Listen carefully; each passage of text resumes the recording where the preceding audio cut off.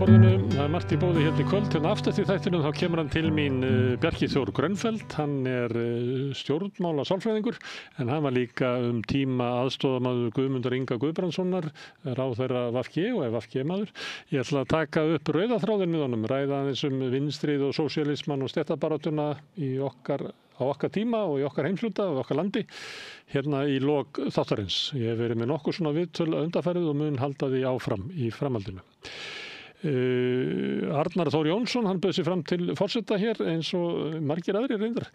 Reiði nú ekki feitum hesti frá þeim kosningum. Hann mætir hérna til Björn Þorláks og að fara svona yfir reynsluna. Mér skilst hann sjái hálfpartinn eftir því að hafa í framboð allavega þegar hann lítur baksýnisspegilinn þegar hann ræða svona ýmislegt sem tengdist því framboði og hérna í uppgjörstakti.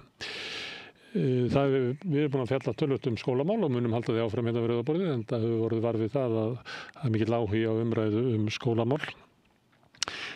Atli Harðarsson, hann prófessor við menntavísindasvið, hann skrifaði grein í gær á Vísi sem var aldeilis athyglisverð, sem var hætt að ljúga.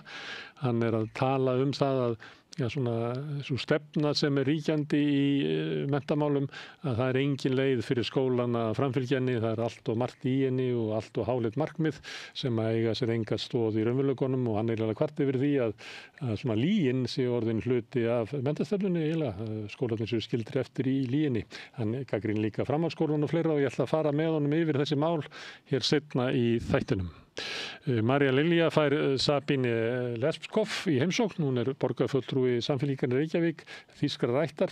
Það ræða svolítið orðræðuna í kringum innflytjendur hérna á Íslandi og kannski í Þýskalandi líka það sem að Sabine þekkir vel til. Þar hérna umræðan að harðna og verið að tala svipað og við höfum svo sem við verið að fjalla hér í fréttum þar sem að fólk á Íslandi halda því fram að innflytjendur og flóttafólk séu að éta hér upp öll grunnkerfi samfélagsins og eyðileggja samfélagið. Það ætla að ræða þetta á eftir. En áður en að því kemur að þá ætlar Gísli Tryggvason lögmaður að koma hingað. Hann og Björn Þorláksson byrjuðu fyrir 2 vikum á þætti sem við köllum Réttur settur. Þá fara þeir yfir svona nokkur fréttamál og skoðuðu út frá svona lögfræðilegu vinkli sem merkilegt. Það eru mörg mál sem að hafa mjög sterkan og áhugaverðan lögfræðilega vinkil og þeir ætla að fara svona yfir fréttir vikunar út frá sjónarhóli lögfræðinganna. Þetta það sem í boði á Rauðaborðinu í kvöld, hvet ykkur til þess að hlýða hér á og fylgjast með eftir auglýsingar, en áður en því kemur minni á að allt sem þið sjáið hér og heyrið í boði áskrifenda. Það eru þeir sem að knýja áfram samstöðuna og hafa byggt hann upp. Ef þú vilt slást í þann hóp til samstöðuna að vera mikilvægan þátt í lýðræðislegu samfélagi, þá hvetið þið til þess að slást í hóp áskrifenda. Þá ferðu inn á samstöðun.is, það hnappur sem ástendur áskrift, það getur skráðið fyrir grunnáskriftinni sem 2.750 krónur. Þú mátt borga meira þú vilt og því sem kjósi getur látið áskriftina renna sem félagsgjöldin í Alþýðufélagið og það Alþýðufélagið sem á og rekur samstöðuna. Framundan örstuttar auglýsingar og svo setjast þeir hérna á rökstóla, Björn Þorláks og Gísli Tryggvason og ætla að fara yfir lögfræðileg mál sem hafa verið í fréttum. Kennarar eru þrefalt líklegri en ófaglærðir til að halda áfram í kennslu. Börnin okkar eiga skilið fagmennsku og stöðuleika. Fjárfestum í kennurum. Kennarasamband Íslands. Húnavellir gistihús. Gisting og tjaldstæði á góðu verði. Morgunmatur og kvöldmatur, sundlaug, heitur pottur og íþróttasalur. Tjaldstæðagestir hafa aðgangað öllu sem tilheyrir gistihúsi. Ef þú átt ekki tjald eða svefnpoka þá höfum við það á staðnum. Upplýsingar í símum 848 7012 og 861 2319. Tölvupóstur hunavellir@hunavellir.is. Alþýðufélagið frábær hugmynd. Félagsgjöld í Alþýðufélagið eru krónur 2.750 á mánuði og renna óskipt til dagskrár og útsendinga samstöðvarinnar. Samstöðin.is.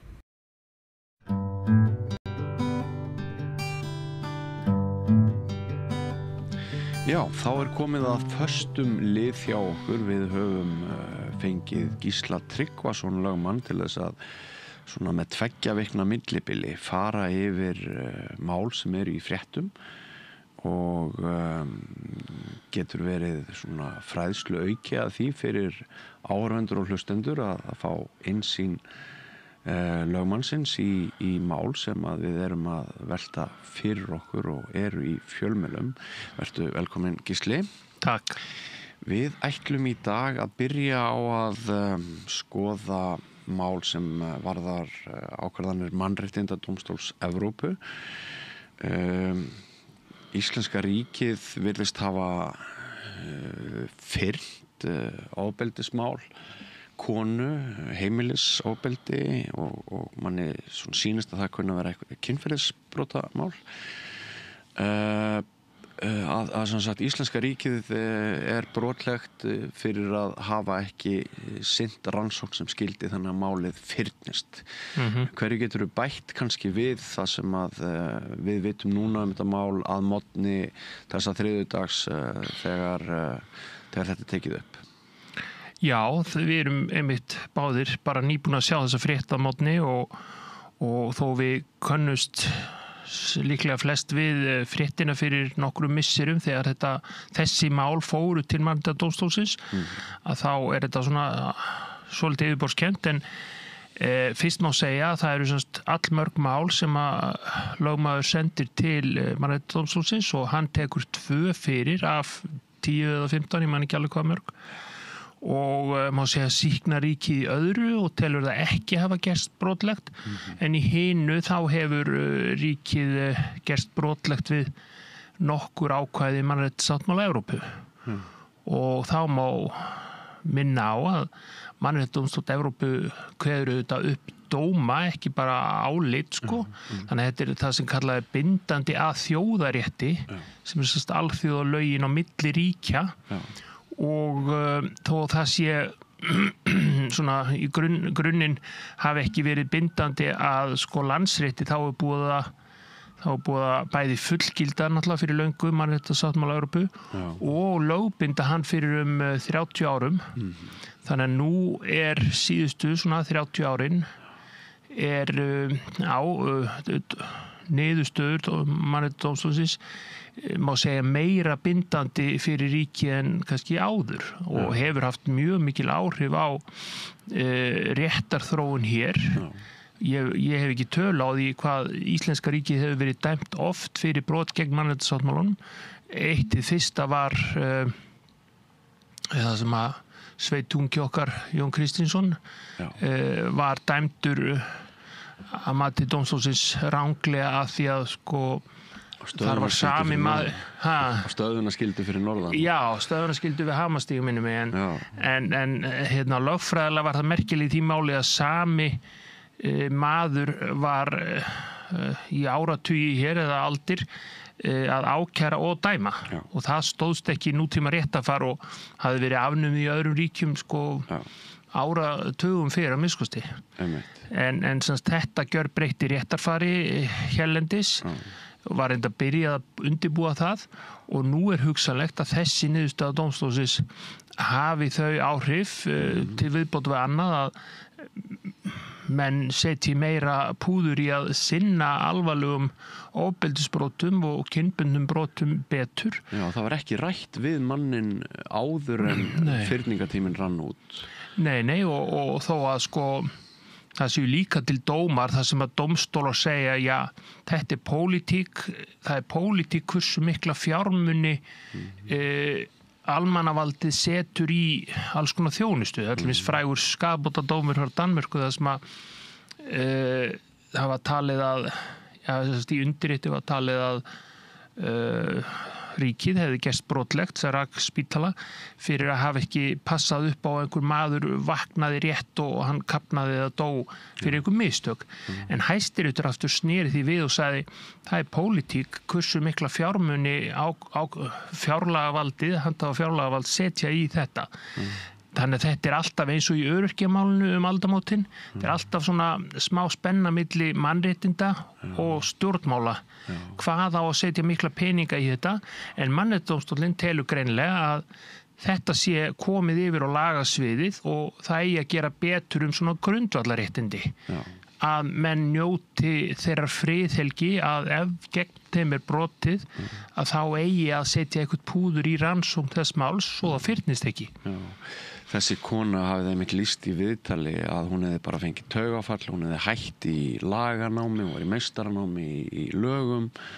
Þegar hún heyrði það að það yrði að málið væri bara stopp og búið og það væri fyrnt og semst að þeir sem eiga að rannsaka þessi mál hefðu leyft fyrningatímanum að renna út áður en málið var rannsakað sem skildi og þetta hljómar svona bara fyrir leikmann eins og mig afskaplega brútalt. Já. En þarna ber sannlega lögreglan við fjárskorti eða tímaskorti og Já, og alltaf þurfa forstjórar, lögreglustjórar og aðrir embættismenn að forgangsraða. En maður heyrir þetta svolítið oft að það vantar fjármuni í vegakerfið, heilbrigðiskerfið og réttarkerfið og þið eru nú duglega að fjalla þetta hér. En það er eitthvað lágmark sem þarf að sinna í vestrænu lýðræðisríki eins og okkar, þar sem að hagvöxtur er mikill og efnahagur almennt góður, þá á þetta að vera á hærra stigi. Og mannréttindadómstólinn bara núna í þessum töluðu orðum er að veita íslenska ríkinu aukið aðhald að þú getur ekki fallið frá rannsóknum bara hvenær sem þetta dettur í huga grunni þess að það sé vanti fólk og fé. Nei, rétt. Eigum við aðeins að fara í það mál sem að kannski á eftir að tröllaríða öllu í dag, minni á að þetta tekið upp á snemma á þriðjudagsmorgni og var sannarlega mikið í fréttum í gær sem svokallaða Guðnes mál sem að svona hefur nú aðeins tekið annan snúning kannski eftir því sem að upplýsingum hefur undið fram í réttarsal en það er eitt sem vekur athygli manns. Ég hafði nú orðað því í gærkvöld að ef maður ætlaði að vera vondur bói þá væri kannski betra að aka ekki Tesla. Þarna eru alls konar myndbönd og upplýsingar sem að Já, dómarinn held ég hafi sagt eitthvað í þessa veru sögðu fréttir frá að Teslan er svona duglega að mynda allt sem gerist í kringum bílinn, þannig að það er ekki rétti bílinn fyrir myndaglæpamenn. En það merkilega í þessu máli kannski er ekki lögfræðilegt. Það kom fram í fréttum í gær að sakborningar eða ákærðu hefðu einhverjir breytt framburði sínum og játað aðeins meira en þeir höfðu í upphafi og svo er það alltaf merkilega svona tæknilega út frá upplýsingatækninni og almannarýminu að lögreglunni er nú orðið fært að búa til heila kvikmynd í fullri lengd 90 mínútna hvað gerðist út frá myndavélum þá væntanlega bílsákærðu og öðrum bílum í umhverfinu og þetta hefur nú gerst í fleiri málum, morðmálum og alvarlegum ofbeldismálum hérlendis og í Danmörku til dæmis að það eru konar myndavélar svo víða að það er hægt að út frá einhverju tækni að setja saman langt myndskeið þetta. Já, þannig að sumpart er erfiðara að fremja glæpi og sleppa frá því núna heldur en var fyrir tilkomu. Já, ég hugsa það. Allavega ef menn breyti ekki aðferðum sínum og þetta eru þetta góða fréttir frá réttarvörslu sjónarmiði. Sumum finnst kannski þetta slæmi fréttir út frá einhverju friðhelgis sjónarmiði. Það er svona einhver álitamálum hversu víða má setja myndavélar en takast þar á eitthvað sem við getum kallað persónurétt og almanna eitthvað. Já. Friðhelgi ekki kannski einkalífs en já. Já, það er rétt. Við þurfum að finna balansinn þarna á milli. Já. Ég ætla að vinda mér yfir í ummæli sem eru kannski að einhverju leyti viðkvæm að ég tók eftir því að það var haft eftir Snorra Másinni, hann sagði einhvers staðar þingmanni að það væri bara 2 kyn og það þetta hefur valdið usla eins og stundum er þegar einhver kemur með einhverja skoðun sem er nú á skjön við það sem hefur verið viðurkennt í seinni tíð gæti fólk sem hefur látið breyta kyni sínu farið í mál við Snorra út af svona ummælum sem bentu verið á í fréttum að hálfu þeirra sjálfra að ali á fordómum, sleggjudómum og ekki mögulega hattursumræðu og eitthvað slúðs. Mér finnst nú ólíklegt að einstaklingar hver sig sem getur að verið 10 eða 100 sko geti farið í mál við þingmann út af svona ummælum. Það væri frekar að almannavaldið, lögreglan, tækja skoðunar hvort þetta teldist einhvers konar hattursglæpur en mér datt það nú ekki í hug þegar ég sá einhverja umfjöllunum þetta í síðustu viku. Nei. Það eru nokkur ákvæði í hegningalögunum sem að fjalla það sem kalla má hattursglæp eða slíkt. Það fyrstulega í 70. grein hegningalaga sem fjallar sko ákveðnur refsingar ef þetta tengist einhvern veginn stöðumanns og uppruna eða föllun eða einhver slíku, þá getur það skipt máli. Síðan í 233. grein A minni mig ákvæði sem verndar svona minnihlutahópa gegn smánandi ummælum og síðan í 108. grein 80. grein bann við að mismuna í verslun og þjónustu vegna minnihlutahópa eða stöðumanns. En ef við tökum þetta sem ég nefndi í miðuna 233. grein A sem svona aðal ákvæði sem varðar hattursglæpi þá finnst mér nú ólíklegt að það svo pólitíska eða líffræðilega skoðun að það séu bara 2 kyn sko gefið til rannsóknar hvað þá sakfellingar af því að það líka þarna vegast á ákvæði tjáningafrelsi og svo náttúrulega þetta bara væntanlega svona vísindilega umdeilt og flestir venjulegir borgarar hafa nú allavega á okkar aldrei alist upp fyrir það séu 2 kyn. Þannig að það veri undarlegt að fara að refsa manni fyrir þá skoðun sem við ólust upp við. Þó að hún sé að sumra mati ekki pólitískt rétt lengur eða jável líffræðilega eða lagalega rétt. Ég skil. Fyrir nokkrum dögum heyrðum við að hitabylgjan á Spáni væri eins og, eða bara svo allra versta frá á öllum tímum og mér var þá hugsað til þess að í fyrra úrskurðaði Mannréttindadómstóll Evrópu að voru, mér minnir að þetta hafi aðalega verið konur, einhverja eldri konur í Sviss sem höfðu mál á grunni þess að hnattræn hlýnun, sem sagt, ef stjórnvöld ríkjanna gerði ekki meir til þess að hamla gegn loftslagsbreytingum en þau væri að gera, þá myndi loftslagsbreytingar og hnattræn hlýnun, hún myndi fara verst með hópa sem væru viðkvæmari en aðrir, eldri borgarar, öndunarfæri þeirra viðkvæmari, útsettari fyrir mengun og miklum hitum og svoleiðis og mér fannst þessi frétt í rauninni kannski ekki vekja þá athygli sem að hún verðskuldaði því að mér fannst þetta maður fór þá að velta því fyrir sér hefur almenningur þá var Mannréttindadómstóllinn þá að segja það að ef við erum að ganga inn í ofsa hitaskeið og miklu meira öfgari veðurfari hefur almenningur rétt til þess að leita til dómstóla bara það hvort glæpsamlegt gáleysi stjórnvalda er ástæðan. Kannski ekki glæpsamlegt gáleysi en hugsanlega ólögmætt eða bara gáleysi. Já, ég man eftir þessari frétt í fyrra, ég að vísu tók ekki eftir þessari frétt daginn, ég man ekki á hvaða tilefni það var, en þetta var sem sagt mál sem að kennt var við þennan formlega hóp eldri kvenna, þeir kölluðu sér heila bara seniorinnen,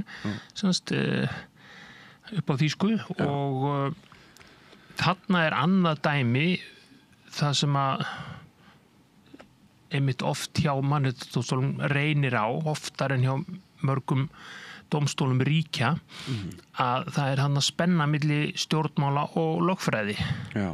Margir, kannski sérstaklega hægri menn, telja að það sé bara stjórnmála að ákveða, eins og ég nefndi áðan, hversu miklum fjármunum varið í heilbrigðiskerfi, réttakerfi og slíkt og dómstólar eigi að halda sig við þröngt svið lögfræðinar. En í seinni tíð eða síðustu áratugi að miskusti og lengur til dæmis í Bandaríkjunum þá hafa ýmsir það sem kallar judicial activists og sérstaklega frjálslyndir eða vinstri menn litið svo á að það megi nota lögin og réttarkerfið og sérstaklega mannréttindasáttmála til þess að sækja á umbætur og þá reynir á mun á tvennskonar mannréttindum eiginlega. Annars eru þessi klassísku eins og eignarréttur og friðhelgi einkalífs sem að tryggir fólki að ríkið gangi ekki á réttina, pósitíft, ver borgarana, svo vilja frelsisrindi og svo hinn nútímalegri mannrétti eða önnur og þriðja kynslóð mannrétta, það sem að menn eiga rétt á einhverju frá ríkinu, eins og að setja peninga í réttakerfið og lögregluna og að setja varnir gegn loftslagsvá á fjárlög til dæmis. Og þarna hefur dómstólinni gengið nokkuð langt myndi ég nú segja inn á hið pólitíska svið að segja að því að það þurfa að passa upp á í þessu tilviki viðkvæma hópa og svona þjóðréttilega má segja að þeir sem getur helst farið í mál væru eyjar einhvers staðar það sem að væri ekki mikið hálendi það sem væri mest hætta á bara algjörum flóðum það myndi sökkva eyjunum þannig að þetta er bara þróun sem á sér stað og ég man úr heila ekki hvort að þetta fór fyrir undir eða yfirdeild mannréttindadómstólsins en ég held að sé nú nýbúið að skrifa einhverja fína kandidatsritgerð þennan dóm þannig að það er hægt að sækja sér mikinn fróðleik þetta. Nú eru þúsundir manna látnir vegna þessara heitafíknar og enn og aftur bara ég kannski farin að hugsa eins og bandarískur borgari getur fólk farið í mál? Já, allavega samkvæmt mannréttindadómstóli Evrópu og já, ég held að sé nú kannski einhver hefð fyrir því í bandarísku réttarkerfi að menn geta farið í mál út af fleiru en yfirleitt menn hafa geta hér fyrir innanlandsdómstólum. Það væri sennilega erfitt fyrir íslenska borgara að fara í mál fyrir íslenskum dómstólum og segja ég krefst þess að þið gerir meira til þess að passa upp á almennt loftslagsmálin en það væri hugsanlega að fara í mál ef maður væri í brýnni hættu fyrir einhverju konkrétis og snjóflóðum hérlendis en þetta hafa menn almennt á Íslandi til dæmis rekið bara í hagsmunabaráttu fyrir alþingi eða sveitarstjórnum En ef íslenska ríkið myndi til dæmis bara ákveða að koma á fót og styrkja með beinum hætti mjög mengandi stóriðu hér sem hefði skaðlega áhrif á bara lungu bara þeirra sem byggju nálægt verksmiðjunni þá væri íslenska ríkið á mjög hálum ís. Ef það væri að styrkja eða leyfa? Já, skiptir það máli? Já, ég hugsa að sé kannski auðvitað að fara í máli ef að ríkið styrkir beinlínis og það geti varða við annars konar reglur en ef það er bara að leyfa eitthvað þá myndi fyrst reyna á það samkvæmt innláðsrétti er þetta í samræmi við landslög og síðan myndi reyna á þetta með mannréttindadómstólinn og mannréttindasáttmálann.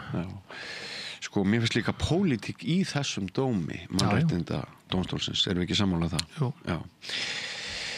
Tvö mál kannski í lokin, Gísli, það er svo sem ekki stór mál, meira svona forvitnilegar pælingar bara að maður tók eftir því að það var slys þarna í akstursíþróttum helgina, fór nú heldur betur en áhorðist en einhver 2 starfsmenn sem að slösuðust og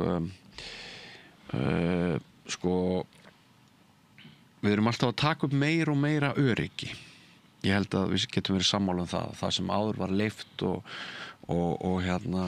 svona gat farið með ýmsum hætti öryggisráðstafanir í kringum við ýmsa viðburði, þær verða alltaf meir og meiri finnst manni en við leyfum formúlu 1 þar sem þeir raka á ég veit ekki hvað 350 km hraða og svona, og ég fór bara að velta því fyrir mér þegar verða svona slys eins og í akstursíþróttum eða öðrum íþróttum sem eru ekki alveg háskalausar, leiðir það oft til einhverja breytinga á reglum eða, veistu, þekkirðu það?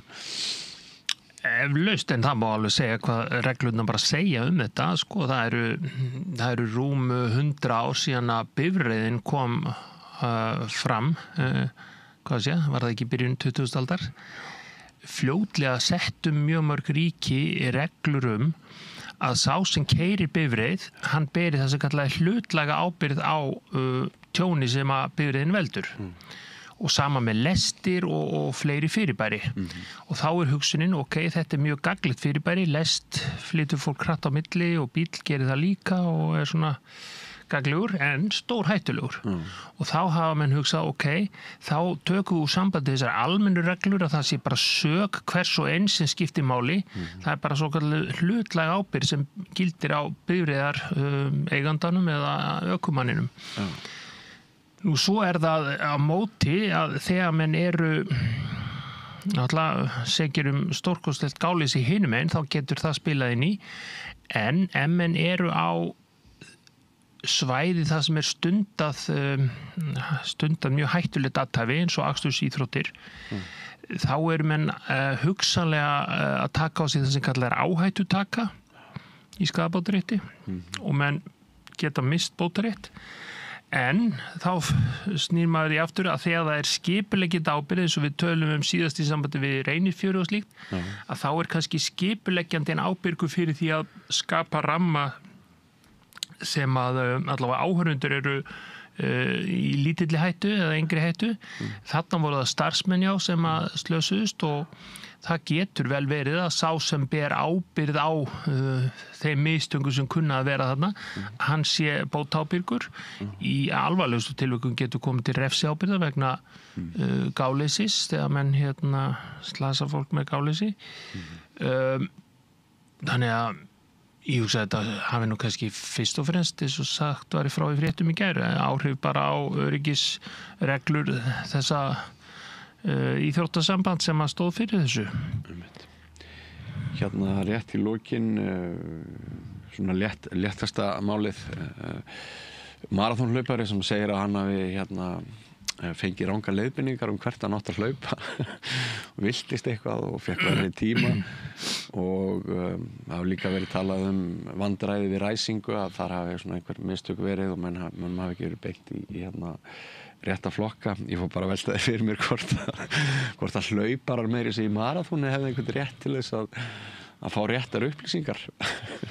Já, þarna erum við hins vegar komið dæmi, sko, öfugt við akstursíþróttadæmi sem að auðveldlega fer inn á svið landslaga, að þegar þetta bara svona léttvæg léttvægt tjón, það að hafa mista af einhverjum hugsanlegu sigri eða einhverjum mínútum, að þá það sennilega bara utan landslaga og innan bara íþróttalögfræðinar, sem að segja, sem undir svið félagaréttar eða bótaréttar.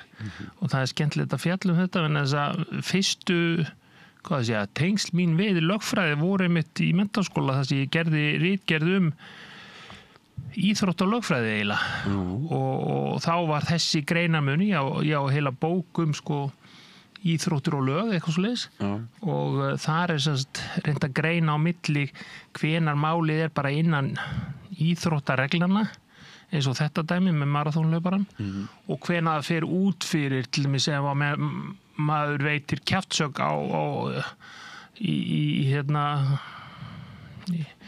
á fótboltaleik á vellinum við annan leikmann eða dómara, þá það komið yfir á landslögin sko. En það hvort að gula eða rauða spjaldi var réttmætt eða hvort að leiðbeiningarnar voru réttar, þá það innan annars réttarkerfis má segja. Þannig að það eru mörg réttarkerfi, það innan félagsréttarkerfið og svo það landslögin og svo það alþjóðarétturinn eða þjóðarétturinn sem við ræddum á hann. Þannig að þetta eins og mörgum lögfræðingum þetta finnst og fleirum, þá þetta spennandi svið. Já, og án þessara siða, án þessara reglna, án þessara ramma væri erfitt að sjá fyrir sér að við allir þessir milljarðar mannkyns göngum lausir og séum með skipulag. Já, en það mörg þúsund ár síðan fyrstu lögin voru sett mannalögin, svo náttúrulega guðslög. Gísli Tryggvason, kæra þakkir fyrir komuna í þennan kima okkar sem við reynum að hafa hér við rauðaborðið með 2 vikna fresti. Við köllum þetta svona í ganni réttur settur. Takk. Og ekki fara langt, kæru áhorfendur og hlustendur, við höldum áfram með dagskrána. Hvar skrá ég mig í áskrift? Samstöðin.is. Gerist áskrifendur á samstöðinni og taki þátt í að byggja upp öfluga og róttæka samfélagsumræðu.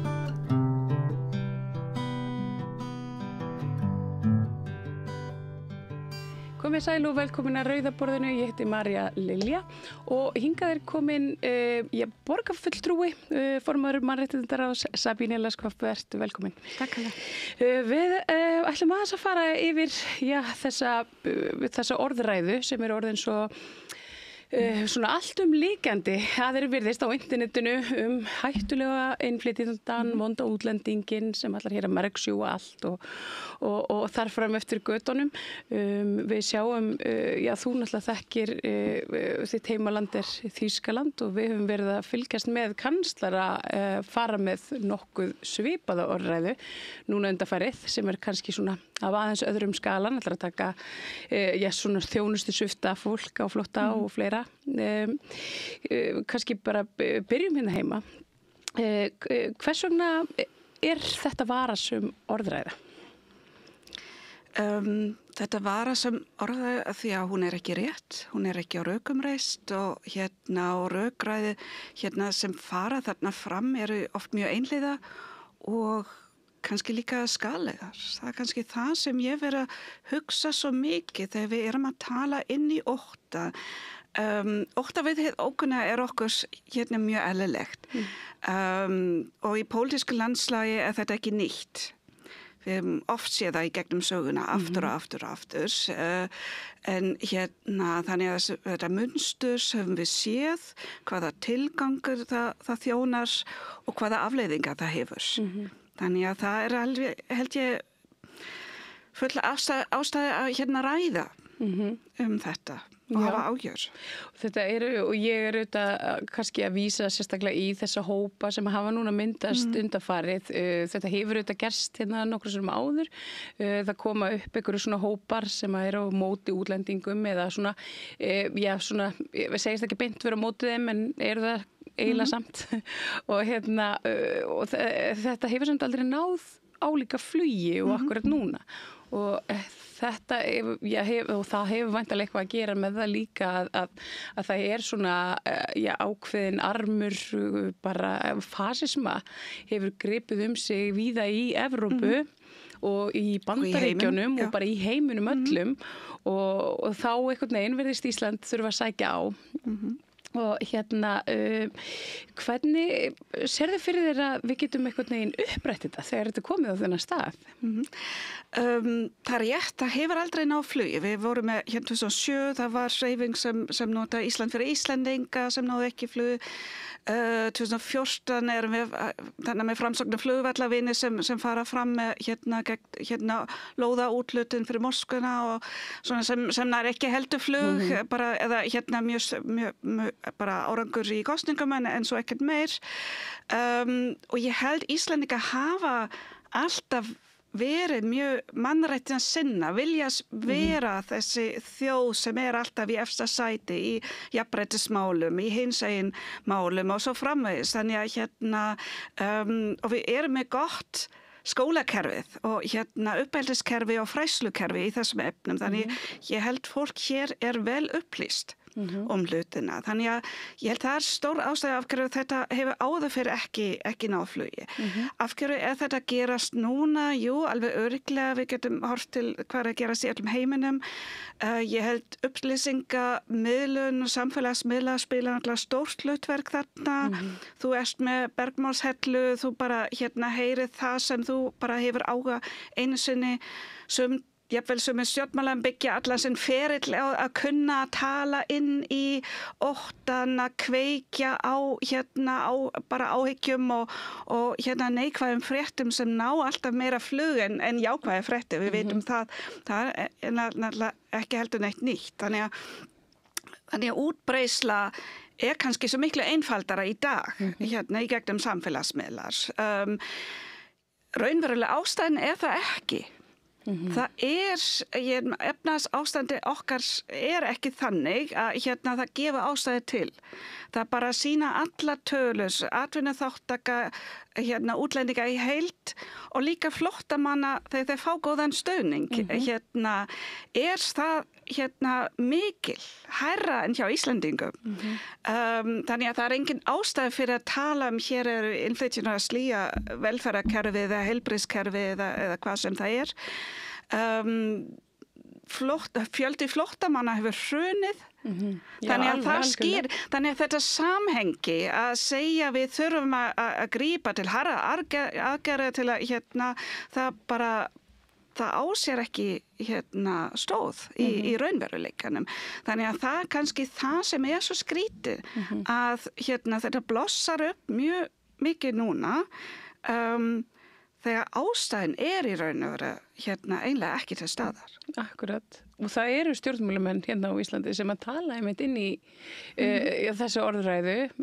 Við höfum auðvitað séð Sigmundur Davíð og miðflokksmenn, Snorri Másson, þeir eru svona, þeir tala inn í þessa sömu orðræðu, tala að Snorri grípur til þess að íslenskan sé að tapast á meðan að hinir kannski fara aðrar leiðir.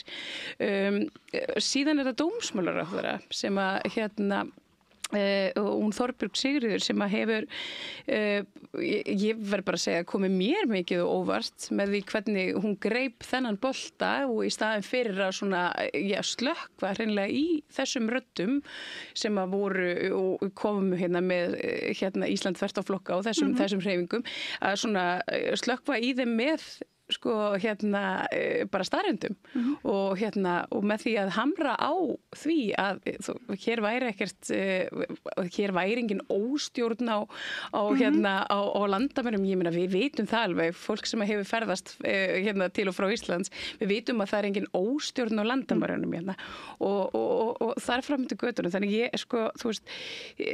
tilur þetta auðvitað hefur sína áhrif eða ekki? Já, það trufla mig mjög mikið, einmitt, að búa til þetta samhengi, að svara útlendingahatri með því að segja, já, nei, við sjáum þetta, við munum grípa til harkalegra aðgerða. Það er ekki það sem slokna á útlendingar. Það ýtir undir. Það býr til réttlætingu.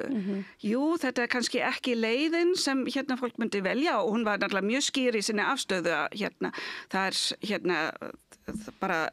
það má enginn taka sér lögregluvöld og allt þetta hún gagnrýndi sem framkomu mjög skýrt. Það er ekki spurning. En að tala í sömu bara í sama viðtali eins og þetta myndi hjálpa. Og það kannski þessi vítaringu sem ég sé líka í Þýskalandi og öðrum löndum að draga úr þjónustu, standa sig ekki í inngildingu, það býr til fjarlægð og það býr til útlendingaandúð. Og svo þannig að þetta er samhengi sem við þurfum að hafa svolítið meira bara betra sýn á. Þú minnst á Þýskaland, Friedrich Merz, Þýskalands kanslari, hann auðvitað sagði bara hér fullum fetum í síðustu viku að nú væri velferðarkerfið í Þýskalandi komið endanlega bara í ógöngur vegna þess að flóttafólk og innflytjendur væru að sliga kerfið. Rýndi tölur þá stenst ekki alveg þessi orðræða, hún stenst ekki hjá honum. Þýskaland stendur mjög vel við mörg önnur Evrópulönd og þó að landsframleiðsla hafi dregist þar saman og eins og víða annars staðar. En hann heldur þessu fram í fullu fötum og við sjáum hversu mikil áhrif þetta hefur auðvitað á samfélagið og hvernig með hörku og harðari aðgerðum lögreglu gegn flóttafólki og innflytjendum og þeim sem að kannski taka sér stöðu með þeim hópi og óttastu að þetta sé eitthvað sem að við eigum eftir að sjá hérna eftir bara stuttan tíma, af því að mér finnst þetta mjög lík orðræða. Já, þetta er orðræða sem við heyrum svo mikið hér, að innflytjum væru að slíga heilbrigðiskerfi, eins og það hefði verið fullkomið á innflytja flytja hér til landsins, skólakerfi, velferðarkerfi og allt þetta. Og þetta er svo einfalt. Og þetta er einfaldlega verkfæri sem er notað til að benda á einhvern sökudólk. Þetta er svo ódýrt og skaðlegt og það er miklu einfaldra en lagakerfið og það er bara ekki, eins og þú segir, það er ekki rétt, ekki hér á Íslandi og ekki í Þýskalandi. Í Þýskalandi þurfum við að ná svona aðeins samhengi þar og ríkisstjórn Merz og sem sagt þessi svokalli stóri meirihluti milli þessi stóra flokka, jafnamanna og kristilega demokrata var að halda upp á 100 daga afmæli og þá náttúrulega fólk að skoða og það hefur ýmislegt komið upp í samskipti milli þeirra og kannski ekki draumabyrjun sem þeir vildu. Þannig að þetta er náttúrulega elsta triksi í boxi. Það eru erfiðleika þannig að þú notar útlendingamálin til að benda á, til að draga athygli frá þínum einn, erfiðleikum og þetta er svo einfalt og ég meina þetta er eitthvað sem nær alltaf flug á samfélagsmiðlum og það sem hann vísar til til dæmis á stórum hluti þessu svo kallað burgergeld. Þetta er einhvers konar framfærslustyrkur sem fólk fær sem er óvinnufær eða nær ekki út af vinnumarkaðinn eða bara alls konar aðstæður. Svona lágmarks framfærsla sem sagt. Og hann er að hóta að taka það af eða minnstakosti lækka töluvert fyrir, og það er stór hluti að þessu fólki eru Úkraínu, flóttamenn frá Úkraínu. Það er 1,5 milljónir sem flúðu til Þýskalands í boði ríkisstjórnarinnar. Aftur, það er samhengi við Íslandi, ríkisstjórn er að bjóða þessum stórum hópum, Úkraínumönnum, Venesúelabúum, hingað. En svo eru þau vandamálið. Og sem þeir kenna bara erfiðleika í hvaða málaflokki sem er og þannig að hugsa hvað ljótt að gera fólki þetta svona, ef maður bara sem að taki bara burt sér frá öllu öðru að taka fólk með loforðum eitthvað svona breytt og betra líf og nota þau svo sem eitthvað svona, það er svona, er það ekki það sem er verið að gera? Já, algjörlega og þannig að þann er að hóta að taka af þeim lögfræði aðstoð flóttafólki og hann náði reyndar alveg sama við jafnamenn alls konar aðgerðis. Landamæra eftirlit meira sem var mjög umdeilt sem sagt á landamærum Þýskalands, hraðabrottvísanir og svo framvegis að gefa flóttafólki ekki lengur tækifæri sem sagt að fá aðstoð þegar þeir fá synjun og jafnvel að vísa fólki frá strax á landamærum sem er lagalega mjög umdeilt. Af því að það er alveg skýr skylda að viðtökulandi þarf að minnstakosti að kanna alls konar hlutir til dæmis hvaða land ber ábyrgð og svo framvegis. Þannig að þetta er ekki svo einfalt en það er mikið harka. Ég veit að við erum farin að gera þetta einmitt frávísanir þetta kallað. Þetta er ekki brottvísanir, þetta er frávísanir og þær eru núna eiginlega að taka fram úr brottvísunum bara í fjölda vegna þess að við hleypum í rauninni bara engum inn lengur og þetta er eitthvað svona þróun sem við höfum verið að fylgjast með. Nú vinn ég með flóttafólki í sjálfboðastarfi og þetta er svona það sem hefur verið að gerast mjög hratt með lagabreytingunni einmitt frá 2023 og svo erum við að sjá aftur að það er þrengdur ramminn fyrir fólk að saminast fjölskyldum sínum og annað eins. Og það er sama sem var tekin af í Þýskalandi sem segði réttin til fjölskyldusameiningu líka líka ákveðin prógram sem áður ríkti sátt eins og til dæmis sérstak prógram fyrir fólk í Afganistan, fólk sem var að vinna saman við vestræn lönd og þess vegna í erfiðleikum það núna. Allt þetta var afnumið, já. Við sjáum þetta bara hér og það það sem gerist að þegar þú einangrar fólk eða þú lifir þeim ekki að sameinast fjölskyldu sinni eins og kveðið á í flóttamannasamningum og mannréttindasamningum að það hafa allir rétt á að fólk á flótta hefur rétt á að sameinast við fólkið sitt vegna þess að það er svo mikilvægt fyrir inngildinguna að það hafi eitthvað stuðning heima við.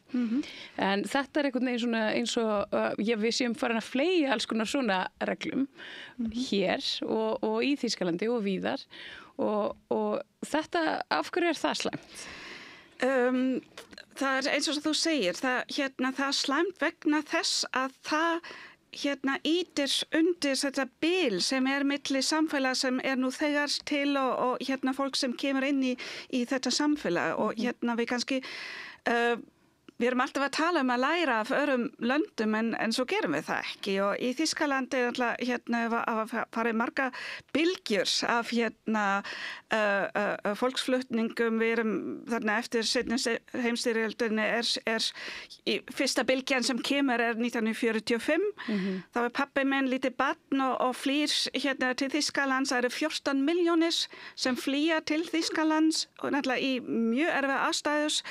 En strax 10 árum setna þá vandar vinnuafl, 10-15 árum setna og þá fólk frá Tyrklandi fengin til að flytja og þar erum við þarna nákvæmlega það sem Ísland hefur verið frá 2005. Við erum að flytja inn vinnuafl af því að við þurfum á því að halda. Og við hugsum bara vinnuaflið og mjög náttúrulega frægt það var sagt í Þýsklandi við heldum við ætlum bara að flytja inn vinnuafl eins og allt einu kom fólk. Við höfum verið fast þar mjög lengi, einlega 20 ár. Alltaf talað vinnuafl og á vissan hátt mjög nauðsynlegt að skoða þetta út frá vinnumarkaðnum. Og vinnustefnu sem við höfum hér sem ítir undir að hinga kemur fólk og það ekki flóttafólk sem eru stóru tölurnar. Það fólk frá evrópska efnahagssvæðinu sem við þurfum nauðsynlega á að halda.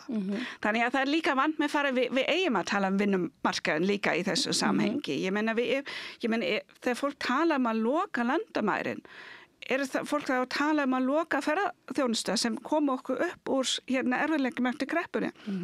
Það eina sem ég hugsa þegar fólk talar að loka landamærunum að það loki mig inni. Ég vil ekki vera lokuð inni með þessu fólki. En ég að hugsa meira við þurfum að loka ferðaþjónustu, við þurfum að loka heilbrigðiskerfinu af því að það reiðir sig líka á starfsfólk.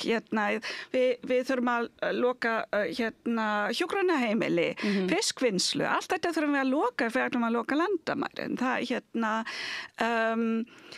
En allt sem þú nefnir þarna, hvort við erum að tala flóttafólk eða innflytjendur almennt og flóttafólk náttúrulega verður að einhverjum tímapunkti einfallega innflytjendur, þá erum við að tala þessa, við erum komin með tvískipt samfélag og það svo lítið samtal á milli.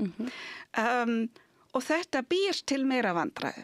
Þannig við höfum staðið okkur ekki nóg vel í inngildingu og það allt í orðin reyndar slæmt orð. Við erum í orðræður líka að fara tilbaka og tölum bara aðlögun sem einhliða, sem setur skilduna bara á innflytjan og kennir honum allt sem hann nær ekki að gera og læra og allt þetta. Þannig að því meira sem við stöndum okkur ekki að því að hleypa fólki inn í samfélag, að njóta sín til fulls, að fá tækifæri, þá erum við að búa til bil og þá erum við að búa til vandamál. Til dæmis held ég að margt af áskorunum í skólakerfinu sem við erum að sjá, nú hér borginni, sem við erum að sjá, eru einmitt vegna þess að við erum með stóran hluta foreldrum sem tala ekki íslensku. Og þeir geta ekki sín börnum sínum stuðning í gegnum lífið, í gegnum skólakerfi og allt saman, skilja ekki hvað í gangi, ná ekki einhver samtali, allt fer fram hjá þeim. Og það vegna þess að þau eru föst í einhverjum heimi hér á Íslandi þar sem þau fá ekki tækifæri að læra íslensku. Þar sem það tala engin íslensku við þau, gott sem Þau eru í störfum þar sem þau þurfa ekki á íslensku að halda. Þau kynnast engum Íslendingum. Þau komast ekki áfram í lífinu þótt þau læra pínulitla íslensku. Það gefur þeim ekkert. Það tala hvort sem engin við þá. Þannig að þetta heimur og aðskilnað sem við erum að búa til. Og það ítir á hinn bóginn þá líka undir andúð hjá Íslendingum sem eru pyrra út að fólk tala ekki íslensku og skilja ekki af hverju þau geta ekki lært þetta. Sjá bara að fólk tekur ekki þátt og gera eitthvað vitlaust því að það veit ekki betur og svo framvegis. Þannig að ef við stöndum okkur illa í inngildingu þá býr þetta til fleiri vandamál. Og þessa þróun ég mjög hrædd þjónustusviptingu sem við sjáum núna hjá flóttafólki sem að taka frá sveitarfélögum, færa til ríkisins, færa til vinnumálastofnun, útlendingastofnun, allt þetta. Við erum að sjá það, þessi mikla þekking sem er orðin hjá sveitarfélögunum á þessum málaflokki, hún einhvern veginn, hún mun glatast og meðan þetta verður fært undir vinnumálastofnun sem bara, svolítið svona einhliða batteri. Já, einmitt og þetta það sem við náttúrulega sjáum 2015 í Þýskalandi risastóran hóp, það kemur 1 milljón sérlendinga til Þýskalands og Angela Merkel kanslarinn tekur þessi ákvörðun. Það hún tala mjög mikið þetta í sinna sjálfsævisögu eða ævisögu, mjög spennandi bók, mjög upplýsandi. Þetta bara eitt kvöld þar sem þessi ákvörðun tekin og hún sagði við schaffen das sem þýðir eitthvað eins og þetta reddast, við náum þessu, við getum þetta og það var rosalega mikið vilji fyrir að ná þessu en skýringin ekki endilega bara mannréttindasjónarmið heldur efnahagsleg. Hún fær bara það skilaboðin frá sínum ráðgjöfum. Við þurfum á þessu fólki að halda. Við getum ekki borga lífeyri lengur. Af því að kerfið þetta samsjóður, þannig að ef við erum ekki með ungt vinnandi fólk sem borga inn í sjóðinn, þá sjóðinn tómur. Þannig að við þurfum 1 milljón núna. Láttu það koma. Og þá fór rosalega mikið prógram í gangi að fá þetta fólk einmitt í þau störf það sem vantaði og sérstaklega að leggja mikla áherslu á iðnmenntun. Sýrlendinga þarna 2015 eru með ágætt menntunarstig, þannig að það var hægt að ná það inn í iðnmenntun og þýskukennslu og svona. Þannig að það var rosalega stíft og intensíft prógram fyrir flóttafólkið og það hefur skilað sér. Og við sjáum einmitt mun í dag, 10 árum seinna, það sem það geng vel, það svolítið munur milli svæða og fylka og svona þarna, en það sem prógram var intensíft og skilvirkt, þá fólk komin að vinnumarkaðinn og einmitt í þeim störfum, það sem mesta vöndun var. Þannig að þetta, eins og ég segi, það þetta hringrás. Ef við hugsum vel, ef við styðjum það í byrjun, með ráðgjöf, með aðstoð í koma sér fyrir, fá menntun sína viðurkennd, styðja það í því sem þau hafa ekki, þá erum við öll að græða á því. Bæði efnahagslega og samfélagslega. Ef við gerum það ekki, þá erum við búið til vandamál efnahagslega og í samfélaginu og mannréttindalega. Já, bara, og ég meina, hvað gerir það við fólk að jaðarsetja endalaust? Ef það upplifa sig ekki partur af samfélaginu, þá þetta fer það í þveröfuga átt og það, þú veist, það verður til þessi reiði og það verður til þessi gjá og einhvern veginn minni grundvöllur til þess að vinna saman og búa til svona blómlegt alls konar samfélag. Það verða allir einhvern veginn svona hver í sínu horni. Við sjáum kannski, ég veit ekki, kannski svona afleiðingu af þessari orðræðu íslenskra stjórnmálamanna. Hún náttúrulega kristallaðist, held ég, endanlega bara þarna í skjöldum Skjöldur Íslands. Skjöldur Íslands, þessir hópur fólks, manna sem einhvern veginn svona tekur sér saman, tekur upp ákveðið myndmál. Þeir vilja meina að það sé ekki skírskotun í fasisma en aðrir segja svo sé og þeir hérna svona hamra á þessu að bjarga íslenskum konum frá ofbeldi í útlenskum körlum. Þetta minnir á margt á svona ákveðna hópa sem að fóru og gengur svo ansi hart bara gýðingum í aðdraganda heimsstyrjaldar síðari og maður velti fyrir sér hvert í óskupunum erum við komin sem samfélag þegar við erum komin hérna, getum við snúið þessu við? Hvernig getum við fengið þessa menn til þess að átta sig á því að þetta er ekki leiðin? Að því að þeir eru ekkert eftir að trúa mér eða þér? Ég veit ekki hvort við getum sannfært þennan hóp, en við kannski getum alveg ná betra samtal við þá sem hafa óljósa áhyggjur, hafa kannski ekki mikið þekkingu og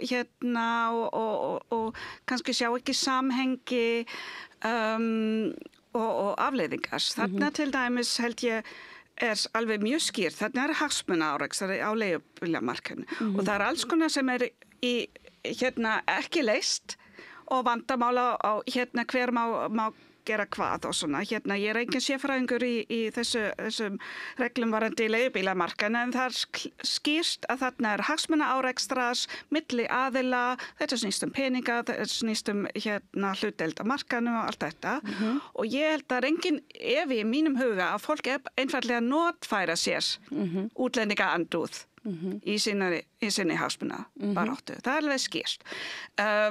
Þannig að nú væri mikilvægt að leysa kannski frekar þessar deilur og reglur sem eru, nú veit ég ekki, áskýrari hvernig sem það á leigubílamarkaðnum. Þannig að það ríki friður þar. Af því að það ekki staðreyndina þarna sér einhverja útlendinga að keyra. Ég hef ekki komið í land í Evrópu þar sem langflestir leigubílstjóra ekki af eldri uppruna. Það mjög oft að einmitt innflytjendur fá ekki sömu tækifærin á almennum vinnumarkaðnum þannig að þeir mjög oft að vinna sjálfstæði sem ákveðin svona semi-sjálfstæði á þessu markaði. Þannig að þetta eitthvað það sem innflytjendur fá mjög oft tækifæri að vinna. Þannig að þetta eitt. Ég bara mjög einfalt, það eru hagsmunaaðilar og það það sama eins og bendi á í pólitík, hvort það sé Friedrich Merz sem í vandræðum með sinn meirihluta og grípur til útlendingaandúð til þessa beina athygli þangað og það hér. Ég held það enginn þar. Ég veit það. Ég held hluti að því bara mjög gamaldags kallhremba. Það snýst einmitt eignarhald af konum. Við sjáum það bara eftir stríðinu í ástandinu. Útlendingar koma að taka á konurna okkar og það skiptir engu hvort það snýst kynbundið ofbeldi eða einfaldlega sambönd.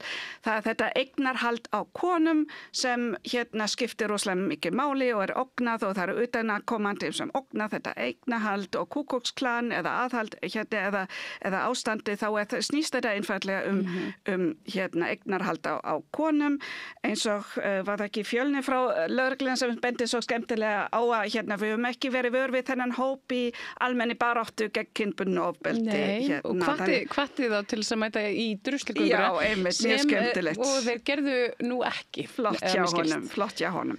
Þannig að eins og ég segja, þessi hópur var að afhjúpa sig til fljótlega einmitt með alls konar kvennfyrirlitningu og þetta merkismál líka eitthvað, það má alveg ræða hvaða hugtak við notum þetta. Þeir breytti náttúrulega merki ekki vegna þess að þeir vildu fjarlægja sig frá fasisma eða Breivik sem hefur notað þetta heldur að því að það voru aðrir sem voru búin að nota þetta, nú man ekki, var það frímúra? Já, þeir vísu fyrir mýrorana. Já, sem svolítið sérstakt að því að þetta á sér þá sögulega skírskotun Þannig að þetta ekki sambarilegt að segja að því að þeir nota þetta þá þetta í lagi. Ég menn við munum eftir umræðinu með Eimskip og Hakakrossinu sem þetta bara á sér sögulega skýringu og þeir gátu alveg sagt við notum þetta merki og þetta var ekki tengt fasisma en á einhverjum tímapunkti þá sagði Eimskip líka kannski, þú veist, við viljum ekki valda þessu misskilningu og við viljum ekki vera að benda við þetta. Þannig að en eins og ég segja, ég hef ekki endilega svo miklu áhyggjur af þessum litla hópi en ég hef áhyggjur af því að fólk að tala inn í þessar áhyggjur, ekki að ávarspa raunverulega vanda og ég held ef við horfum í sögulega samhengi og önnur lönd, ég held það hefur ekkert land farið á hausinn eða lendi í einhverju slíkum ógöngum vegna þess að það sýndi innflytjunum flóttamenn of mikið stuðning til að koma sér fyrir í þessu landi. En ef við horfum í hin áttina öfgahægri stefnur, útlendinga andúð, útlendinga hatur, ofbeldi gagnvart innflytjunum hefur valdið miklu meira skada. Og það sjáum við líka í greiningu hjá ríkislögreglustjóri sem það hefur komið fram að það eru miklar áhyggjur vegna ofbeldi frá þessum slíkum hópum. Já, einmitt. Það sést að svona, hvítir hægri öfgamenn sem að álíta sig einhvers konar, ég veit ekki, kristna krossfara sem að ráðast gegn samfélaginu sínu. Og við segjum alltaf að við viljum horfa til Norrlanda, ég menn hvað gerist í Noregi? Bara í gæri eða fyrir dag. Einmitt. Þarna hryðjuverka árás, ungur, hvítur, ég held að hann var norskur og þýskur að uppruna, ég menn ekki. Og hann að drepa þessi unga konu bara vegna þess að hún útlendinga, hún muslimi, henni gengur vel í samfélaginu. Já, ég meina hún vann í þágu samfélagsins og vann, hún gaf mikið af sér. Já, hjálpaði öðrum útlendingum og alveg skýrst og ég eiginlega virkilega með mín að þetta bara nær enga athygli hér á landinu. Nei. Það bara skiptir engu máli. Þannig að það líka eitthvað sem við þurfum kannski að tala hvernig fréttaflutning bara umræðin á samfélagsmiðlum ofbeldismál þegar innflytja eiga í hlut sem þolandi eða gerandi. Ég finn að það var Svíþjóð bara fyrir nokkrum mánuðum síðan. Það var svona svipað þegar það gekk inn maður og skaut á nemendur í sænsku, í sænsku fyrir útlendinga. Og þannig að dæmin fjölmörg fyrir framann og maður það hræðir mann að eitthvað þessu líkt gæti komið fyrir á Íslandi. Ég ekki að segja að það geri það, en ég að segja að sko þanga sér við stefnum einhvern veginn ef að við förum ekki að svona stoppa þetta samtal eins og það að þróast akkurat núna, þá gæti eitthvað hræðilegt gerst og það það sísta sem við viljum. En það einmitt sko svo mikil ábyrgð stjórnmálafólks auðvitað. Og margir hafa verið gagnrýnir ég svona úr mínum kreðsum allavega í garð dómsmálaráðherra og svo eins bara við forsætisráðherra og utanríkisráðherra, þær séu ekki halda nógu vel á spöðunum hvað þetta varðar. Þær þurfi einhvern veginn að stíga niður og segja bara, heyrðu, þær eru ákveðnir áhrifavaldar, við þurfum bara að horfast í augu við það er bara fullt af fólki sem treystir því sem þær segja, mikill meirihluti þjóðarinnar og þannig að þær ábyrgð þeirra mikil. Ég myndi alveg óska mér svona aðeins meira umhyggju eða áhyggjur af hvernig innflytjum líður hér á Íslandi. Og það var kannski það sem mér fannst svona tilfenglega pínu sárt eftir þessa umræðu. Það var mikið, við talaðum alla þessar hliði, en enginn var að tala þurfum við ekki að byggja upp traust innflytja til lögreglunar, til yfirvalda, að vera þetta eitthvað sem við viljum ekki sjá. Ég að heyra frá fólkinu sem kannski aðeins frábrugði í útliti, jafnvel fólk sem fætt og uppalinn hér á Íslandi, sem segir, ég ennþá öruggur? Er ég ennþá örugg hér, þegar ég fer í miðborgin, ungir karlmenn til dæmis, hérna, ég öruggur?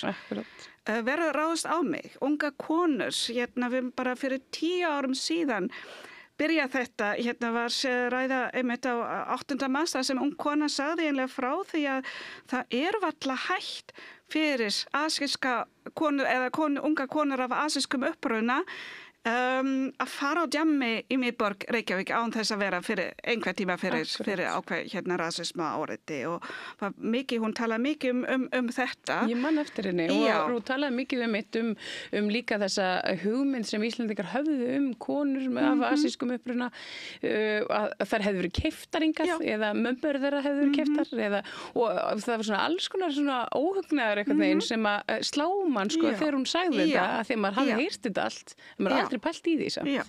Þannig ég myndi óska mér svona aðeins hérna hugmyndir hvernig við getum bregðast á jákvæðan hátt við, hvernig getum við hérna stödd við inngildingu og þetta betra orð. Það svolítið aðeins hérna verið að gera það tortryggilegt en það þýðir í raun og veru ekki að við erum að taka nokkuð skapan hluta af Íslendingum og þeirra menningar sem hér Það þýðir ekki að við berum, það engin umbæralendi fyrir ofbeldi eða brota lögum eða neitt svoleiðis.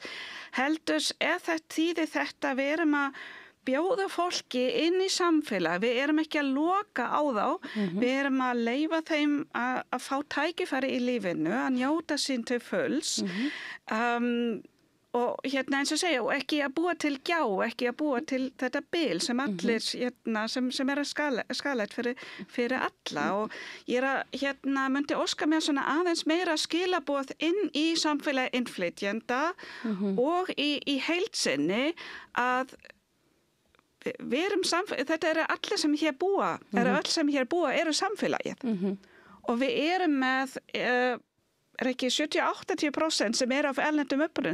Þetta fólk sem hér býr, hver að hugsa þá, hver að hugsa hvernig þeim líður, hvernig þeir upplefa þessa umræðu, hvernig þeir hérna meta. Já, við séum að eyða eiginlega bara of miklu púðri í að pæla í fólkinu sem að talar inn í hatrið og vættum í rauninni bara að einbytta okkur að því að tala upp alltaf frábæra fólk sem að býr hér. Já, ekki að leyfa þeim kannski að hérna fá dagskráfvaldið sem við náttúrulega gerum hér í dag við vorum að tala áskoranir og vandamálin maður verður líka að ræða vandamálin en það sem ég svo forvitin sko hvernig sko svona hreyfinga myndast ég meina það eitthvað sem að byrja að tala inn í þú veist það eitthvað ónægja fyrir og ég held að það sé kannski sko mín kenning svo að það bara hérna það hérna eitthvað millistétt sem allt í einu farin að finna eitthvað svona efnahagslega þrengingar á sínu eigin skinni og þetta svona í fyrsta skipti sem þetta fólk kannski finnur fyrir því að þá síður fyrir,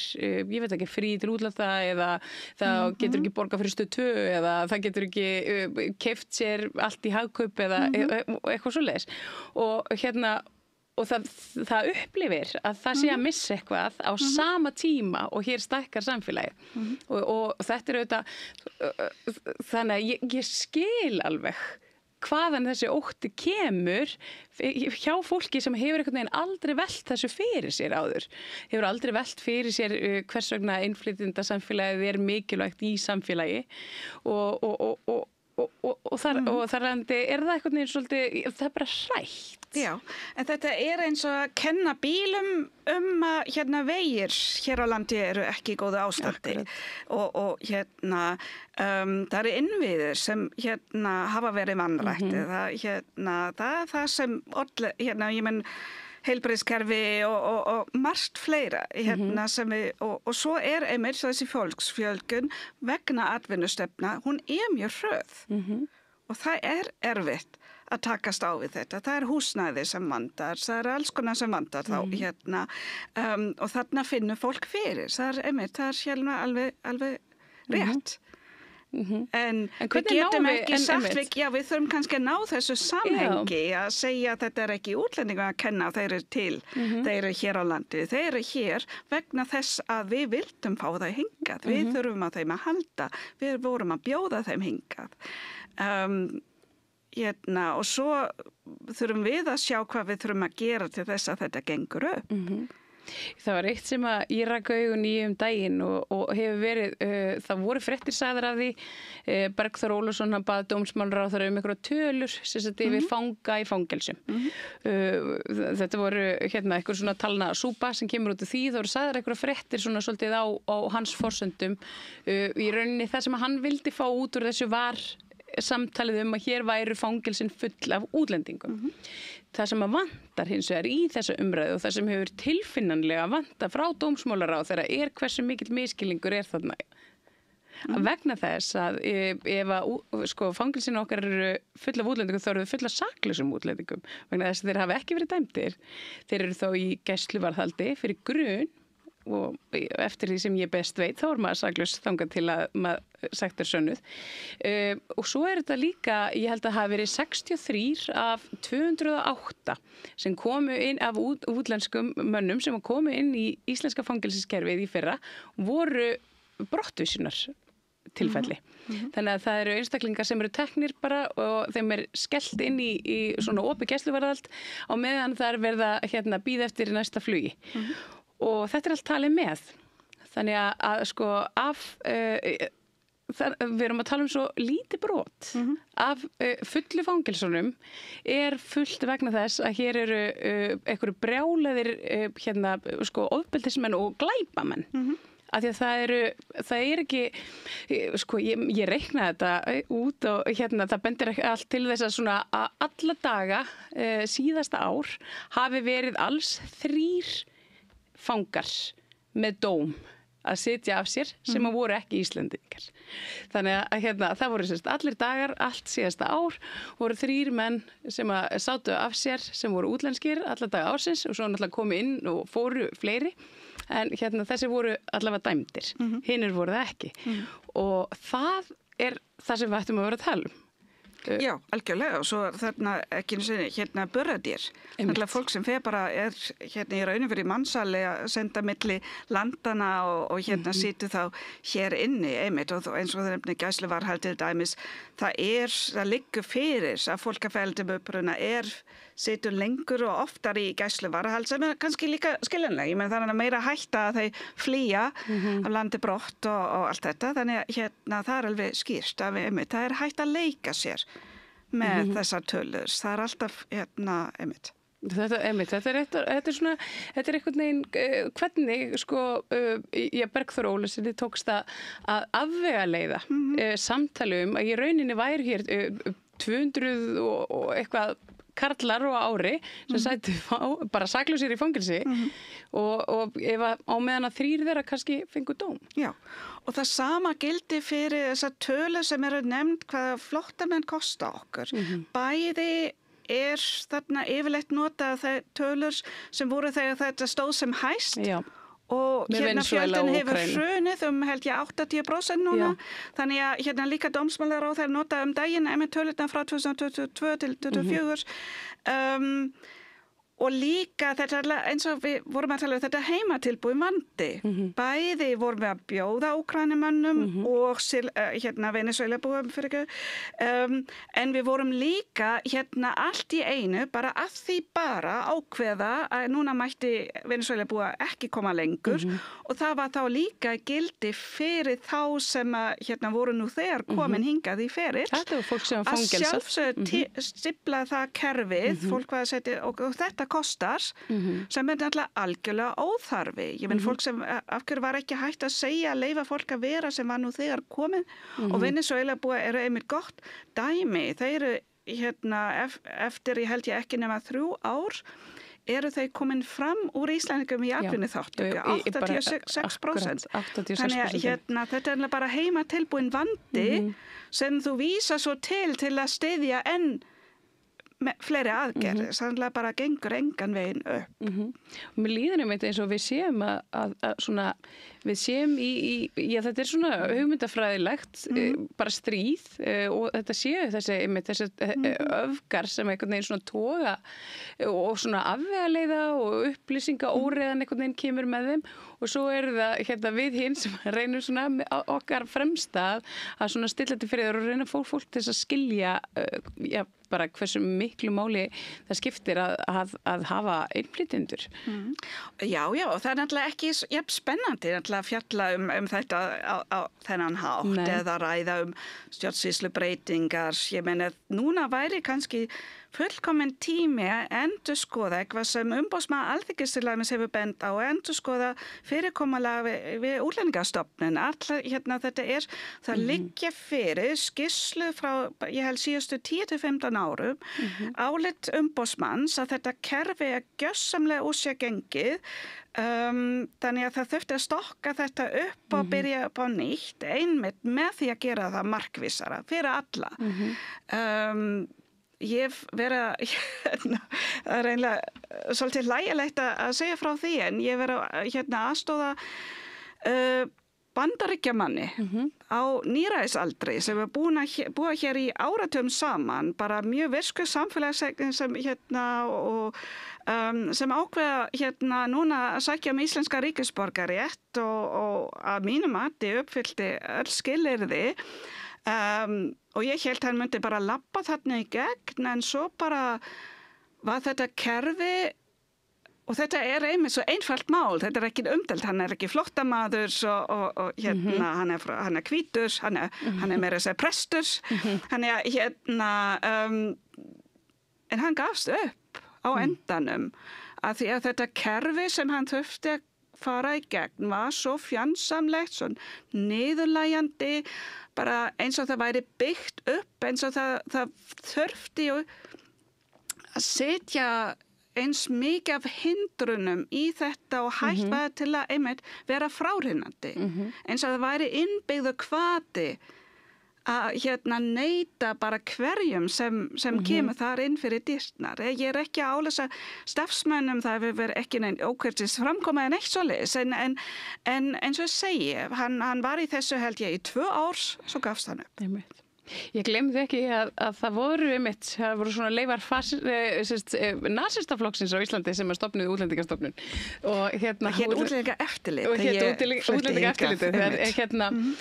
og hún hefur kannski breytt nafn en hún hefur að mörg leyti ekki breytt stefnu sinni að mynda ákveðin flöskuháls og gera það fráhrindandi að sækja réttindi til lífs hér. Og það náttúrulega pólitík sem skapa þeim ramma eins og ég segja aftur, ég hef enga persónlega ekki slæma reynslu við einstaka starfsmenn þarna. Nei, ég segi það sama. Og það er alveg einmitt, en kerfið orðin á, ég held það þurfti, og það liggja, eins og ég segi, það liggja fyrir úttektir, hvernig væri að byggja þetta upp öðruvísi, þannig að það myndi bæði spara pening, vera markvissara og vera samt mannlegra. Sabína, þakka kærlega fyrir að koma hérna og ræða útlendingamálin sem eru einhvern veginn alltaf efst á baugi í samfélagsumræðinu okkar. Það er gott að fá þitt input, þú ert þetta bara margfróðum málið og við ætlum ekki til að spjalla við þig þegar framlega stundur meira. Þakka fyrir mig hérna í bili, tók ég við, það er meira hér að handa við auglýsingar. Frjáls fjölmiðlun á í vök að verjast, allstaðar, ekki bara á Íslandi.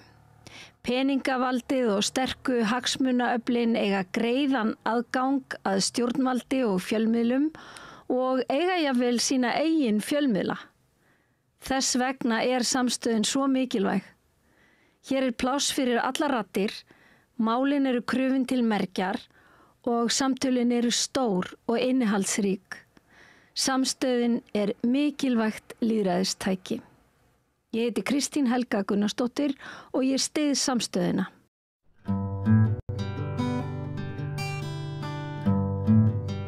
Já, við höfum svolítið verið að ræða skólakerfið og menntamál hér undanfarið og rúfilega bara undanfarið misseri, nokkuð reglulega hérna við Rauðaborðið. Tilefnið er að, þetta er náttúrulega eitt af mikilvægustu grunnkerfum samfélagsins og við ættum alltaf að vera að ræða skólakerfið. En það er líka sótt að skólakerfinu með gagnrýni úr ýmsum áttum og þeirri gagnrýni er stundum svarað fólki sem vil verja kerfið.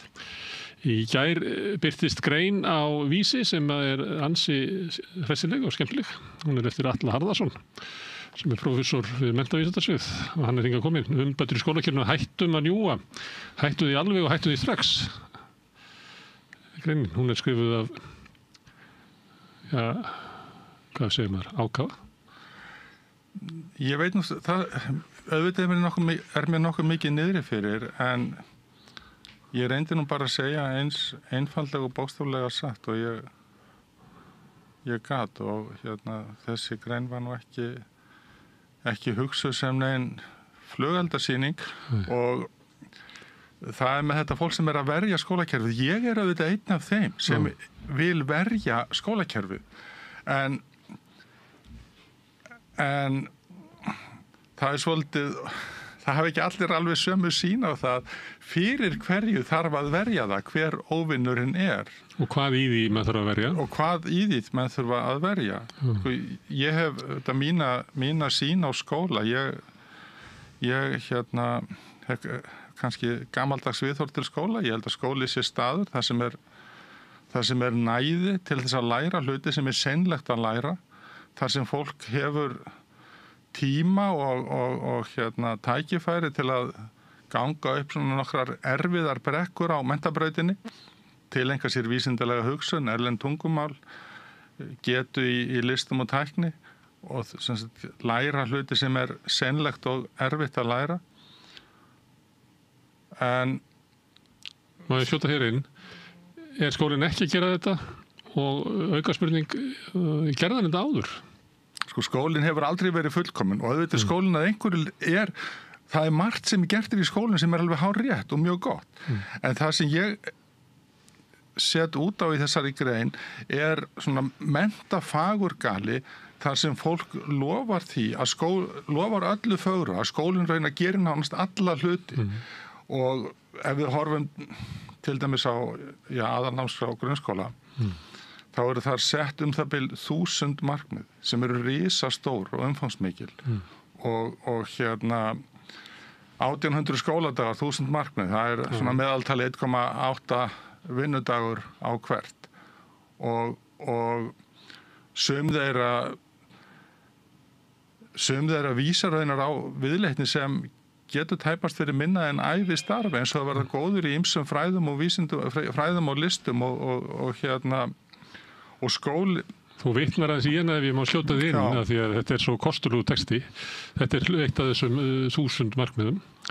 Valið milli ólíkra dansstíla, prófað sig áfram og tekið sjálfstæðar ákvarðanir í túlkunar og sköpunarferli út frá eigin þekkingu og leikni í dansi, tjáð og túlkað hugmyndi sínar og rætt dans á gagnrýninn hátt, beitt við það viðeigandi orðaforða og sett það í menningar og sögulegt samhengi. Ég held að það margir dansarar sem ráða alla við þetta sem hafa eitt ævinni að læra dans. Þetta geti verið leiðarljós fyrir dansskóla þar sem fólk lærir dans árum saman og þetta markmið hreint ekki slæmt og það má segja flest þessi háleitu markmið í aðalnáms- og grunnskóla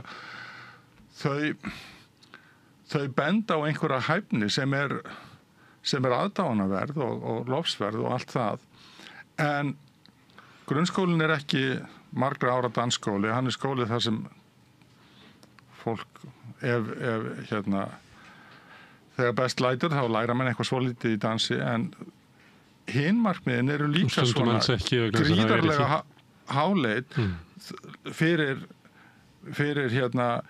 myndmennt og matargerð og smíði og fleiri greinar lista og handverks fyrir utan allar bóklegu greinar sem fá nú mest allan tíman og það sér það hver maður að menntakerfi sem segir eftir 10 ár hafa bött þessa hæfni það segir ekki bókstaflega satt og ég held að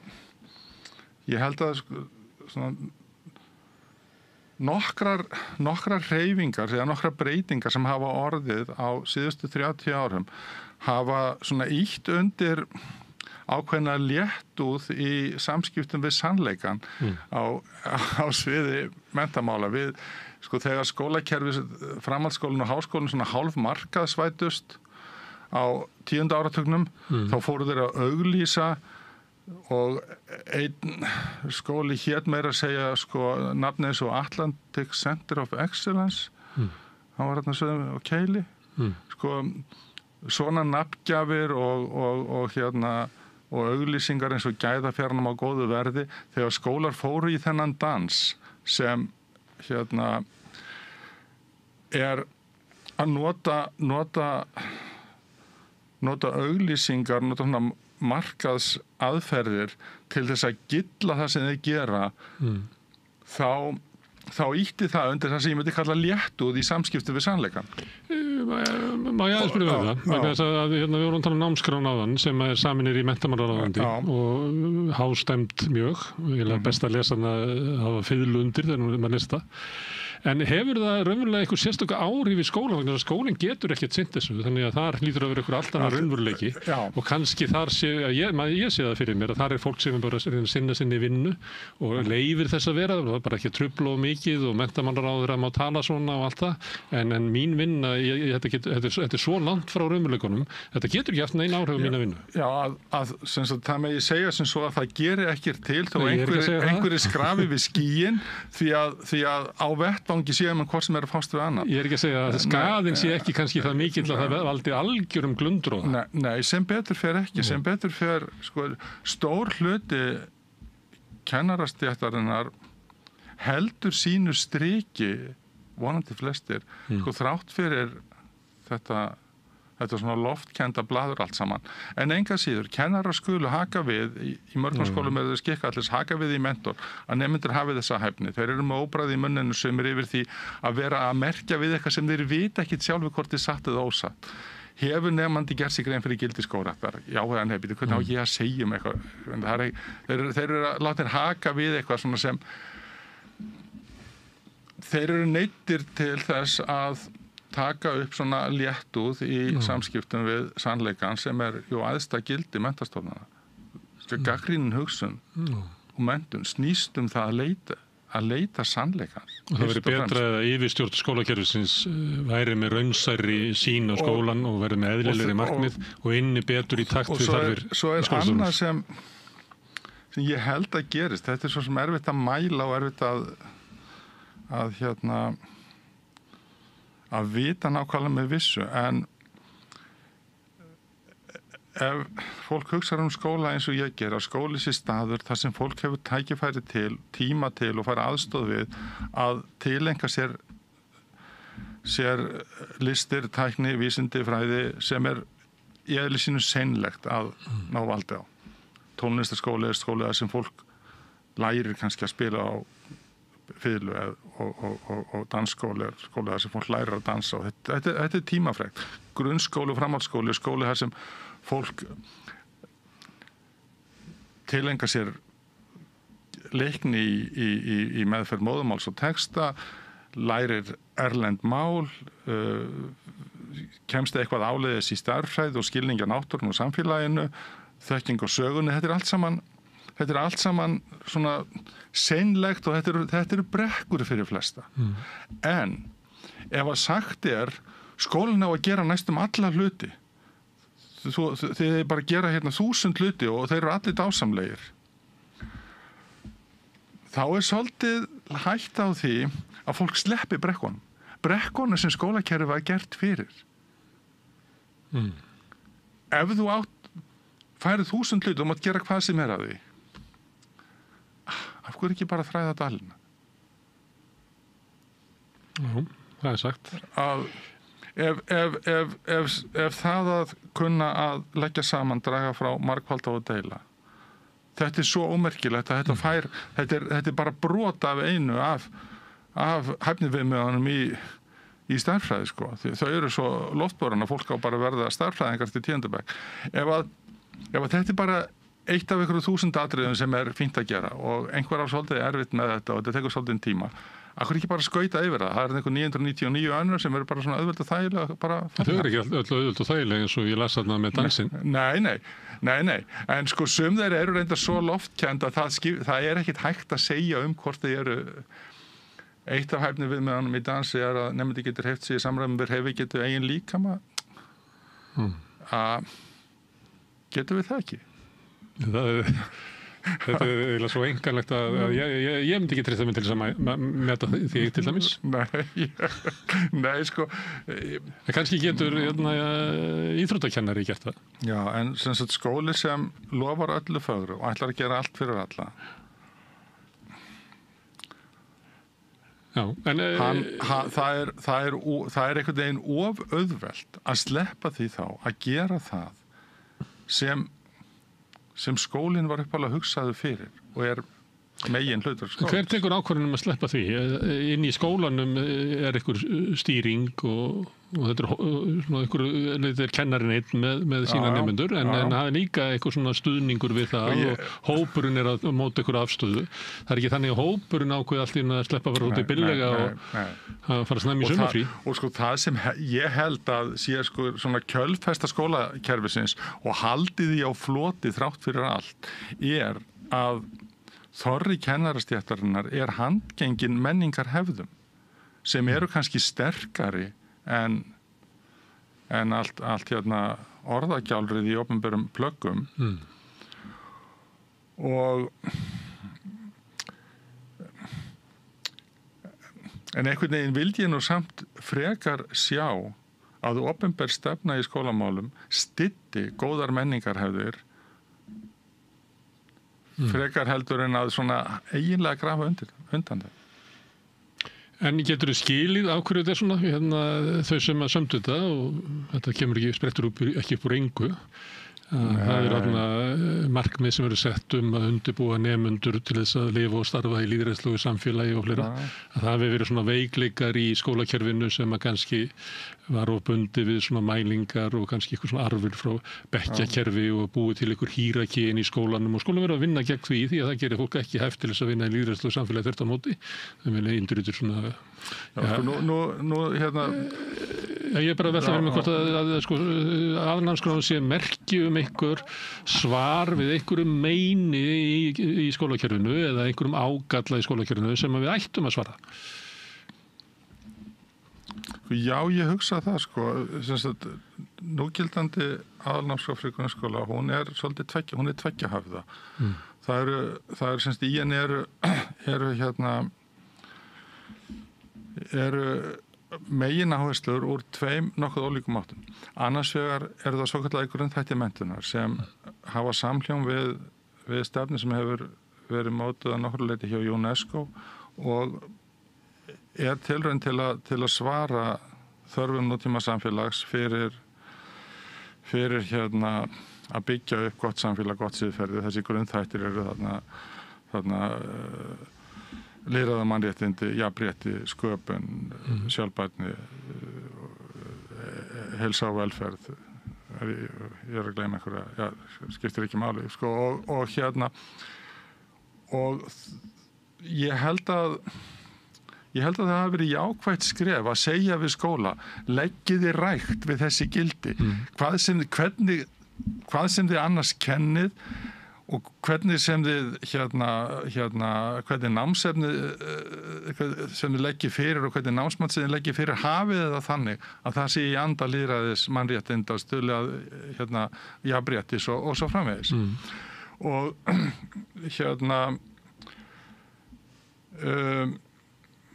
ég ætla ekki að setja út á þessa hlið námskrárinnar. Ég held að hún sé svona í öllum aðalatriðum uppbyggileg. Ég get alveg verið með sparðatýning og sagt að eitthvað að við sætti að vera aðeins öðruvísi. Eitthvað hefur þú kannski skrifað öðruvísi.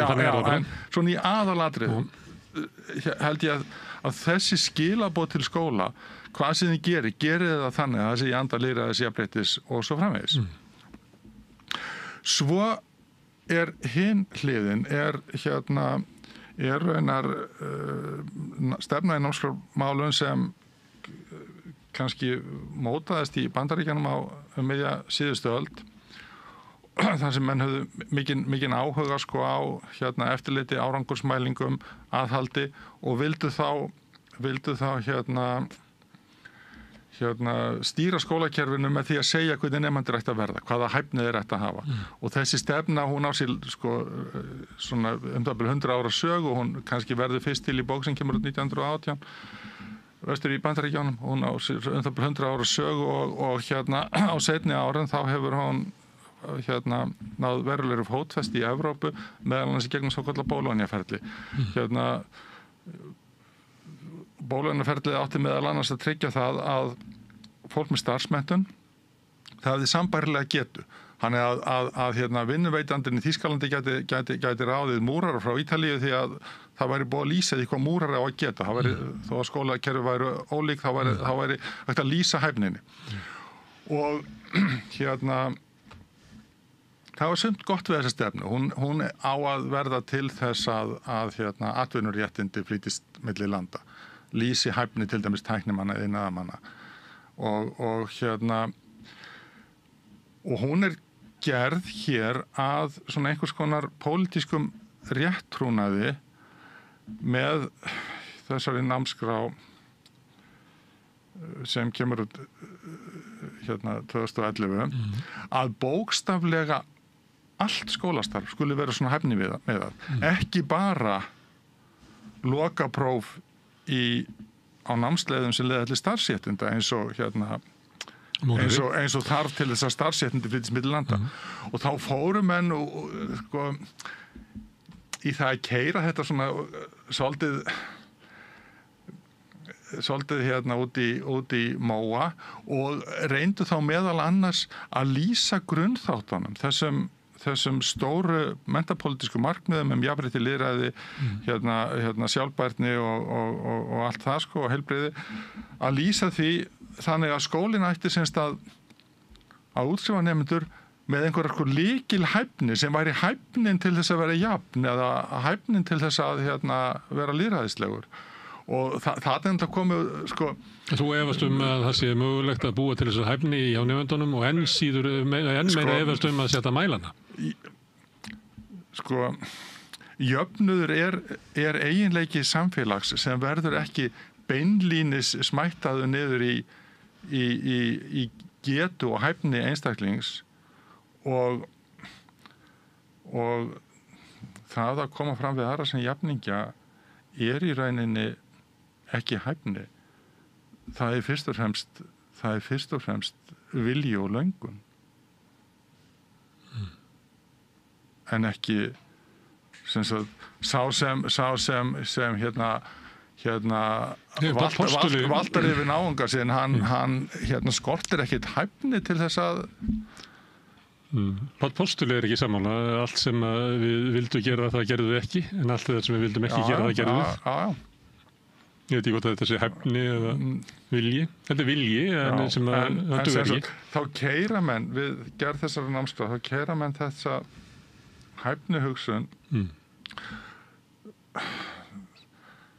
svona talsvert út fyrir markaða leið og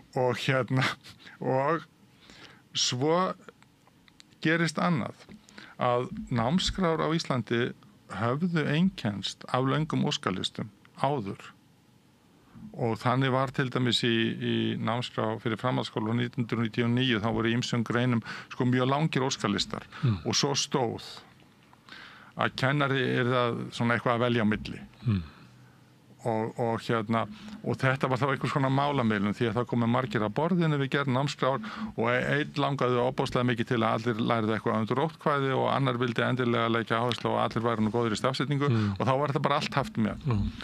Svo kemur námskrár 2011 og þá hafa nú óskalistandir ekki aldeilis styst en þá ekkert að velja á milli heldur skal bara hver einasti nemandi fá þessa hæfni og þannig að auðvitað saga á bakvið að þetta var svona eitthvað svona bólgið og yfir hlaðið og ég held að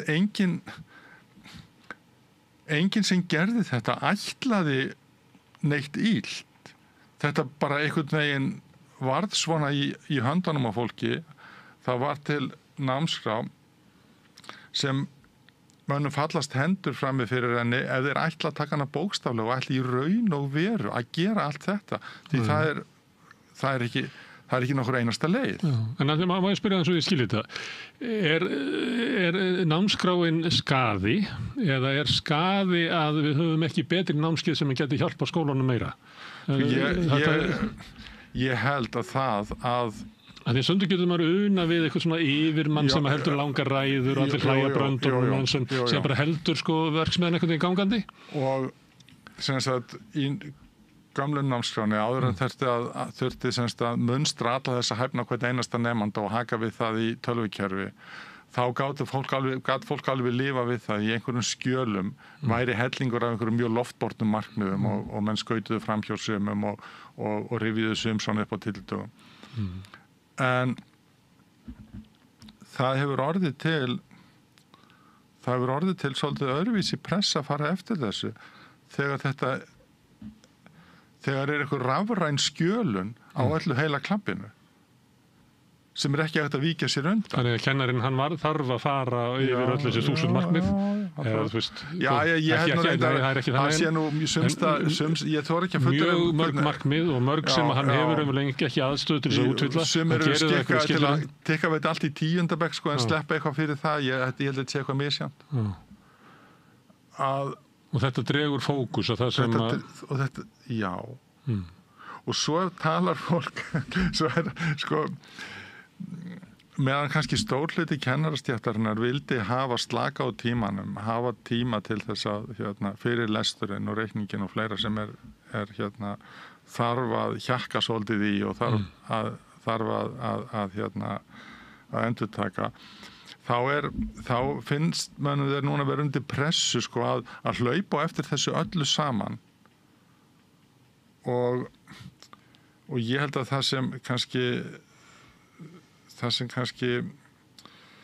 gerist að þessi slaki á tímanum sem þarf að vera til þess að nemandi sem náði því nú ekki alveg hvernig á að gera þetta eða hitt getur fengið tækifæri til að æfa sig aftur og það sé svona það liggi ekki rosalega á. Skóli þar sem alltaf liggur rosalega mikið á er ekki góður skóli. Nei. Sko eins og ég skil skóli sem er sem sagt næði og aðstóð við að fara upp löngu brekkutar á menntabrautinni að ef það liggur alltaf rosalega mikið á að flýta sem þetta og klára þetta þá komast með það ekki að skóli er staður fyrir það seinlega og þarf að hafa næði og annars væri myndum við fara á flugstöðuna til þess að vinna eitthvað verkefni sem við þurfum einbeitingu, en við gerum það ekki. Við þurfum ekki í kringluna. Nei, skóli er sem sagt þetta svolítið skjól fyrir æðibunumgangi tímans til þess að lesa og reikna og læra alls konar fög og það er ekki hægt að benda á neitt sko einstakt viðfangsefni í aðalnámskrá einstakt hæfni við og segja að þetta er bara vitleysa sko það er dásamlegt að kunna dansa og kunna smíða og kunna bara alla hluti það er ekki það en skóli sem lofar að nemendur nái öllu þessu hann ætti að vita að hann er að ljúga hann getur ekki staðið það og fólk er meira og meira með óbragð í munninum yfir þessu ég veit ekki hvað margir ég bjóst nú ekkit miklum viðbröðum við þessari grein í gær en fólki sem hefur þakkað mér fyrir er aðalega kennarar sem að finnst erfitt að vinna inn í svona sem finnst þetta umhverfi sem þeim er búið vera erfitt og svo einhvern veginn standa á þeim spjótur ýmsum áttum sko það svona mestra á hægri sko sem fólk vill árangursmælingar, pressu, samrænd próf, svona aðhalda skólum gegnum eitthvað slíkt og fólk spyr sig, hvað ef það svo fara að prófa allt þetta, hvernig í óskapunum á eiginlega gera það? En ég held að hægri sé nú bara ósk eftir mælingum á einmitt því sem þú ert að segja áðan með lestri og kunnáttu í öðru tungumálum og starffræði. Já, ég held að hægri sé ekki hrifið af mælingum á lýðræðisvirkni. Sennilega eru menn ekki að hugsa um það, en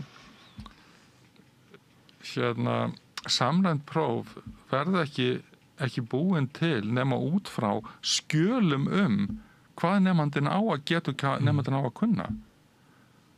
Og meðan þau skjöl eru svona í skötu líki, hvernig í óskapunum á þá að gera þau og verður þá til sko 2 námskrár. Önnur sem sagt námskráin segir að þið læra þessi 1000 atriði, svo er samræmd próf sem tjekka á því kunni þessi 5 atriði og býtu hvað verður þá hinn 995? Ég held að sko deilan, ef þetta er pólitísk deila, snúist að sömuleitu þetta. Það er hópur sem að vill fá skólakerfi sem að sogast að þessu 5 atriðum og svo er annar hópur sem að vill vera með fókusinn á UNESCO og öllu. Já, það sé að einhverju marki rétt. Og sömuleitu er svolítið sorglegt að þessi átök koma stundum ekki á yfirborð umræðunar. Þetta er svona proxy-vor, þetta er eiginlega proxy-vor samræmt próf. Sjálfur er ég kannski sko báðum megin í þessu því að ég held að eitt af mikilvægum hlutverkum skólans sé einmitt siðferðilegt og pólitískt uppeldi að venja fólk á eða kenna fólki að lifa saman sem jafningjar, sína sanngirni, temja sér gott siðferði, virðingu fyrir umhverfi og menningu og fleira. En ég held að skóli gerir það ekki með því að æða svona úr einu í annað og tala um þetta allt saman, heldur með því að gera eitthvað tiltekið. Og svo er ég nokkrum marki sammála þeim sem sko segja leggjum áherslu á fáein atriði vegna þess að það eru jú fáein atriði sem beinlínis allir þurfa að kunna, sem eru sem sagt einhvern veginn bara svona mikilvægt til að geta verið borgari. Það er svona og kannski sem skólinn einn getur skaffað. Sem er ekki raunhæft að þorri barna tilengi sér nema skólinn hjálpi til. Men sum heimili muna þetta en það er ekki raunhæft að búast við almennu læsi nema skóli nema það sé gott skólinn styðji við það mjög öfluglega. En það er heldur ekki raunhæft að halda skólinn geti þetta einn. Hann getur það ef samfélagi ber virðingu fyrir þessari viðleitni og styður hana. En sko og þessi mikilvægustu atriði sem menn er að tala um að fylgjast með samræmdum prófum, atriði sem eiga flest heima í námsgreinunum íslensku og ensku stærðfræði, kannski samfélagsgreinum, náttúrufræðigreinum. Þessi mikilvægustu atriði, þau þurfa ekki að taka 1800 daga. Og það gæti verið einhvers konar millivegur eða leið að ríkið setji markmið sem dekka hlutaskólatímans, leyfi einstökum skólum að fylla upp í aðra hluta og einstökum nemendum að velja sér sjálfur viðfangsefni, því að það eru vissulega til nemendur sem vildum mjög gjarna eyða mörg hundru tímum í dans og ná þessu markmiðum sem þú varst að lesa í raun og veru. En ég sé ekki fyrir mér að það verði sko, að fjöldin muni nokkur tíma að gera það. En það sem að mér fannst í skólagöngu minna barna, þá fannst mér eiginlega sorglegast hvað var lítið frambóð á til dæmis dansi eða leiklist eða myndlist eða söng eða músík í skólunum sko. Og þegar maður spurðist fyrir þetta, þá var sagt að það er erfitt að ráða kennar og gefa alls konar ástæðu fyrir því að það væri ekki. Ég hefði haldið að þetta var einmitt greinarnar sem að væru bestar í því að þjálfa upp svona persónulega hæfni sem að myndi henta fólki sem er að ganga inn í óvissa framtíð þar sem við vitum ekki alveg sko sambandi við þekkinguna og svona hvernig við erum að undirbúa okkur undir hana, af því að það er svona ýmis álitamál um það á tímum gervigreindar og svona auðveldari aðgengis að förðurlustu hlutum, að þá væri það einmitt sko hinnar klassísku listgreinar sem að myndu þjálfa sko svona einkanlega hæfni sem að við munum aldrei geta sótt annar stað sko, við getum ekki googlað hana sko. En það er ekki trúlegt að þær verði sameiginlega hæfni á sama hátt og til dæmis lestur og reikningur. Það er miklu trúlegra og miklu sennilegra að það takist að búa til gott skólakerfi þar sem allir læra lestur og reikning en sumir læra dans og sumir læra smíði. Þetta er kannski diltu þetta. Sko, því að það að læra dans eða smíði er alltaf nokkuð tímafrekt þetta er ekki hvorugt viðfangsefnið varðar semst kjarna þess að geta verið borgari í lýðræði samfélagi á sama hátt og læsi gerir. Við getum sett það leiklist, það verið mjög gott í leiklist og framkoma, það að geta tekið þátt í umræðum og eitthvað fleira. Íslendingur veit ekki af svolítið slíkun, að taka svolítið átak í slíkun á mig. Í framsögn, en sem sagt Ég held að skólar ætti að gera miklu meira af því að fara í leikhús og leggja miklu meiri rækt við leiklist. En þar verða sumir tónsmiðir, sumir leikarar, sumir búningahöfnuður og sumir bara áhorfendur. Ok, herðu, ég held að spyrja einu. Ég tek algjörlega undir það, semst að miklu stærri hluti skólatímans ætti að vera laus fyrir viðfangsefni á sviði handverks og lista sem höfða til nemenda, en mér finnst ekki trúlegt að mörg slík viðfangsefni eigi að vera sameiginleg öllum krökkum í landinu og er ágætlega sáttur við það að sumir sé að æfa hljóðfæraleik meðan aðrir er að æfa körfubolta. En ég vil allir læra að lesa og reikna. Og það sé eðlilegt að í lokskólan séu allir búin að ná þessari grunnhæfni. Þess vegna er mikilvægt að ríkið setji markmið fyrir alla, en það á líka að gefa miklu meira svigrúm fyrir frelsi. Sko, eins og þetta er núna, þá er bara lítið brot af skólatímanum sem viðmiðunarnámskrá fyrir grunnskóla sem fer í frjálst val nemenda og því er mjög oft ráðstafað á skólanum. Þannig að nemandinn hefur oftast frekar lítið val hvað hann lærir. Falskt val. Og markmiðin í aðalnámskrá fylla þennan tíma sem þessa 1800 skóladaga og miklu meira til því að þau eru miklu meira en ævistarfi ef það ætti í raun og veru að ná þeim. Þannig að svigrúm skólans til þess að nýta sérstakar aðstæður eða sérstöðu sína til þess að gera eitthvað.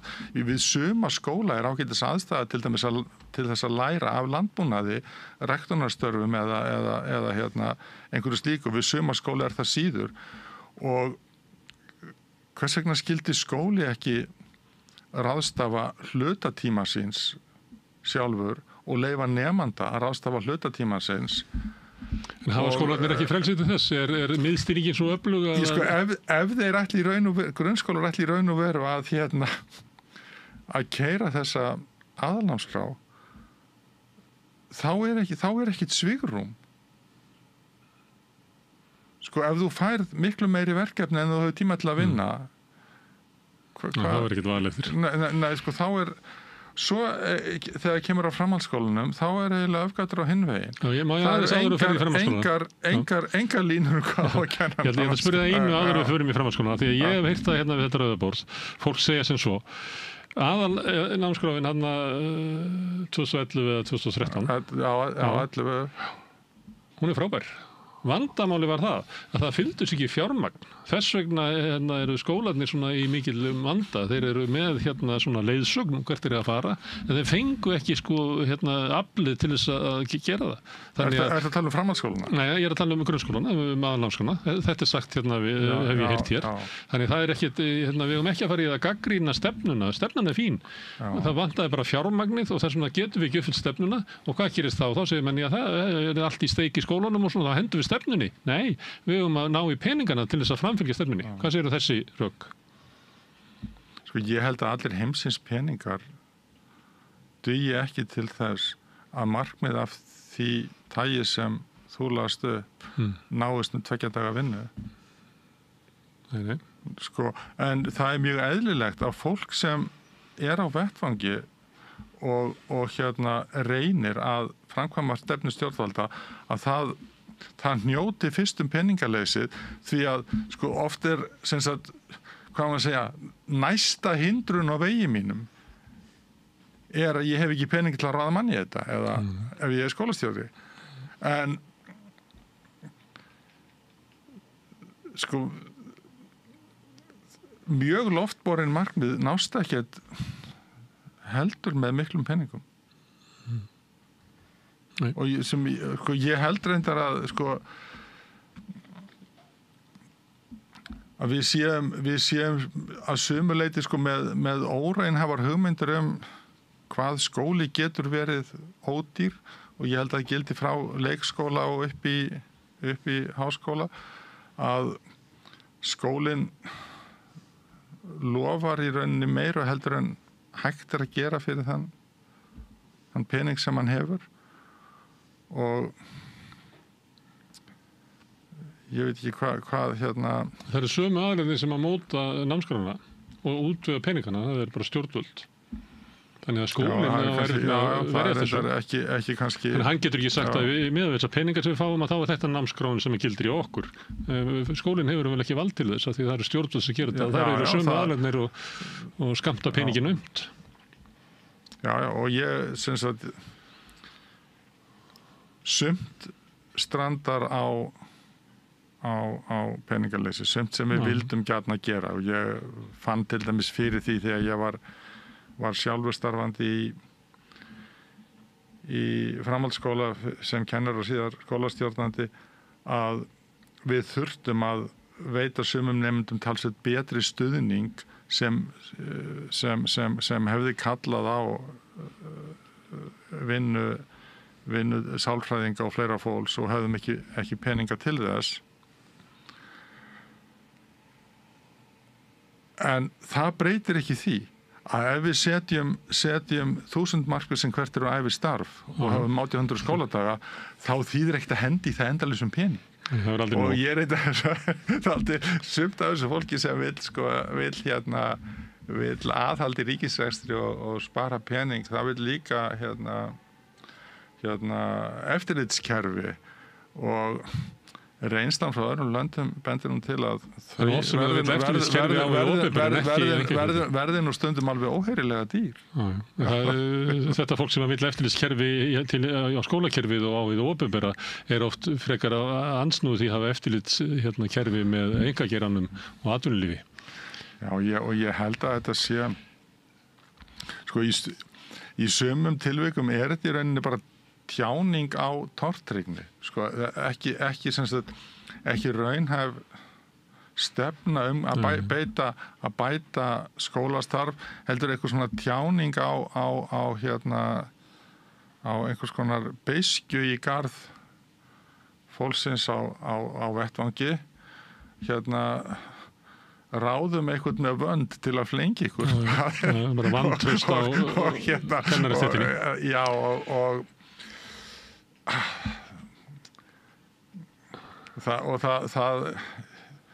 ég held að vantraust hafi aldrei kallað fram það besta sem í fólki býr, þannig að það er alveg sama hvort að stéttin er vandan og vaksin eða ekki.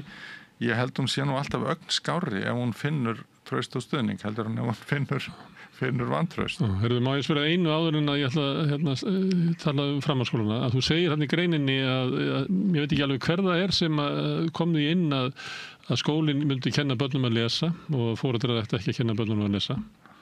Þú bendir á að það er óvinnandi vegur fyrir kennara. Ég var að tala þennan orðasveim sem hefur verið í kringum skólakerfið. Það hefur verið svona óskeggju orðasveimur í kringum menntamál áratugum saman, og tala eins og að fólk sem ekki getur lært á bókina getur nú vel lært eitthvað verklegt eða listir, og ég heyrði fyrir stuttum meira sér útvarpsviðtal þar sem einhver hélt í fram að fólk sem ekki gæti ráðið við stúdentspróf gæti bara farið í rafvirkjun. Ég held að það fólk sem segir þetta hafi ekki séð skrifleg próf í rafmagnsfræði og veit ekki alveg hvern það eru sem betur fyrir nokkuð þung, annars væru raflagnir í meiri ólestri hér en þær eru. Það hefur verið svona orðasveimur í kringu skólakerfið alla tíð, svona óskeggjukendur orðastraumur, þar sem fólk vill svona lofa öllu fögru og einhvern veginn svona breiða yfir alls konar erfileika, eins og að sumir þurfa að sitja lengi við að læra eitthvað, sumt er erfitt, sumt er seinlegt, sumt er kannski svolítið leiðinlegt. Og Og svo segi ég að, sko, þegar ég var að byrja að kenna, þá var þessi óskhyggju kendi orðasveimur, hann var bara orðasveimur. Hann var ekki hluti beinlínis af opinberri stefnu eða plöggum frá stjórnvöldum. En hann hefur orðið það síðan. Sem svona mikilvægasta leiðbeiningin að toppurinn á kerfinu viti hvert kerfið að fara. Og ef að toppurinn örvinglaður, þá náttúrulega seitlar það niður. Reiknaði ég með, nema að kerfið sé þess umbúnar að bera það. Já, sko, það þetta til margs vissan styrk kennarastéttarinnar að skólakerfið skuli þó vera svona þetta vel á floti. En ég heyri ansi oft raddir sem eru svona nánast örvæntingafullar og frá fólki sem svona í þann mynd að gefast upp. Og það sem sagt og því lofað að það geri alla hluti fyrir alla og bjargirnar eru litlar og virðingin kannski takmörkuð og hérna Já, það bara svo. Það eitt sem að myndi eftir í huga að hérna, sem að þú kannski heyrt áður að unga kynslóðin sé svo miklu opnari og eðlilegri heldur en við vorum beglaða kynslóðin hérna í Galanda. Þú kannast þessa hugmynd að bara allt annað að heyra, miklu auðveldara með að tjá sig og séu hérna, líka við að fólk segi bara betri manneskjur heldur en við. Má þetta ekki vera merkjum að skólinn ágætur í þessu sem að hérna, með lýðræðislega samfélagið og að auka svo jöfnuð og svona. Má þetta ekki vera það?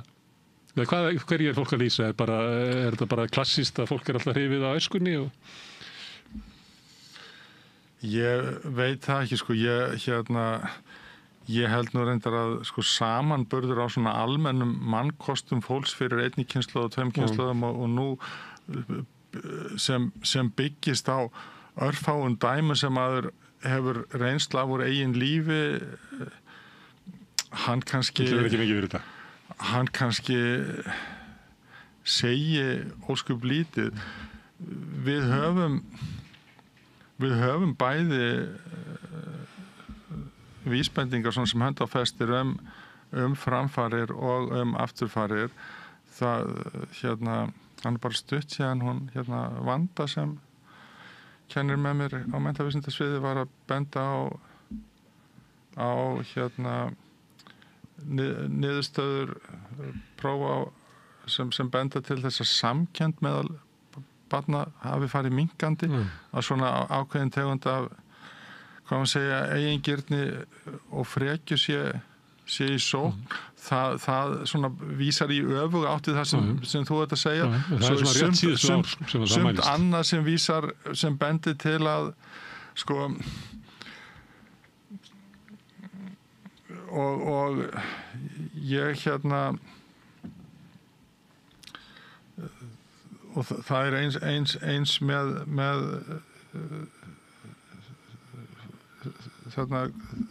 þessi gildi sem hampað með grunnþáttum menntunar í námskrá að sumu leyti lifir fólk núna meira í anda jafnréttis en að sumu leyti eru til að mynda árásir núna á minnihlutahópa eins og til dæmis transfólk eru harkalegar og grimmar stundum. Þannig að sko hvað maður segja sögurnar sem maður heyrir og einstök dæmi sem maður heyrir þau eru misvísandi. Þau benda sum til að við séum á góðri leið og sum til að við séum það ekki og meðan ekki liggur fyrir eitthvað liggja fyrir einhverju gögn sem svona hönd á festir held ég sé frekar hæpið að fullir eitthvað hvort Ég finnst það svona að það var óvísindalegt hjá mér, ég var bara vitni í það sem sagt Ég held að sé frekar sko ógætilegt að fullir það mikið hvað rétt og hvað rangt í þessu en sem sagt aftur af því sem ég held að sé megin hlutverk skóla sem að fólk sem sagt hafi tækifæri til að læra ýmislegt sem sennilegt að læra eins og til að mynda læra að hugsa stærðfræðilega, læra að vinna með texta. Það eru bara sterkar vísbendingar það að þarna fara okkur ekki fram heldur jafnvel aftur. Og það er bara verulegt áhyggjefni. Framhaldsskóli, þú ræðir hann í grenni og gagnrýnir með svolítið öðrum hætti. Þar það svona, ef ég skil rétt að þá hafi verið innleitt þarna svona hugmyndur hvernig þetta reka framhaldsskóla sem að veru sóttar í svona fyrirtækjarekstur. Og að sumuleyti svona eðli hans breytt og það hefði ekki verið til til góðs. Sko, sem sagt ég held að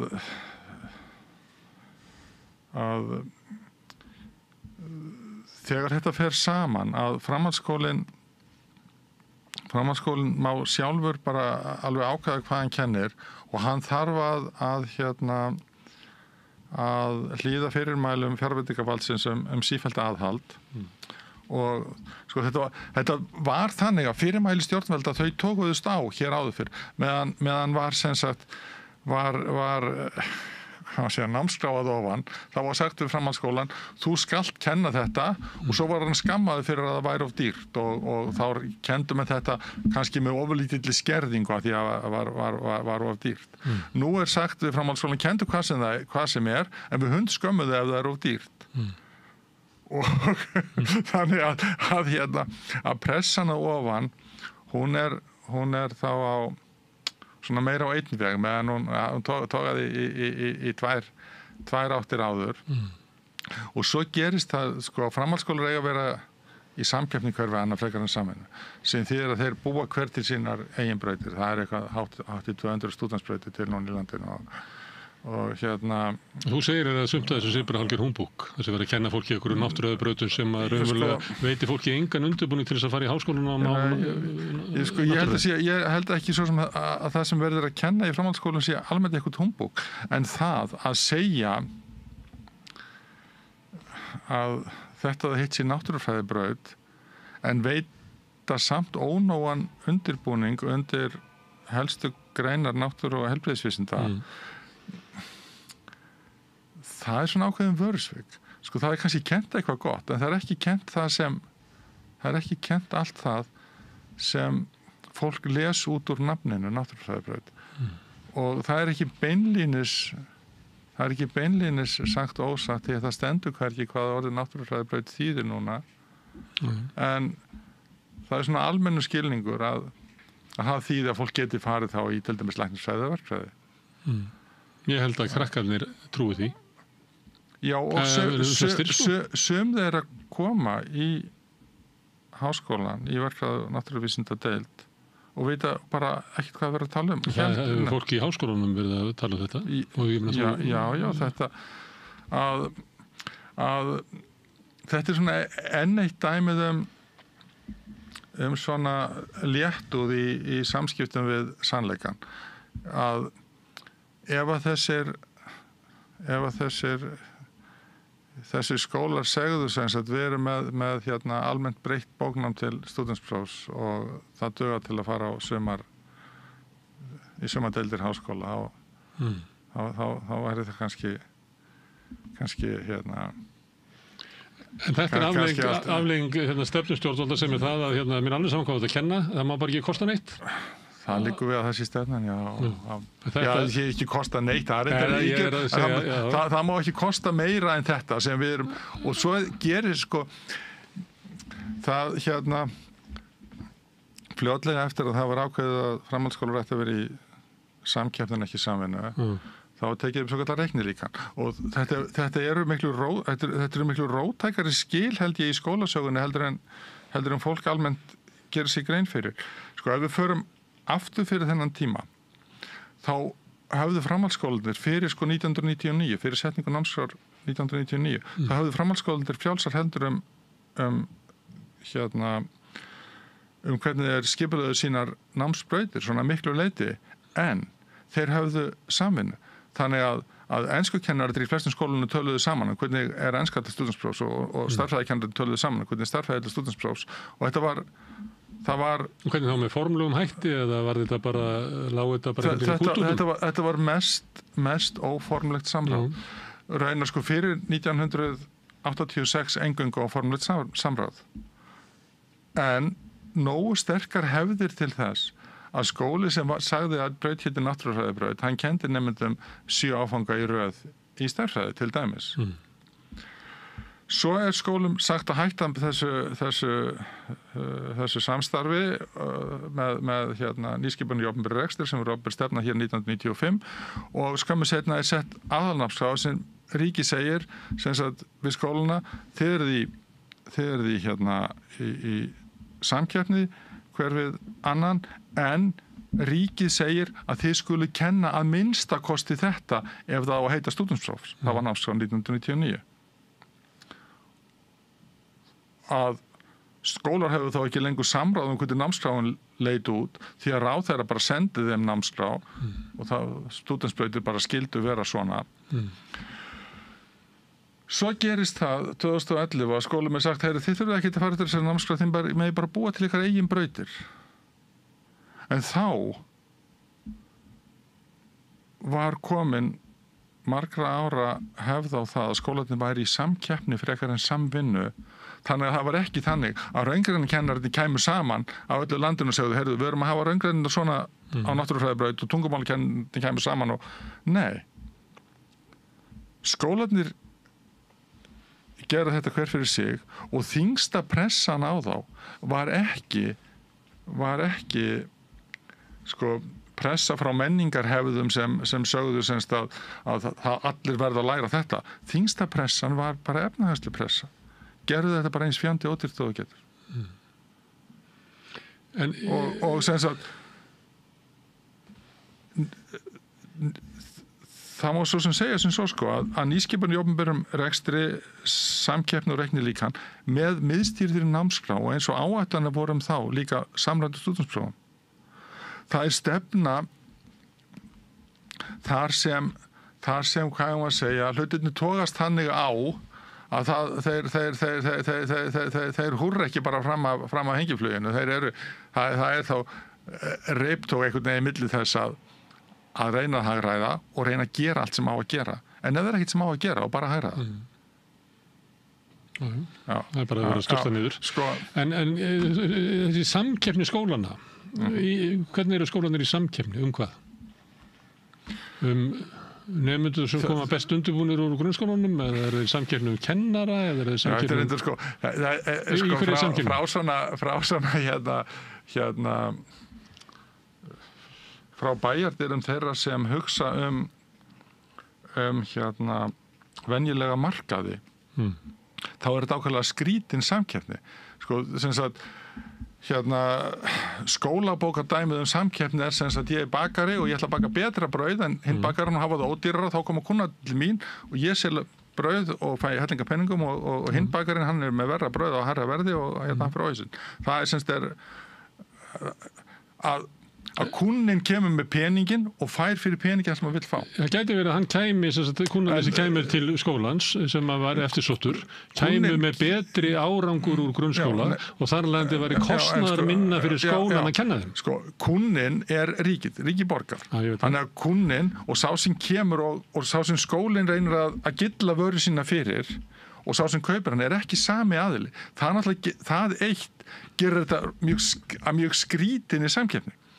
Og samkeppni skólana eru að fá, sko, sem sagt, ríki gerir samningu hvert skóla sem sagt, þú mátt taka við að mestalagi svona mörgum nemendum og þá borgar við fullt fyrir hvern nemanda sem klárar önnina, sem heltist ekki á lestinni eða hættir eða eitthvað.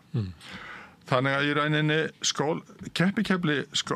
efnahagsleg keppikefli skólans er að sléttfylla, ekki fara yfir því að hann fær ekki borga fyrir umfram, er að sléttfylla af nemendum sem er voða lítil hætt á að fara neitt, hætti við á miðraun.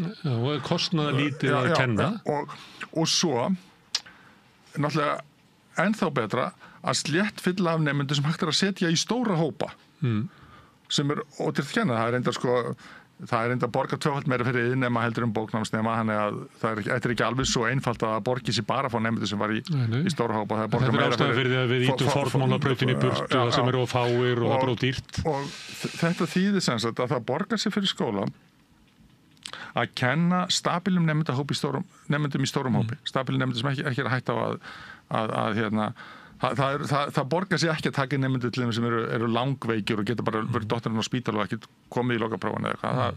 Þannig að samkeppnin er að fá ákveðna sorta nemendum, raða þeim í stóra hópa. Og þetta er það sama með háskólan. Og þetta er mjög skrítin markaður vegna þess að greiðandinn og neytandinn eru í rauninni ekki sami aðili. Og skólinn er til þess að tryggja ákveðin samfélagsleg gæði, iðnskóli á að tryggja að það verði til fólk sem sér að húsin okkar og raflagnirnar og fleira sé í lagi. Þetta er næstu því. Og það er samfélagi sem borgar fyrir það, en nemandinn sem kemur, hann gæti viljað fá bara einingarnar með þessi minnstri fyrirhöfn. Þannig að gæðin sem neytandinn, sem kúnninn sækist eftir og gæðin sem kaupandinn vill, þau eru ekki einu sinni endilega þau sömu, þetta er ekki sami aðili og ekki endilega sækist þau sömu gæði. Þetta er ekki, Þannig er enni nóskikjan ykkur. Já, þetta er svona órakent svolítið. Maður þess að skilja. Í sjálfum sér er þetta kerfi ekkert svo ólíkt því ef að nemandi fengi ávísun heim, það sem hann getur keypt sér nám. Því að þeir eru metnir á sama hátt. Og það sem að slíkt kerfi hefur verið að þá kannski þeir skóla sem eru eftirsóknir og eftirsóknarverði getur verið að ýmsum ástæðum, kannski verðans að það er sterkt félagslegt net í sögunni sem hefur komið út úr þeim skóla, svo kallar elituskólar. Sumir skólar hafa einhvern veginn eftirsóknarverð félagslíf og eitthvað fleira, þannig að það sópast af þeim og þeir skólar hafa þá forskot í samkeppninni, geta valið þá nemendur sem er kostnað minna að kenna, þannig að ólíklega að detti fall og námi og öðru slíku, þannig að þeirra ávísanir sem að koma óbeint með þeim, að það nýtast mjög vel. Þeim sem að svo förum við neðar í skóla þar sem að standa kannski eða getur verið út af bara staðsetningu eða einhverjum ástæðum, að þeir fá nemendum með sömu ávísuna. En þeir fá nemendum sem eru líklegri til þess að falla námi og þeir fá nemendur sem að kannski þarf að hafa meiri fyriröfn til þess að kenna, sem að þeir geta þá ekki uppfyllt. Þannig að þeir sitja uppi og þetta getur verið eyðilegging á skólakerfinu, að nemendurnir sem ekki fljúa inn í elituskólana, getum við kallað það, að þeir sitja uppi með skóla sem að veita lakari þjónustu og getur við ekki veitt nemendur þá þjónustu sem þeir þurfa. Já, ég reyndar nú vitum við svo sem ekki hvort að skólarnir sem fá þá nemendur sem þeir óska sér, hvort að þeir veita eitthvað betri kennslu nemendur sem fá ekki þá nemendur sem þeir óska sér. Það er ekki mjög mikið. Ég er ekki að fullyrða það, er bara hugmyndin það. Já, það er ekki mjög mikið með að vita. En það er samt þannig sem sagt þessi nýskipun í opinberri rekstri 95 og svo svona 2001-2002 þá er farið að útluta fé eftir reiknilíkani og reiknilíkani er umbunnar skólum fyrir að láta nemandan klára misserið, sem þýðir að það umbunnar skólana þá líka fyrir að taka inn nemanda sem eru mikla líkur á að klára misserið og þá eiginlega refsar skóla fyrir að taka til dæmis inn fólk sem glímir við erfiða sjúkdóma og er kannski inn og út af spítali eða eitthvað svoleiðis. Eða af einhverjum ástæðum er hægt á að klára ekki önniða skólaár. Þetta er ein furðuhliðin á þessari samkeppni skóla og svo er önnur og þetta gildir þá bæðum framhaldsskólan og háskólan, að það borgar sig fyrir skóla að raða nemendum í stóra hópa, en þörf samfélagsins fyrir menntað fólk er ekkit er ekkit minni þegar er að ræða fólk sem óhjákvæmilega lærir í fámennum hópum.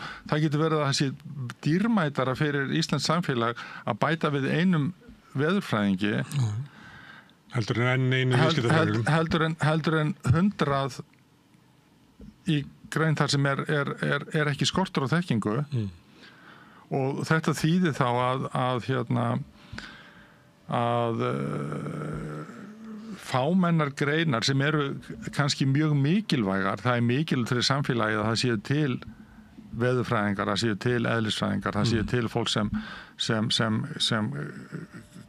kann til dæmis kínversku eða japansku. Það getur verið gríðarlega mikils virði að þekkingin sé til þó að námsleiðirnar geti aldrei orðið fjölmennar en þetta umhverfi sem hefur verið búið til fyrir menntastofnanir gerir þeim í rauninni mjög erfitt að halda úti fámennum námsleiðum alveg óháð því hvað þeir eru mikilvægar fyrir heildina og þannig að það er búið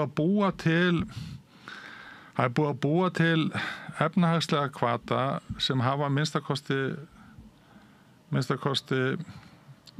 ekki eingöngu góðar afleiðingar en kannski rétt að bæta því við þær hafa heldur ekki eingöngu slæmar afleiðingar sko fyrir dagar reiknilíkans vorum við með kerfi sem var líka megin gallað og þetta er svo sem það sem kemur aftur og aftur upp í umræðum skólamál sko menn núna tala margir sko bæði kosti og galla samræmdra prófa og það eru mjög fáir sem segja eins og að þau eru beggja handa járn þau gera gott og þau gera illt og það er sama með þetta reiknilíkan það er beggja handa járn en það virðist einhvern veginn vera svona svolítið tilhneiging til þess að fólki að búa til eitthvað kerfi og halda það sé bara eitthvað svar til frambúðar sko, kannski oftrú á tækin frekar heldur en kannski kultúr eða menningu eða eins og þú varst eiginlega að vísa til sem væri svona menninga eða þekking og reynsla sem að byggja í sem að kennarar styttu sig oft við að það mætti kannski nota það meira til þess að móta menntastefnuna á skólakerfið manni finnst eins og að sé svona samingi í sögunum svona að segja, það er stjórnmálafólk og svona sem að móta menntastefnuna gerir það oft út frá kannski bara hugmyndum sínum svona almennum hugmyndum samfélagið sem á kannski ekkert misvel við menntakerfið, það er dæmi þessa markaðsvæðingu framhaldsskólana og hvernig er hort til stjórnunar í stofnunum það má segja sko bæði þessa markaðsvæðingu framhaldsskólana og hæfni viðmiða væðingu náms sko þetta eru alþjóðlegi straumar sem koma hingað til Íslands og við keyrum lengra en flestir aðrir hafa gert eins og okkur hætti til og ég hef sko það er svo sem erfitt að segja af hverju það en mig grunar að það sé að hluta til út af einhvers konar minnumáttarkennd að við viljum sýna að við séum virkilega mennmönnum með því að gera þetta og auka aðeins í gera þetta meira en aðrir. En þetta kallar gullhúðun varðandi reglur frá ESB? Við getum tekið eins og þessa hæfni við með væðingu sko. Bólunarsamstarfið í Evrópu sem átt að gera atvinnuréttindi hreyfanlega milli landa hún lýsti því sko hvaða hæfni múrar á að hafa og hvaða hæfni rafvirkja á að hafa og svo framvegis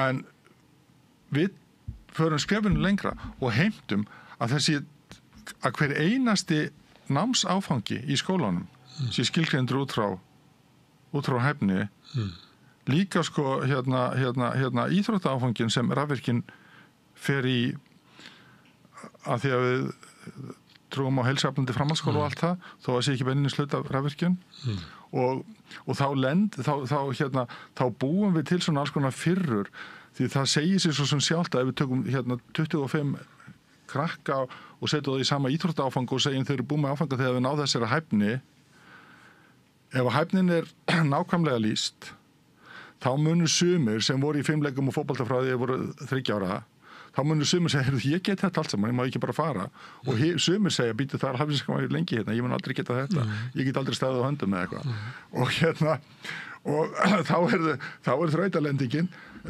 að lýsa þessu svo loðið að það þýði ekki neitt en láta samt heita það sé mæling að við sé með þetta eitthvað sem hönd á festin og þá erum við komin aftur að þessu sem ég var að kvart undan.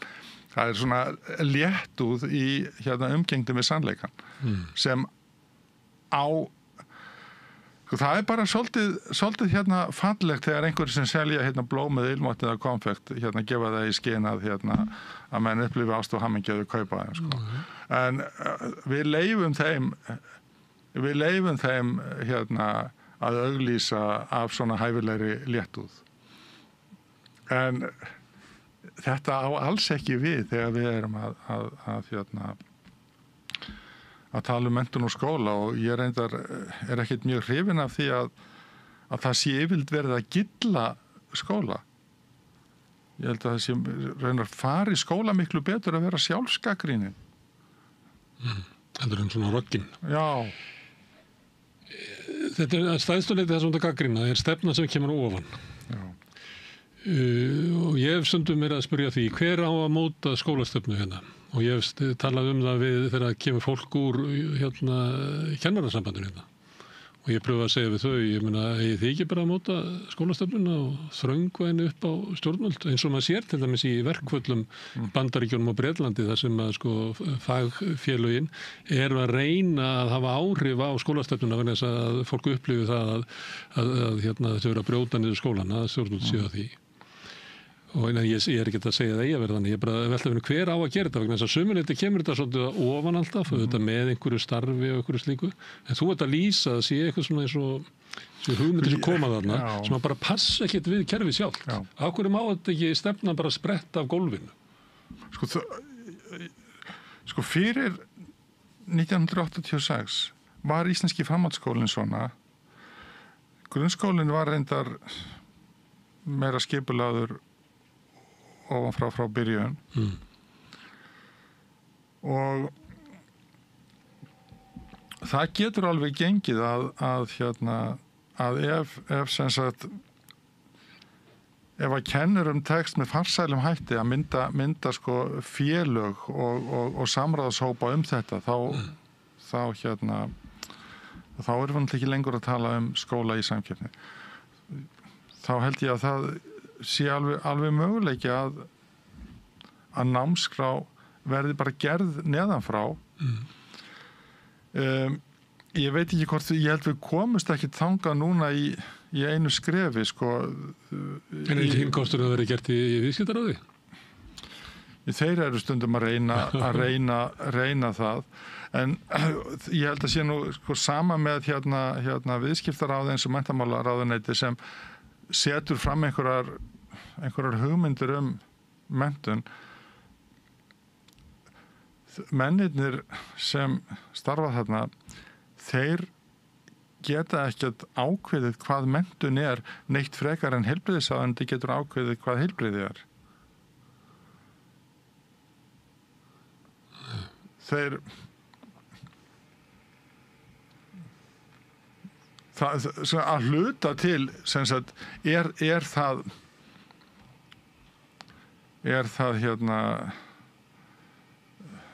svona svolítið ofan við þennan vettvang dagsins sko að ákveða slíkt.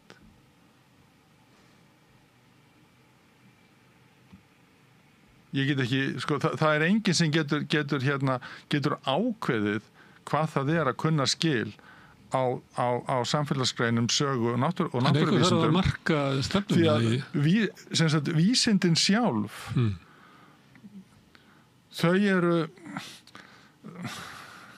þau hafa sín svona innri viðmið og þó að einhver maður komi með bægslagangi og segi að réttur skilningur á náttúrunni sé allt annar en sá sem hefur mótast af margra aldar rannsóknum náttúruvísindamanna, þá verður hann bara svona eins og hver annar grillufangari. Já. Og það sé vandamáli við þessa stefnu sem er að koma ofan, hún er ekki í tengslum við. Semst að menn geta ákveðið hvað af öllu því sem mentar fólk fær rúm í skólum og ég stundur láta mig dreyma það að ríkið léti sér duga að ráðstafa svona þriðjungi grunnskólatímans og léti vettvanginum eftir rest.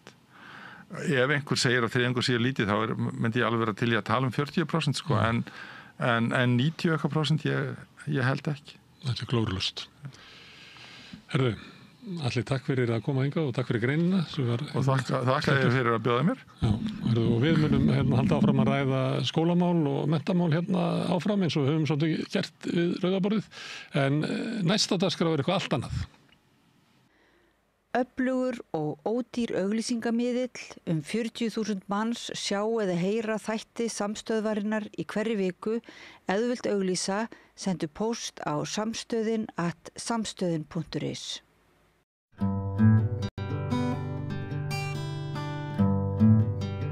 Arnar Þór Jónsson var á allra vörum tíma eins og þið kannski munið þegar hann skellti sér í forsetaframboð og hafði áður stofnað stjórnmálaflokk. Hann hefur ennþá mikinn áhuga á samfélagsmálum og stjórnmálum og honum finnst öllu snúið á haus, las ég nýverið á Facebook síðans. Mér langaði aðeins að taka púlsinn á Arnari Þór. Vertu velkomin hingað til okkar að Rauðaborðinu. Takk fyrir. Ef við byrja bara á því sko að nú má kannski segja að rykið hafi sest hjá þér. Já. Þú varst héraðsdómari og varaþingmaður Sjálfstæðisflokksins. Já. Svo hættir þú sem dómari. Þú hættir í Sjálfstæðisflokknum. Já. Þú stofnar flokk. Já, alltaf hef ekki gerst í þeirri röð að ég fór í þetta forsetaframboð og svo stofnaði flokkinn. Já, einmitt. Og svona þegar þú lítur yfir þessar hröðu breytingar í þínu lífi þarna á frekar stuttum tíma, sko hugsaðu hvern andskotan var ég að gera? Ég átti fínasta líf og ég var komin á þann stað sem að margir Íslendingar stefna að. Eða hugsaðu með þér, já þetta var gott hjá mér, ég þurfti að láta á þetta reyna og ég er hvergi hættur. Já, þegar við förum beint hérna í djúpulögina og ég ætla bara að vera alveg heiðarlegur með það að koma upp auðvitað þessi spurning vissulega vaknar hjá mér. Hvað var ég að hugsa? En ég var að hugsa þetta bara síðast í gær og ég gerði þetta í rauninni af því að mér var svona, ég geti sagt ofboðið yfir því hvert mér fannst að væri að leiða íslenskt þjóðfélag eða bara misboðið yfir því hvernig mér fannst að stjórnmálamenn og valdamenn væru að bara fara með valdið. Ég meina hvernig ég vil segja fara með ósannindi gagnvart fólki, hvernig fólk villir á sér heimildir, hvernig stýrt í þágu alls konar sérhagsmuna en ekki í þágu fólksins sem að byggir landið, hvernig mér finnst vera grafið undan í rauninu mörgu því sem að ég var alin upp við að ætti að vera heilagt, sem bara hreinleiki íslenskara náttúru, íslenskt vatn, íslenskar heiðar, íslensk tungumál, íslensk menning og svo framvegis. En hefur ekki geta gert eitthvað til þess að sporna við þessu sem varaþingmaður Sjálfstæðisflokksins? Já, sko, nú skulum ég í fyrsta lagi kannski stóði frammi fyrir því að ég gat ekki gert nægilega mikið sem embættismaður, sem dómari. Nei, það var kannski fyrsta skrefið. Já. Vegna þess að menn sögðu, heyrðu, ef þú ætlar að hafa svona skoðanir á þjóðfélagsmálum og lögunum og hvernig farið með lögina, þá ættiru að kannski bara prófa að þegja því að þú ert dómari. Já. Og ég sagði það á móti að ég hef aldrei sagt neitt svona annað en bara tjá mig þetta út frá svona lagalögu sjónarhorni á almennum klassískum forsendum sem ég gerði. Síðan tók ég þetta skref að taka slaginn inn að Sjálfstæðisflokksins og ég var alveg hársbreytt frá því að lenda í eina af 4 sætum, efstu sætum í prófkjöru Sjálfstæðisflokks 21. En auðvitað var við ramman reip að draga og eins og einn orðaða við mig að ætla að fara að breyta svona flokki innanfrá. Það er svona svipað eins og þú ætlar að flytja sko kirkjugarð vegna þess að þú getur ekki búist við hjálp frá þeim sem að fyrir eru. Og það var svona, birtist mér auðvitað í beinni útsendingu. Það var menn stunduðu þarna auðvitað stífa hagsmunagæslu sem að kannski eðlilegt þeir sem að fyrir voru á fletti og ég endaði sem fyrsti varaþingmaður og ég áttaði mig líka á því að svona flokkur eins og Sjálfstæðisflokkurinn og við ávalust allir aðri stjórnmálaflokkar er ekki alveg gagnsætt hvernig þessi stjórnað og það er hagsmunafélag á bakvið sem að stýrir því hvert er farið. Þannig að Er það stórútgerðin? Já, ég hef sagt það að þegar við horfum tilbaka og horfum á bara allt það sem gerst hefur á valdatíma Sjálfstæðisflokksins síðustu öll þessi ár sem að flokkurinn hefur vissulega verið í stjórn með VG og Framsókn og öðrum flokkum að þá virtist sem flokknum væri í rauninni ekkit heilagt annað en völdin, það er að segja voru tilbúin að hækka skatta, þrengja málfrelsi belgja út ríki og allt það með þeirri afsökun við erum í ríkisstjórn með sósíalistum og mögulega kommunistum og við ætlum að láta yfir okkur ganga en síðan auðvitað gerðist það núna á vorþinginu síðast að flokkurinn reis allt í einu upp á afturlappirnar og tók til stífra varna og þá var það út af þessum veiðigjöldum og hann í rauninni hefur skaðað sjálfan sig með þessu, það er að segja hann hjó af sér fylgi þeirra sem að sögðu útgerðin á að geta borga meira og lagt meira til samfélagsins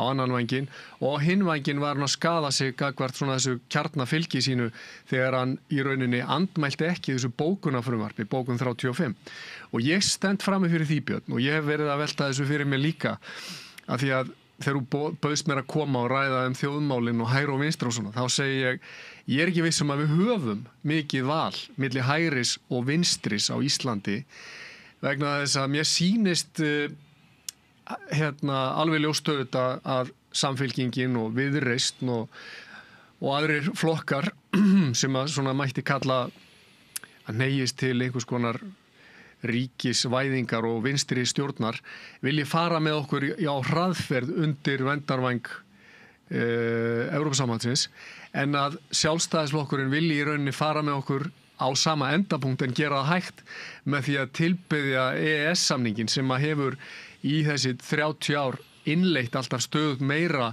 af völdum og áhrifum Evrópusambandsins eins og það er núna.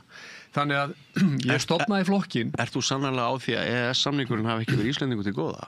Sko, ég er á því að mörguleiti hafi EES-samningurinn verið til góðs, sérstaklega fyrstu árin. Það er að segja hann innleiti hér að ýmsu leiti ákveðna endurnýjun í íslenskum lögum, innleiti samkeppnisreglur og neytendavernd og annað slíkt. En staðreyndin hefur síðan afhjúpast að mínu viti þannig að það birtist að íslenskt samfélag er svo lítið og það er svo mikil fákeppni á íslenskum framleiðslumarkaði að það eru yfirleitt sjaldnar, það eru yfirleitt sko 2 eða einhver örfá fyrirtæki sem keppa og þetta er í rauninni fákeppnismarkaður þannig að þessar reglur sem að samdar eru fyrir 400 miljón manna samfélag henda ekki endilega vel íslensku örsamfélagi. En sumir telja einmitt að með inngöngi ESB muni aukast samkeppni á fyrirtækjamarkaði hér innanlands, til dæmis bankarnir. Þeir eru náttúrulega með sína vaxtastefnu og það hefur verið munur á innláns- og útlánsvöxtum og það er mjög oft þessir 100 milljarðar eða hvað eru að skila í hreinan hagnaðu núna. Það er mjög oft nefnt að ef við værum með einhverja samkeppni hér meiri í bankarekstri þá væri ekki hægt að fara svona illa með okkur. Hvað segir við þá sem þetta segja? Já, sko þegar að bankahrunið var hérna þá átti ég löng samtöl við erlenda banka sem ég var að vinna fyrir og hvað sagði svona við á að núna væri tækifæri fyrir ykkur að koma inn á íslenska markað og eignast hér bara stóra markaðshlutdeild því að fólk er orðið svo neikvætt gagnvart þessum íslensku bönkum. Þeir sögðu bara hreint út sagt þetta er of lítill markaður og við nennum ekki að blanda okkur í þetta. ég hef bara í stuttu máli farin að hallast að þeirri niðurstöðu að peningamarkaðskerfið eins og það hannað sé í rauninni búið til að í þeim tilgangi að þjóna fjármagns eigendunum en til þess að íþyngja hinum almenna vinnandi manni. Hvert svarið? Svarið, það hlýtur að vera það að við með einhverjum hætti rýnum í grunnforsendur þessa kerfis, þess hvernig peningakerfið starfar, en það í rauninni ekki eðlilegt að þeir sem að framleiða verðmætin á Íslandi fái minnstan arð og þeir sem eru milliliðir og fjármagns eigendur njóti mests hagnaðar með sama hætti og við erum, eins og ég sagði í fæslunni sem þú varst að tala áðan, að það búið að snúa öll á hvolf að þeir sem að í rauninni gangast svona spillingar öflum á hönd á Íslandi, þeir njóta góðs af því, en þeir sem að í einhverju heiðarlegri viðleitni til að vinda ofan af þessu, vilja andafa þessu, þeir eru teknir og sem sagt settir í gegnum hakkavelna. Hverju ertu að tala þegar þú segir þeir sem ganga spillingar öflunum og ég held þá ég í rauninni bara að tala það að þeir sem að í rauninni gangast valda kerfinu eins og það á hönd, að þeir komast í þá stöðu að njóta þess að fleyta rjóman ofan af þessu. Ertu að tala pólitíkusa? Já, ég að tala pólitíkusana og ég líka að tala flokksmaskínurnar eins og þær eru vegna þess að við búum í þessu fákeppnis samfélagi þar sem að alveg frá lýðveldisstofnun hefur bara, við getum séð að mynduninni, eignarhaldinu og öllu því sem að máli skiptir. Þau hefur þjappast sífellt saman á færri hendur en völdin hafa líka þjappast saman á sífellt færri hendur og á bakvið, eitt af því sem að ég svo sem hef áttað mig á þegar ég hef hort á það hvernig embættismannakerfið virkar og hvernig maður getur komið sér fyrir sem þægur embættismaður og fleyttur rjóman ofan af þessu safna til sín í rauninni peningum og sífellt meiri völdum að því að klífa þessa stiga herra þegar ég hort á það hvernig flokkonum stjórnað þegar ég hort á það í rauninni hvernig fjölmiðlarnir starfa með því að vera íta undir þetta kerfi þá í rauninni sé ég það að bakvið allt kerfið býsna fámennur hópur. Ertu að segja að flestir fjölmiðlar á Íslandi séu valdsæknir, að þeir séu hluti af þessum öflum sem út að gagnrýna? Já, ég held þeir verða að vera vegna þess að afkoma íslenskra fjölmiðla hefur í framkvæmd orðið svo mikið háð þessum hagsmunaöflum og þeim sem að halda fjárveitingavaldið og þetta ekki mín uppfinning. Ég vísa hér til þess mann sem að kannski þekkti íslenskt samfélag einna best og leyfði sér að nota hugtak sem að margir vilja bendla við svona samsæriskenningar. Hann notaði orðið djúpríki, þetta var Styrmir Gunnarsson og hann notaði þetta oftar en einu sinni vegna þess að þegar öllur á botni hvolft að þá styður þessi fámenni hópur hvern annan í valda kerfinu.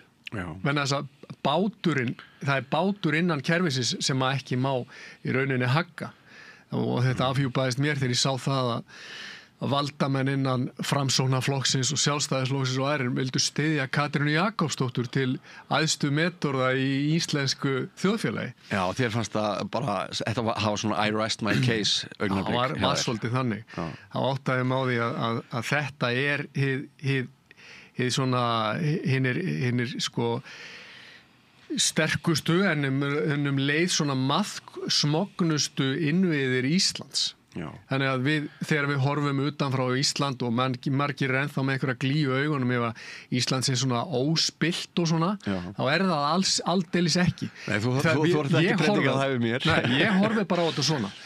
Innan alls þessa valdakerfis ákveðin kjarni og hann ekki endilega að hugsa pólitík frá hægri eða vinstri. Hann að hugsa að halda völdum og auði og geta stýrt þessu vegna þess að ef þú hefur stjórn á því hverjir setja reglurnar og hverjir svona fara með eftirlitsvaldið, þá hefur þú býsna mikið vald.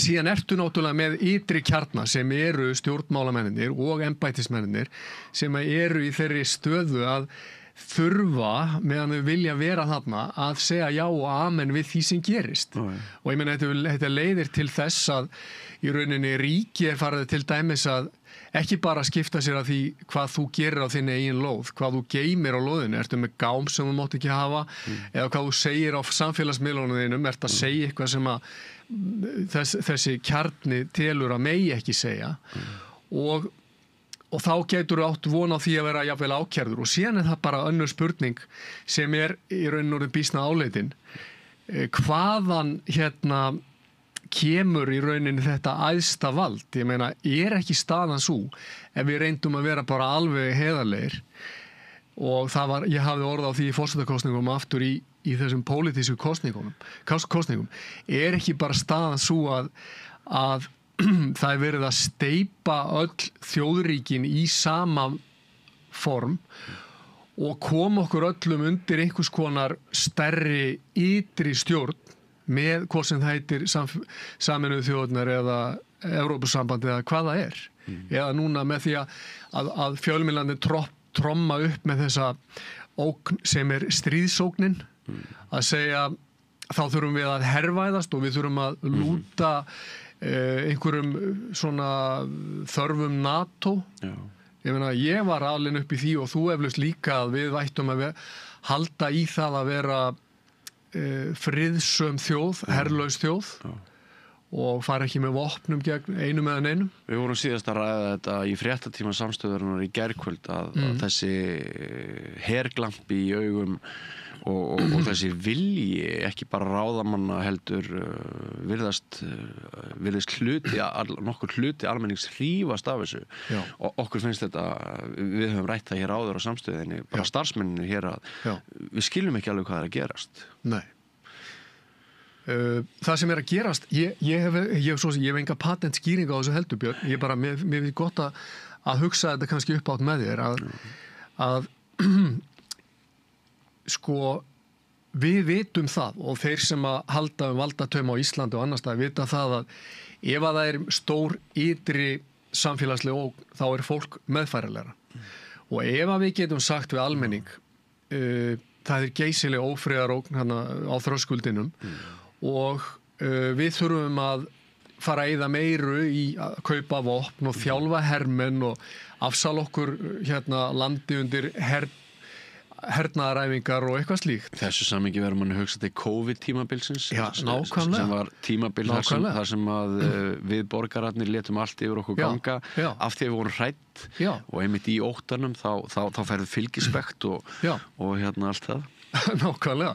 Þannig að ef þú ert með fyrirkomulag og ríki sem að í rauninni heldur uppi öllum fjölmiðlum þá verða fjölmiðlarnir þægilegt tæki, eiginlega eins og hátalari til að koma á framfæri þessum svona skilaboðum að nú þurfum við að standa saman, nú er ytri ógn sem að krefst þess að við verðum viljuri til að afsala okkur fjármunum og frelsi og hleypum ríkinu nær okkur í alls konar eftirlitsaðgerðum. Aðeins að inn í þetta þá ætla ég að fá að lesa aðeins upp úr færsluðin á Facebook sem má kannski segja að hafi verið tilefni þess að við hittumst hér og það má kallast dagleg glíma sérhvers hugsandi manns að reyna að skilja á hvaða leið þetta samfélag segir þau, þar sem öllu er snúið á hvolf. Sá sem þetta ritar tilheyri þeim ört stækkandi hópi almenning sem hefur áttað sig á að það eru ríkisreknir og ríkisstyrtir fjölmiðlar sem mestu ábyrgð bera á öfug snúningnum. Þessi miðlar birta daglega fréttir þar sem ljósir kalla myrkur, sá sem vil segja sannleikann má vænta þess að vera sakaður haturs, orðræðu, stríður kalla friður og hefðbundið, klassískt frjálslyndi kallað populismi eða hægri öfgar. Þetta er hluti af færslunni. Ertu sérstaklega að beina spjótuðinu hér að Ríkisútvarpinu? Já, ég er auðvitað engin aðdáandi Ríkisútvarpsins og ég tel raunar að Ríkisútvarpið sé orðið einhvers konar krabbamenn í þjóðalíkamanum. Því að markmið Ríkisútvarpsins sýnist mér ekki endilega vera að segja sannleikan, heldur að boða einhverja sýn á veruleikan sem að heimatilbúin og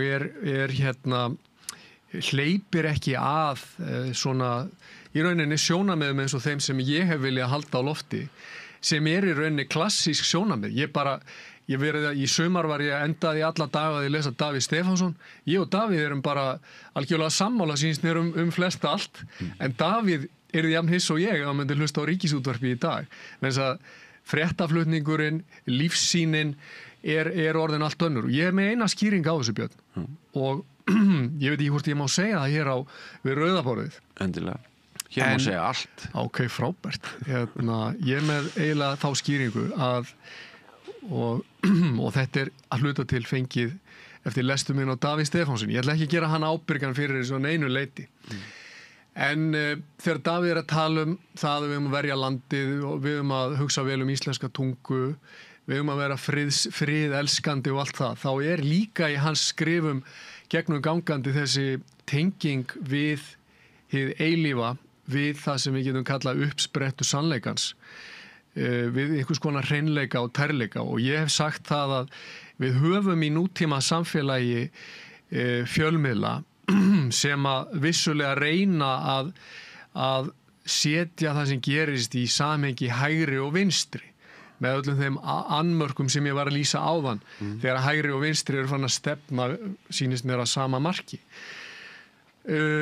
Að þá sýnist mér líka fjölmiðlarnir vilji reyna að tengja okkur niður til þess sem við getum kallað bara jörðina, jarðtengja okkur og tengja okkur við það sem við getum kallað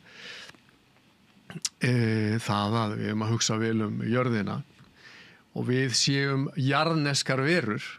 En mér sýnist að vandamál Íslands samfélags og kannski vandamál vestræns samfélags í dag að það vantar himnatenginguna. Það vantar í rauninni þessa andlega tengingu. Við erum ekki bara hormón, hold og blóð og bein og vöðvar. Við erum líka andlegar verur og það það sem að ég verið að segja þetta og ég hef nú ekki sagt það á blogginu mínu. Þetta snýst ekki þetta mínu viti svo mikið lengur hægri og vinstri. Þetta snýst meira bara núna upp og niður og aðalega þá að við tengjum okkur upp. Já, en ætti Ríkisútvarpið að hafa þetta í huga í starfsemi sinni sem þú ert að nefna hér? Já, ég held það. Hvernig gerir það? Vegna þess að, með því að spyrja spurninga, með því að hleypa fólki í auknum mæli að með svona umræðu. Ef þú til dæmis lest bara, ég veit ekki hvernig þetta með aðra flokka, en ég les Sjálfstæðisflokkin sem svona kyndilbera borgaralegra sjónarmið og margir, síðast í gær var ég að tala við glæsilega unga konu sem að sagðist vera sjálfstæðiskona og ég sagði, þú ert það örugglega því að þú ert hefur lesið stefnuskránna. En ekki endilega út frá því hvað flokkurinn að gera. Ef ég les það sem að forystumenn þessa flokks voru að tala 1940, 50, 60, alveg upp undir 70 og 80, þá þetta mjög mikið það að við að varðveita svona þennan kristilega anda, þennan anda sakleysis, þennan anda kristilegs umburðarlyndis og þessa að við fáum að vera við sjálf sem einstaklingar og við fáum að næra þennan eld sem að glóir innra með okkur hvert og eitt, en ekki að horfa okkur alltaf sem hluta af einhverjum stærri hópi og sem við að gleypa einhverja allserjar aðra hugmyndafræði sem mér sýnist Ríkisútvarpið vera að gera og mér sýnist Ríkisútvarpið beinlínis vera komin á okkur allt annan vagn og mér sýnist alveg eins og mér sýnist þá að Sjálfstæðisflokkurinn hefur yfirgefið þennan vagn líka með áherslu sinni á peninga, vexti og allt það. Er það að segja að Ríkisútvarpið sé guðlaust sem hæfi ekki okkar samtíma? Maður hér aftur, sé guðlaust og sem hæfi ekki okkar samtíma, að það sé hlut af þessu krabbameini sem þú Já, ég myndi segja að Ríkisútvarp sem að boðar ekkert annað en það að við séum líkaminn okkar sem leggur þau skilaboð í brjóst ungmenna að þetta snúist allt að skilgreina sig út frá hormónum og kynhneigð og einhverju slíku en ræði aldrei það sem að kalla mætti hver það sem að segir að ég sé í röngum líkama veitu hvað það? Er það þá sálin eða hvað það? Ég meina við búum í samfélagi þar sem að forsvarsmenn stjórnmálaflokkana segja að það má aflífa eða eyða fóstrum í móðurkviði af því þau eru bara frumuklassar en halda þeirri hugmynd síðan að ungu fólki að þau getur verið fætt í raungum líkama og hver það þá sem talar ef að við erum bara frumuklassar, hver það innra með frumuklassanum sem að segir við mig að ég sé í raungum líkama þannig að það allt á hvolfi einhvern veginn. En þú veist samt líka þetta sem þú segir núna síðast það eru mjög margir sem fyrirlíta þínar skoðanir á þessu og andafa þeim mjög sterklega. Já, en þá vil ég fá og hvernig getur þú verið vissum að þessar skoðanir þínar séu réttar eða betri en aðrar skoðanir? Ég alls ekki að segja það. Ég set þær auðvitað bara fram og legg það fram á þetta rauða borðina til umræðu og til gagnrýni en mér finnst við vera komin á ranga braut þegar að við erum komin á þann stað að þennan dýpsta veruleika mannsins þennan andlega veruleika sem að í rauninni afhjúpast svo skýrlega þegar menn eru búin að flysja sig á líknadeildinni þetta viðkvæmast af öllu sem hver ég þegar ég er búin að þegar ég er búin að missa allt sem að hétu starfstitlarnir mínir, sem hétu eignirnar mínar, fínu fötin mín, alla heilsuna og allt það sem ég státaði mig af sem fullorðin frískur maður. Þá innra með okkur öllum, meira segja þegar búið að taka á okkur allt sem heitir kynvitund, kynhneigð, skilgreining á því hver ég út frá líkamannum, að þá afhjúpast mér eins og það gerðist í fyrra þegar ég fylgdi 2 nákomnum ættingja mínum í rauninu í gegnum dauðastríði, má segja. Einhver miklu svona óáþreifanlegri veruleiki og ég að segja ef að Ríkisútvarpið með öllum þeim tilkostnaði sem að það hefur í för með sér, þetta eru síðastir í gáði 5-6 þúsund milljónir úr vösum almennings ef að það getur ekki búið til rými það sem að ávarpa má þetta heiðarlega og kalla fram eðlilega gagnrýni og umræður á þessu æðsta stigi mannlegrar tilvistar og viðkvæmasta stigi mannlegrar tilvistar ef alltaf að snúast hvað mælanlegt og hvað áþreifanlegt og hvað efnislegt þá Ríkisútvarpið ekki á réttum stað og ég hef einfallega bara sagt það að ef það ætlar að þjóna sínum tilgangi þá verður það að hleypa alls konar röddum að en ekki sífellt að tromma upp með hræðslu, áróður, ótta með einhverja tilbúna hugmyndafræði og allir þeir sem eru ósamála hugmyndafræðinni geta átt vona á því að vera jafnvel ákærðir. Ég meina við erum það sem ég hræddur við Björn raunni hugmyndafræðileg fanatík og ég ætla ekki að gera lítið úr því að slík hugmyndafræðileg fanatík hafi í rauninni fengið að grassera líka innan kristninnar og umbreyst í einhvers konar púritanisma sem að vildi leggja menn á nornabálið. Ég horfist algjörlega auðvitað það en við skulum þá líka varast það og vera meðvitaður það að tilbúin hugmyndafræði manna hefur líka í gegnum tíðina orðið að trúarbrögðum og það allt í lagi meðan að það örlar ekki á þessari fanatík og mér finnst margt í okkar samtíma sem að þolir ekki gagnrýni, sem að umber ekki önnur sjónarmið vera að fara að einkennast þá af einhvers konar fanatík og ég sjálfur, af því að ég skilgreini mig sem frjálslyndan svona íhaldsmann, þá ég skítlofandi hræddur við alls konar fanatík, hvaðan svo sem hún kemur. Það eitt sem þetta í huga, það svona ákveðin orðræða að vinstrið eigi mjög bátt og sé veikt og enga þingmenn og eitthvað sluðs og við séum svona búin að færa okkur meiri yfir á miðjun og ég blæst til hægri sem samfélag það rýmar kannski svolítið einkennilega að ef vinstrið veikt þú ert hægri maður stemningin mið og til hægri ættu þá ekki fjölmiðlar landsins frekar að vera svona á þínum ás heldur en ef þú værir að koma frá sósíalistaflokknum ég segi bara við þig takk fyrir þessa spurningu og gaman að tala við þig. Nú ger ég ráð fyrir að þú nálgist þessa umræðu svona út frá vinstri pólnum. Nei, ég geri það ekki. Nei, okay. Það er eftir að gefa þér eitthvað rangt. Sko. Ok, ég ætla ekki að gefa mig neitt þá. En bara takk fyrir spurningum. Ég blaðamaður sem að hef daðrað við einhver pólitískar tilraunir og framboð en finn mig best heima sem engra vinur í blaðamennskunni. Það er frábært. Það er dýrmætasta hlutverk blaðamanna er að reyna að varpa ljósi á í rauninni bara veruleikan út frá gagnrýnu sjónarhóli.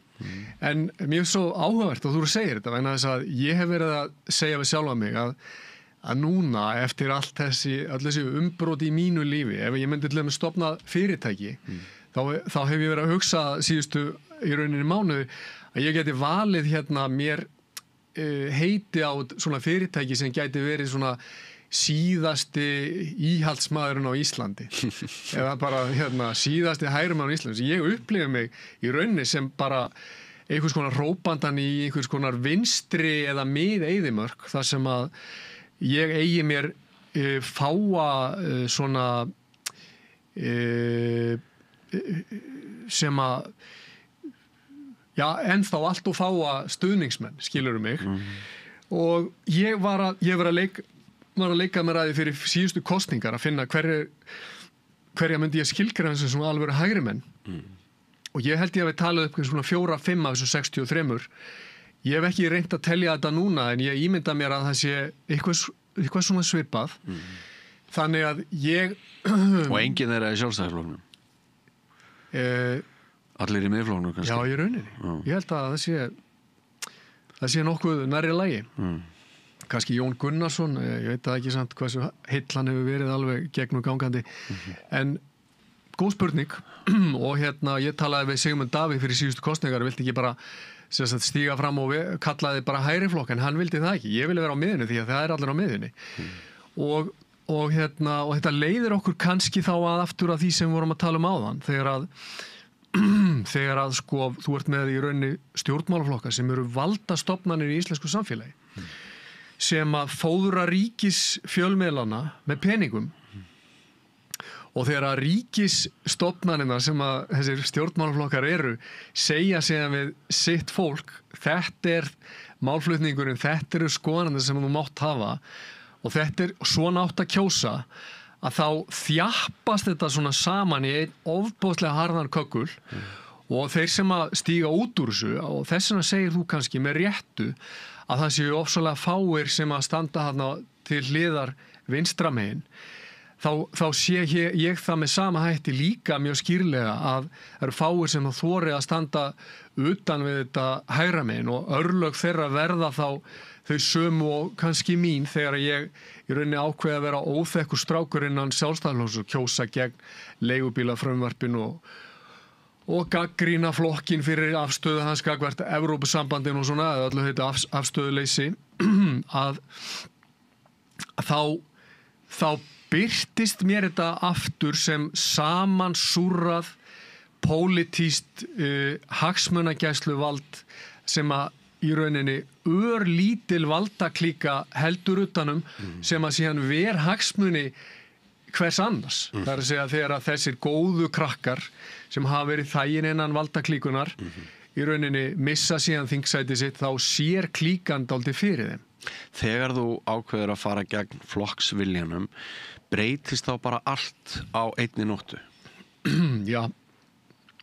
Þegar ég í rauninni byrja það má segja að svona lokapunkturinn hafi verið þegar ég kaus gegn leigubílafrumvarpinu. Þannig að ég sagði það sem þið kallið frelsi á leigubílamarkaði kalla ég kaos á leigubílamarkaði. Það sem þið kallið nauðsynlega innleiðingu á Evrópureglum kalla ég bara algjöra uppgjöf og svik við það sem að við gætum sagt að séu kannski traustustu kjósendur til hægri sem eru litlu leigubíla eigendurnir og atvinnureigandurnir. Og hverfur þá blikið í augum fyrrverandi vinaðina innan Sjálfstæðisflokksins? Já, ég held að mig alveg segja það. Þá er ég ekki lengur gangandi í takt og ég ekki lengur meðfærilegur. Og það algjör skilyrði að gangi í takt. Já, ég held að það sé bara þannig. Og þetta mjög fyndið, vegna þess að það verið að hampa frelsi einstaklingsins og mikilvægi einstaklingsins. Þetta sá flokkur sem hefur helst haldið því á lofti, en ef grannt skoðað, þá sjáum við eiginlega ekkit annað en einhverja hóphyggju, helsi, jafnvel kúgun, skilyrðislausa kröfu flokksaga og ekki frjálsan huga, hvað þá framtak. Hvaða brandar þetta? Já, ég meina, þetta er ekkit óraunsæ lýsing. Ég held að því miður að þessi lýsing eigi við marga aðra flokka, en ég kynntist vissulega Sjálfstæðisflokknum býsna vel og það var svo aðdánavert hvernig í rauninni þessu stýrt. Ég meina á landsfundum og víðar þá svona alveg haldið ótrúlega vel utanum þetta og þessi gætt núorðið að svona óþægilega menn sé ekki mikið að komast í ræðupúltið. Þetta eru stýrðar æfingar. Það gæti hafa verið banabitinu mitt, það ekki? Þurfi ekki öll svona samtök, stórar, breið, kirkjur, fylkingar, þær þurfa súrefni, þær þurfa gagnrýni bæði innanfrá og... Ég velti þessu dálítið fyrir mér, af því að ég vissulega fór í það eins og þú nefndir að stofna stjórnmálaflokk, bara af því að mér var misboðið gagnvart í hvernig þetta allt rekið og hvernig þessi stjórnað. En ég stóð líka frammi fyrir því að 2-3 vikum eftir ég er búin að lýsa því yfir að ég ætla að stofna stjórnmálaflokk, þá bara sagt, það er bara kosningar og þá þarf ég að fara að manna flokks eða sett framboðslist og allt það. Ég áttaði mig á því, svo ég segi það nú alveg heiðarlega, að ég myndi þurfa á einhverjum tímapunkti að svara þeirri spurningu, hvernig tekst ég á við einstaklinga sem eru komnir hérna inn og vilja hafa allt aðra skoðanir og vilja rífa kjaft og svona. En þá verð ég líka þá og ég er ekkert komin í gegnum þá pælingu en ef þú ætlar í rauninni að fara að gera þetta þannig að þetta verði leiksýning að þá ertu búin að býta í sömu blásýru töflu eins og allir hinir flokkarnir sem að í rauninni reyna strömlínulaga og fara í það að smala þessum köttum eins og það orðað og þá verður nefnilega hættan sem að Ögmundur Jónasson lýsti svo vel að VG var höggvin á rótinni og hann sagði þetta er ekki lengur vinstri hreyfingin grænt framboð, það er ekkit vinstri, það er ekkit grænt, þetta er bara hreyfingin framboð sem snýst að skaffa flokkseigendunum vinnu og fjármagni inn í þessa ríkisstofnun sem þetta og örlög VG náttúrulega urðu síðan óhjákvæmilega þau að flokkurum var síðan kosin út vegna þess að fólk sagði til þess að kjósa flokk sem höggvina sinni rót. Sama má segja auðvitað Sjálfstæðisflokkin sem hefur verið höggvin af sinni rót líka. Og svo dönsuðu þessir flokkar saman svolítið beint eða óbeint eins og þú nefndir áðan í forseta kjörinu. Ég get tekið undir það að eitt af súrrealískasta sem ég hef rekst á sem blaðamaður. Og það nú meira 40 ár síðan ég hóf blaðamennsku. Það var þegar ég fór norður til Akureyrar í aðdraganda forsetakosninga ferinn og Hótel Kea og Katrín Jakobsdóttir að fara að halda ræðu það fyrir norrlendinga, akureyringa og Kristján Þór Júlíusson kemur hérna og heilsar öllum og að gefa barmmerki fyrir Katrínu Jakobsdóttur og sko ég heldur sér ekki enn búin að skilja að þau reyndu sennilega banabiti Katrínar Jakobsdóttur að þú getur ekki við lifum eftir hugmyndum og þarna var verið að hræra saman einhverju með þeim hætti að bara fjöldi fólk sem ætlaði sér að kjósa Katrínu bara þorði það ekki gat það ekki. Nei, ég líka, ég segi alveg það sama. Sá myndina af Kristjáni Þór Júlíusinni vera að grilla pulsur í einhverju partíi fyrir Katrínu Jakobsdóttur að þá var ég ekkert eitthvað pirraður eða neitt svoleiðis, ég bara hugsaði hvert erum við komin? Ok, ég meina Katrín eflaust bara ágætt og þau geta verið vinir og allt það en ég meina ég fæði ekki bara með nokkrum hætti til að ganga upp og þegar ég talaði líka við svona áhrifamenn í Framsóknarflokknum og Sjálfstæðisflokknum og heyrði það að sko, ég get alveg sagt það hér, hvað það var. Ég sagði býtu af hverju ertu komin á þann stað að þú ætlar að styðja manneskju til að æðstu metorða sem í rauninni í grundvallar atriðu með allt aðra lífsýn heldur en þú. Hvað það sem skýrir það fyrir mér að þú ætlir að segja skilið við þær hugmyndir sem að þú hefur byggt allt þitt líf og all þín skrif á. Þá fékk ég svarið og þetta raunverulegt svar. Ég ekki búið þetta til. Og taktu nú vel eftir. Katrín mun ekki, Katrín skilur hvernig kerfið virkar. Katrín mun ekki rugga neinum bátum. Og þetta var bara svona, vá, fyrir mér, ég rauninni þurfti... Þá bara búið að kippa þessum öryggisventli úr sambandi sem forseta embættið. Nákvæmlega. Og þannig að þeir sáu mig náttúrulega sem einhvern svona óþægilegan mann sem að í rauninni að reyna að að reyna með kannski misgóðum árangri að tala út frá því sem að hann telur rétt og satt. Ég ekki að segja ég hitt alltaf á það. Ég held ég að hitt mjög oft á það, eins og en hann svo ófyrirsjánlegur.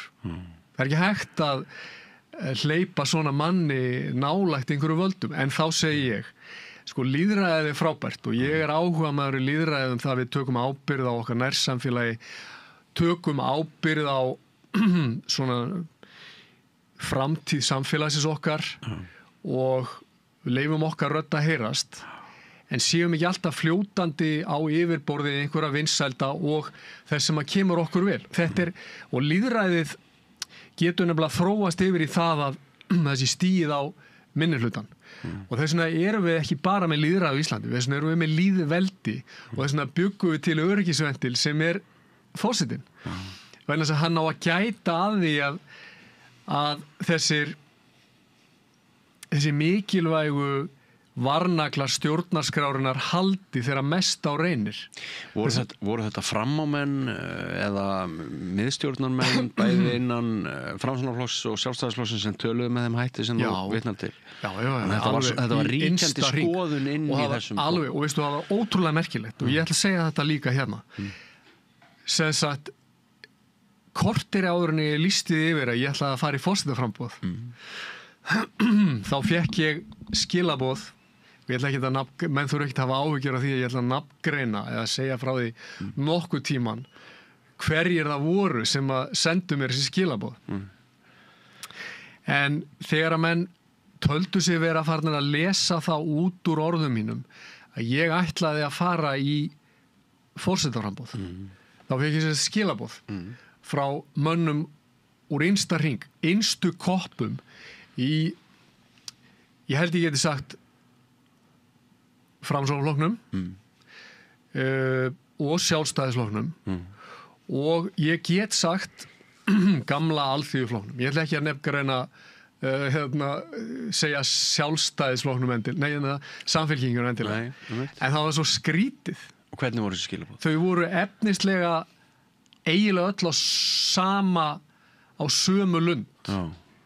Þú munt ekki komast í gegn. Þú ert að kljást við ofurefli. Það verður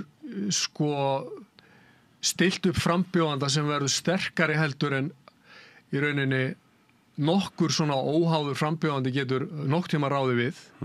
Þú átt að vita á því að draga því til hlés. Það væri þér fyrir bestu og eitthvað svona og það sem var svo skrítið að þetta var næstu því orðað á sömu leið. Hvort myndirðu kalla þetta aðvörun eða hótun, beina hótun?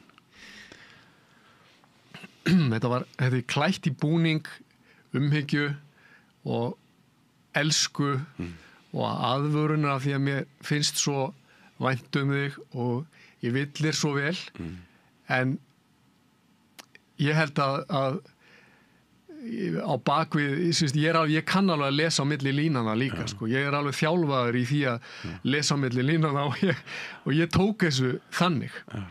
Ég gerði það.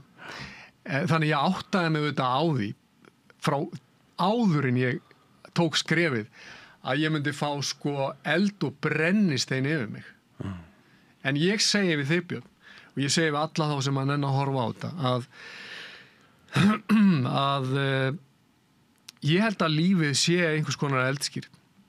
Og ég held að þegar við komum á svona þessa síðustu andartök þessarar lífsgöngu okkar, þá spyrjum við okkur öll sko, hvernig tókst ég á við áskoranirnar og hótanirnar og allt það sem að yfir mig demdist. Ég meina, leyfði ég rödd mín að heyrast, leyfði ég ljósi mín að skína, var í málsvari einhver sem ég taldi að þyrfti að halda á lofti, eða var ég sko í yfirborðsmennsku, eiginhagsmunum,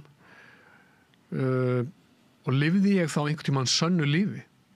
Þetta eru meiri áttar spurningar. Ég ætla ekki að fara að svara þeim fyrir neitt sko, en menn þurfa þetta að svara þessu á viðkvæmustu stundum ævinar. Sko, það er búið að tíminn hefur flogið, við komumst ekki lengra, en ég þakka þér kærlega fyrir að deila bæði persónulegri hliðinni og margt sem þú sagt er að mínum að sem blaðamanni mjög umhugsunarvert og myndu halda áfram í pólitík bara svona rétt í lokin? Ég veit það ekki. Kona mín stundum að tala um þetta við mig, hún segir af öllu því sem þú hefur gert dagana, þá var þetta sennilega það sko erfiðasta og þetta var ljótasti drullupollur sem þú hefur stigið út í. Það var pólitíkin og ég held að það sé alveg satt. Mun ég halda áfram, ég geti í rauninni ekki svarað. Það er bara eiginlega eina heiðalega svarið. Ég get það ekki. Get ekki svarað. Vinnur þú sem lögmaður í dag? Hver eru næstu skref? Hvert er haldreipið í þessum ólgusjó sem að tilveran er? Og ég byrjar að stúdera þetta út frá svona, eins og þú lest á milli línana líka, sko, út frá svona kristilegu, biblíulegu sjónarmið. Ég er rauninni bara komin í gegnum fyrstu 4 blaðsíðurnar. Ég er alltaf að lesa fyrstu 4 blaðsíðurnar aftur vegna þess að þar kemur fram að Guð hafi blásið manninum lífsanda í Nasir og búið hann vissulega til úr efni og við erum hlutverk okkar og þá ekki bara hlaupa marathón og rækta efnið, heldur líka að rækta þennan anda held ég, en Guð segir okkur líka drottni við jörðinni og ég les það þannig að við eigum að vera ábyrgir svona umsjónaraðilar jarðarinnar, við eigum ekki að reisa vindmyllur og menga grunnvatnið og allt það og þá sérstaklega við landið okkar, en hann líka segir hvergi við eigum að drottna yfir öðru fólki. Það er hvergi í boði og þess vegna er ég að lesa textan bara aftur og aftur, þannig að kannski mun lífið leiða mig inn á einhverjar þær brautir. Þú leitar svara. Held áfram, þú líka. Kæra þakkir. Takk fyrir komuna. Takk fyrir mig. Og ekki fara langt, kæra hlustendur og áhorfendur, við erum ekki búin að segja okkar síðasta orð. Þú ert að hlusta á Samstöðina. Róttækt sjónarhorn á atburði dagsins.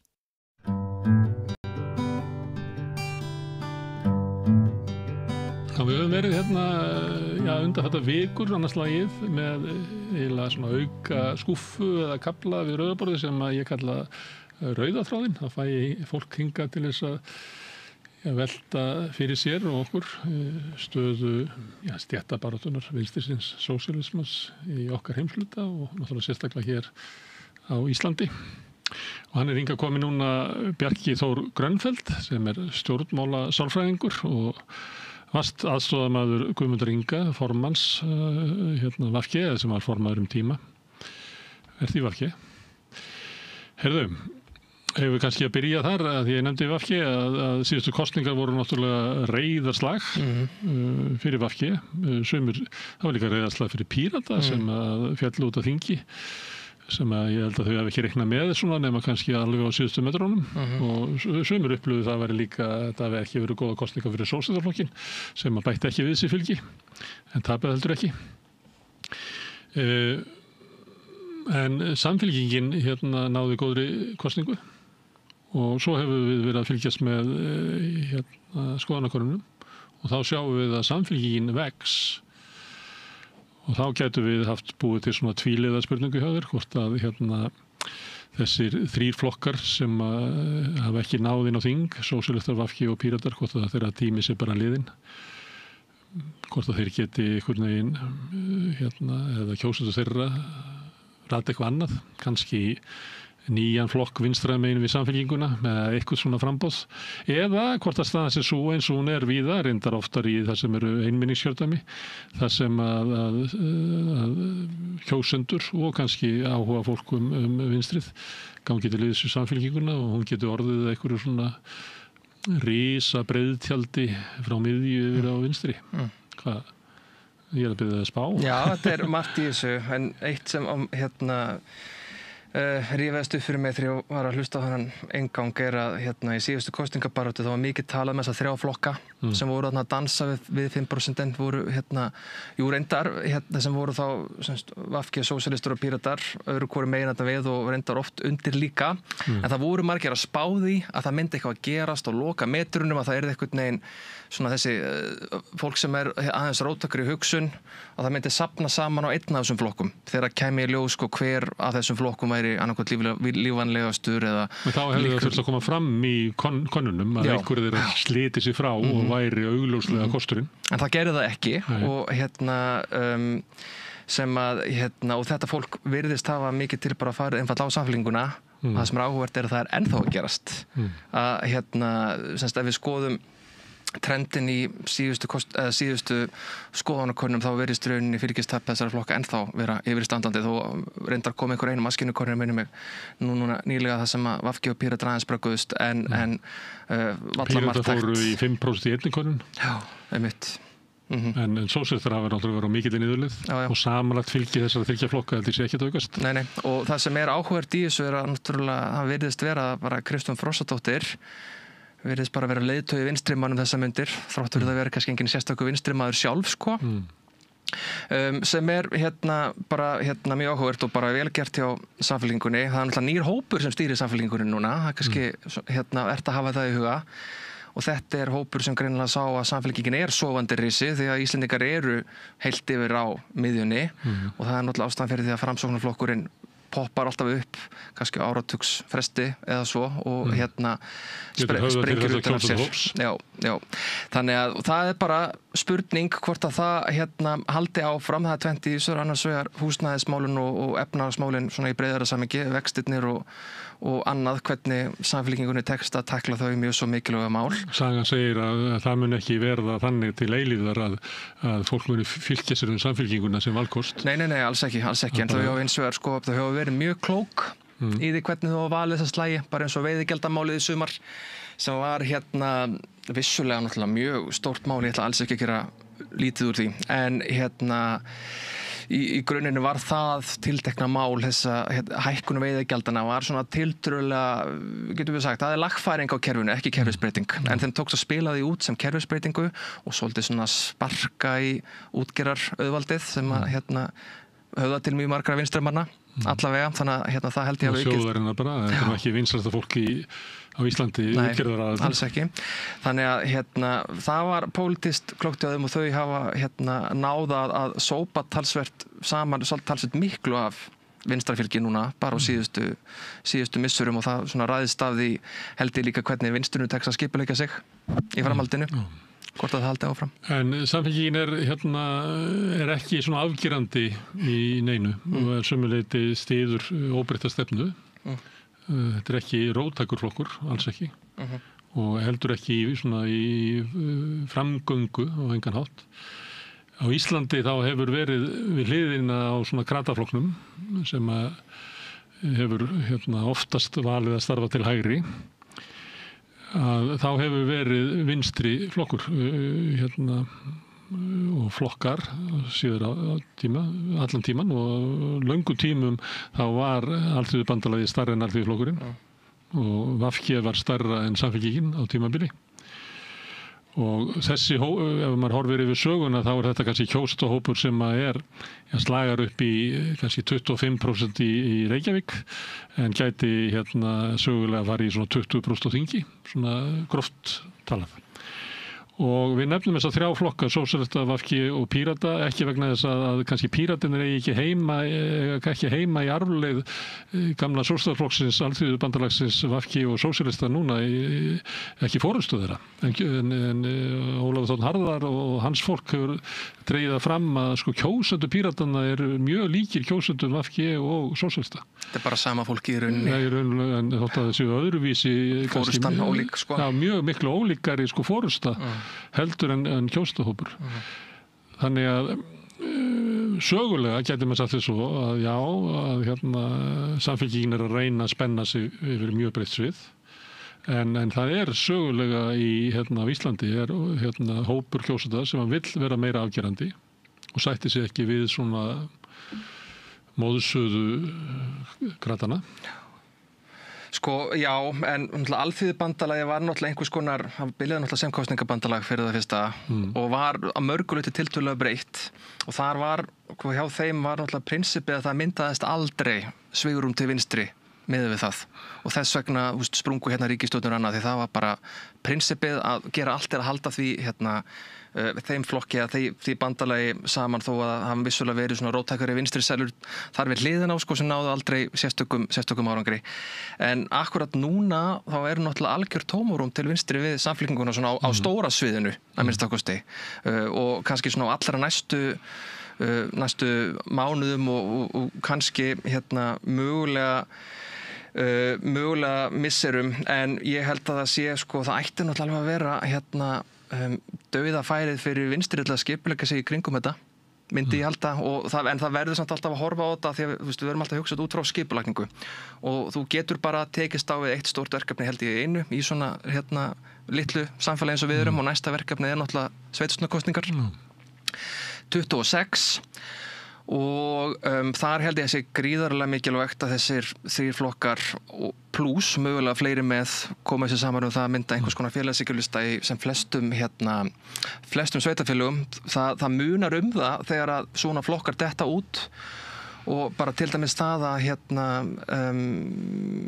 kraganum í kringum Reykjavík þá datt VG út 18 og svo endanlega 22 fyrir utan sameiginlegt framboð í Garðabæ VG datt út í Kópavogi og Hafnarfirði sem að öllu líkindum verður ekki að því sameiginlega framboði áfram því að ég reikna með því að sko Samfylkingin ætla að nota byrinn sem að leikur flokki núna til þess að fara í eigin nafni í öllum kjördæmum öllum sveitafélögum ekki nema bara einhverjum mjög sérstökum ástöðum veljuður eitthvað það þá bara val sem að þau verða að taka en það eru svona hlutir sko þegar það eru svona flokkar á vettvangi þá eru alls konar hlutir sem að sko bæði færi betri farveg því að benda á þá og þú veist ég veit það til mig í þessum bæjarfélögum sem ég nefndi áðan að þegar VG datt út með sérstaklega með grænumálin að þá mættu þau mál miklu meira afgang en það hafði áður gert einfallega því það var ekki sko fulltrúi sem kennir sig við grænt framboð sem var á vettvangi og gat bent á ýmis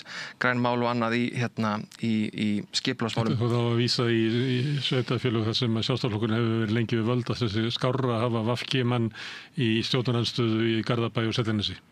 Sko allavega það sko en og engi gerir ráð fyrir því að þeir verði hluti af meirihlutanum. Reyndar stendur Sjálfstæðisflokkurinn ekki sérlega vel þessa dagana og til þess ekki á Seltjarnarnesi held ég. Þetta standi ekkert vel. En það munar sko þessar raddir og ég til mis bara eins og við síðustu sveitstjórnarkosningum ef við skoðum framboð sósíalistaflokksins þá var það bara hér í Reykjavík, ekki satt og ég held bara það séu heilmikil tækifæri í því það sem það er hægt að fólk vinni saman en hins vegar þá held ég að sé ekki verið að fara að leggja niður enginn á þessum flokkum verður sko það verður ekki róttæk breyting á starfsemi þessara flokka held ég alveg það er svolítið róttæk breyting til þess að VG ef að VG myndi ekki bjóða fram í eigin nafni í þú nefnir Kragan og kannski Reykjavík það myndi mörgu þykja róttæk breyting á starfi flokksins og það flokkurinn sko kennitalan til ennþá annað bakvið en það verður þá ekki boðið fram í nafni VG. Sko ég þegar ég var eins og myndist á aðstofamaður tíma að þá gerði ég með það að reyna að skanna podcast-teiminn eins vel og ég gat og þar með hlustaði á sjónvarps þessa 50 daga hjá miðflokksmönnum sem ég geri reyndar blessunarlega ekki lengur þó þau séu stundum skemmtilegir en þar var þeim tíðrætt það, sérstaklega svona alveg, fyrir þessu tæpu ári síðan, þetta vor og sumar og haust sem var mörguldi mjög skrítið, að þeir var svo hissa á því hvað, man ekki nákvæmlega orðalægin, það var eitthvað á þá leið hvað ræturnar í þessu illgresi væru samt harðar af sér, það að segja VG.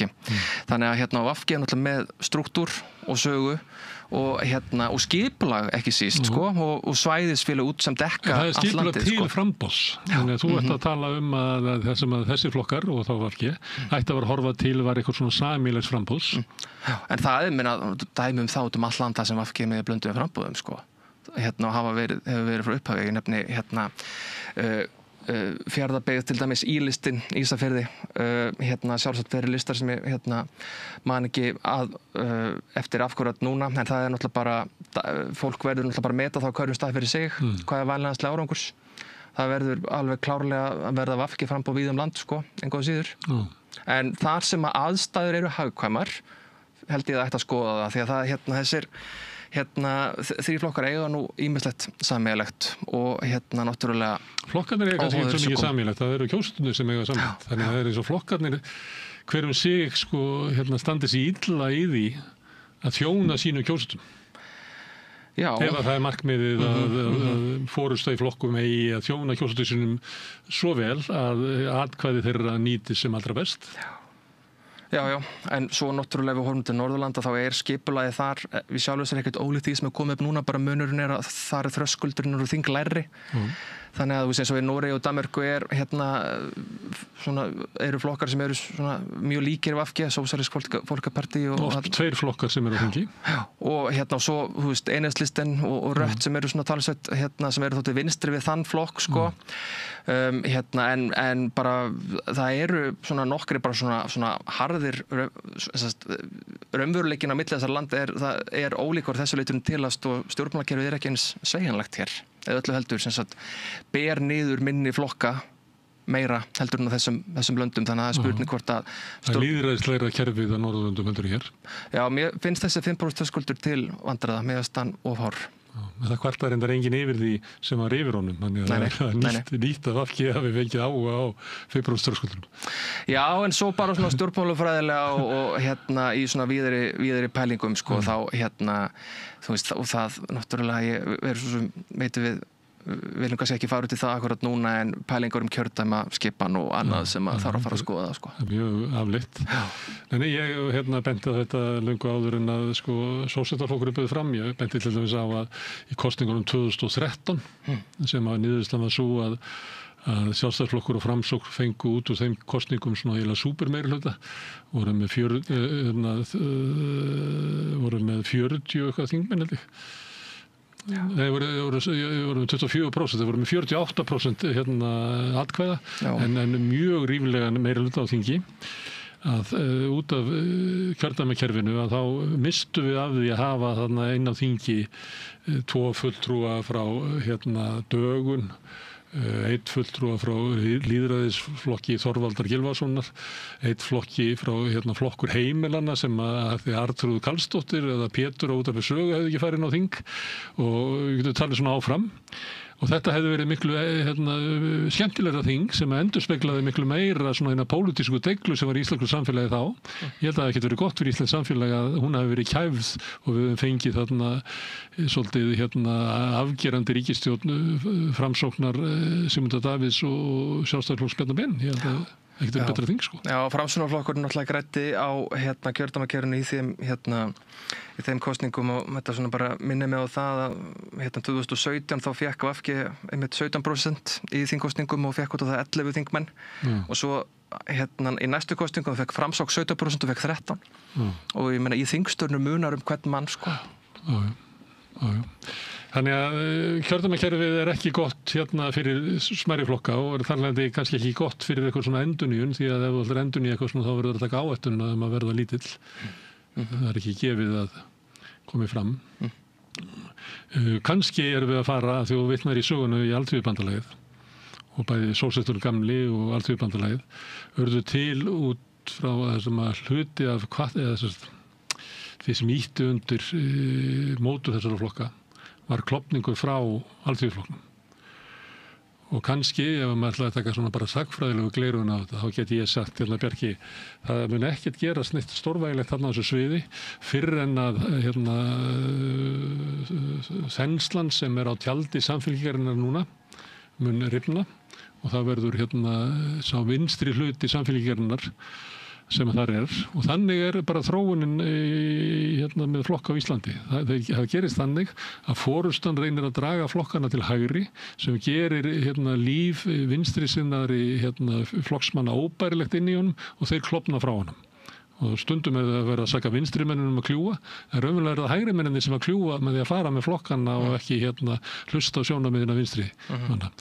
Það verður endurnýjun á öflugum flokki til vinstri við samfélkinguna þegar að tjaldi rifnar.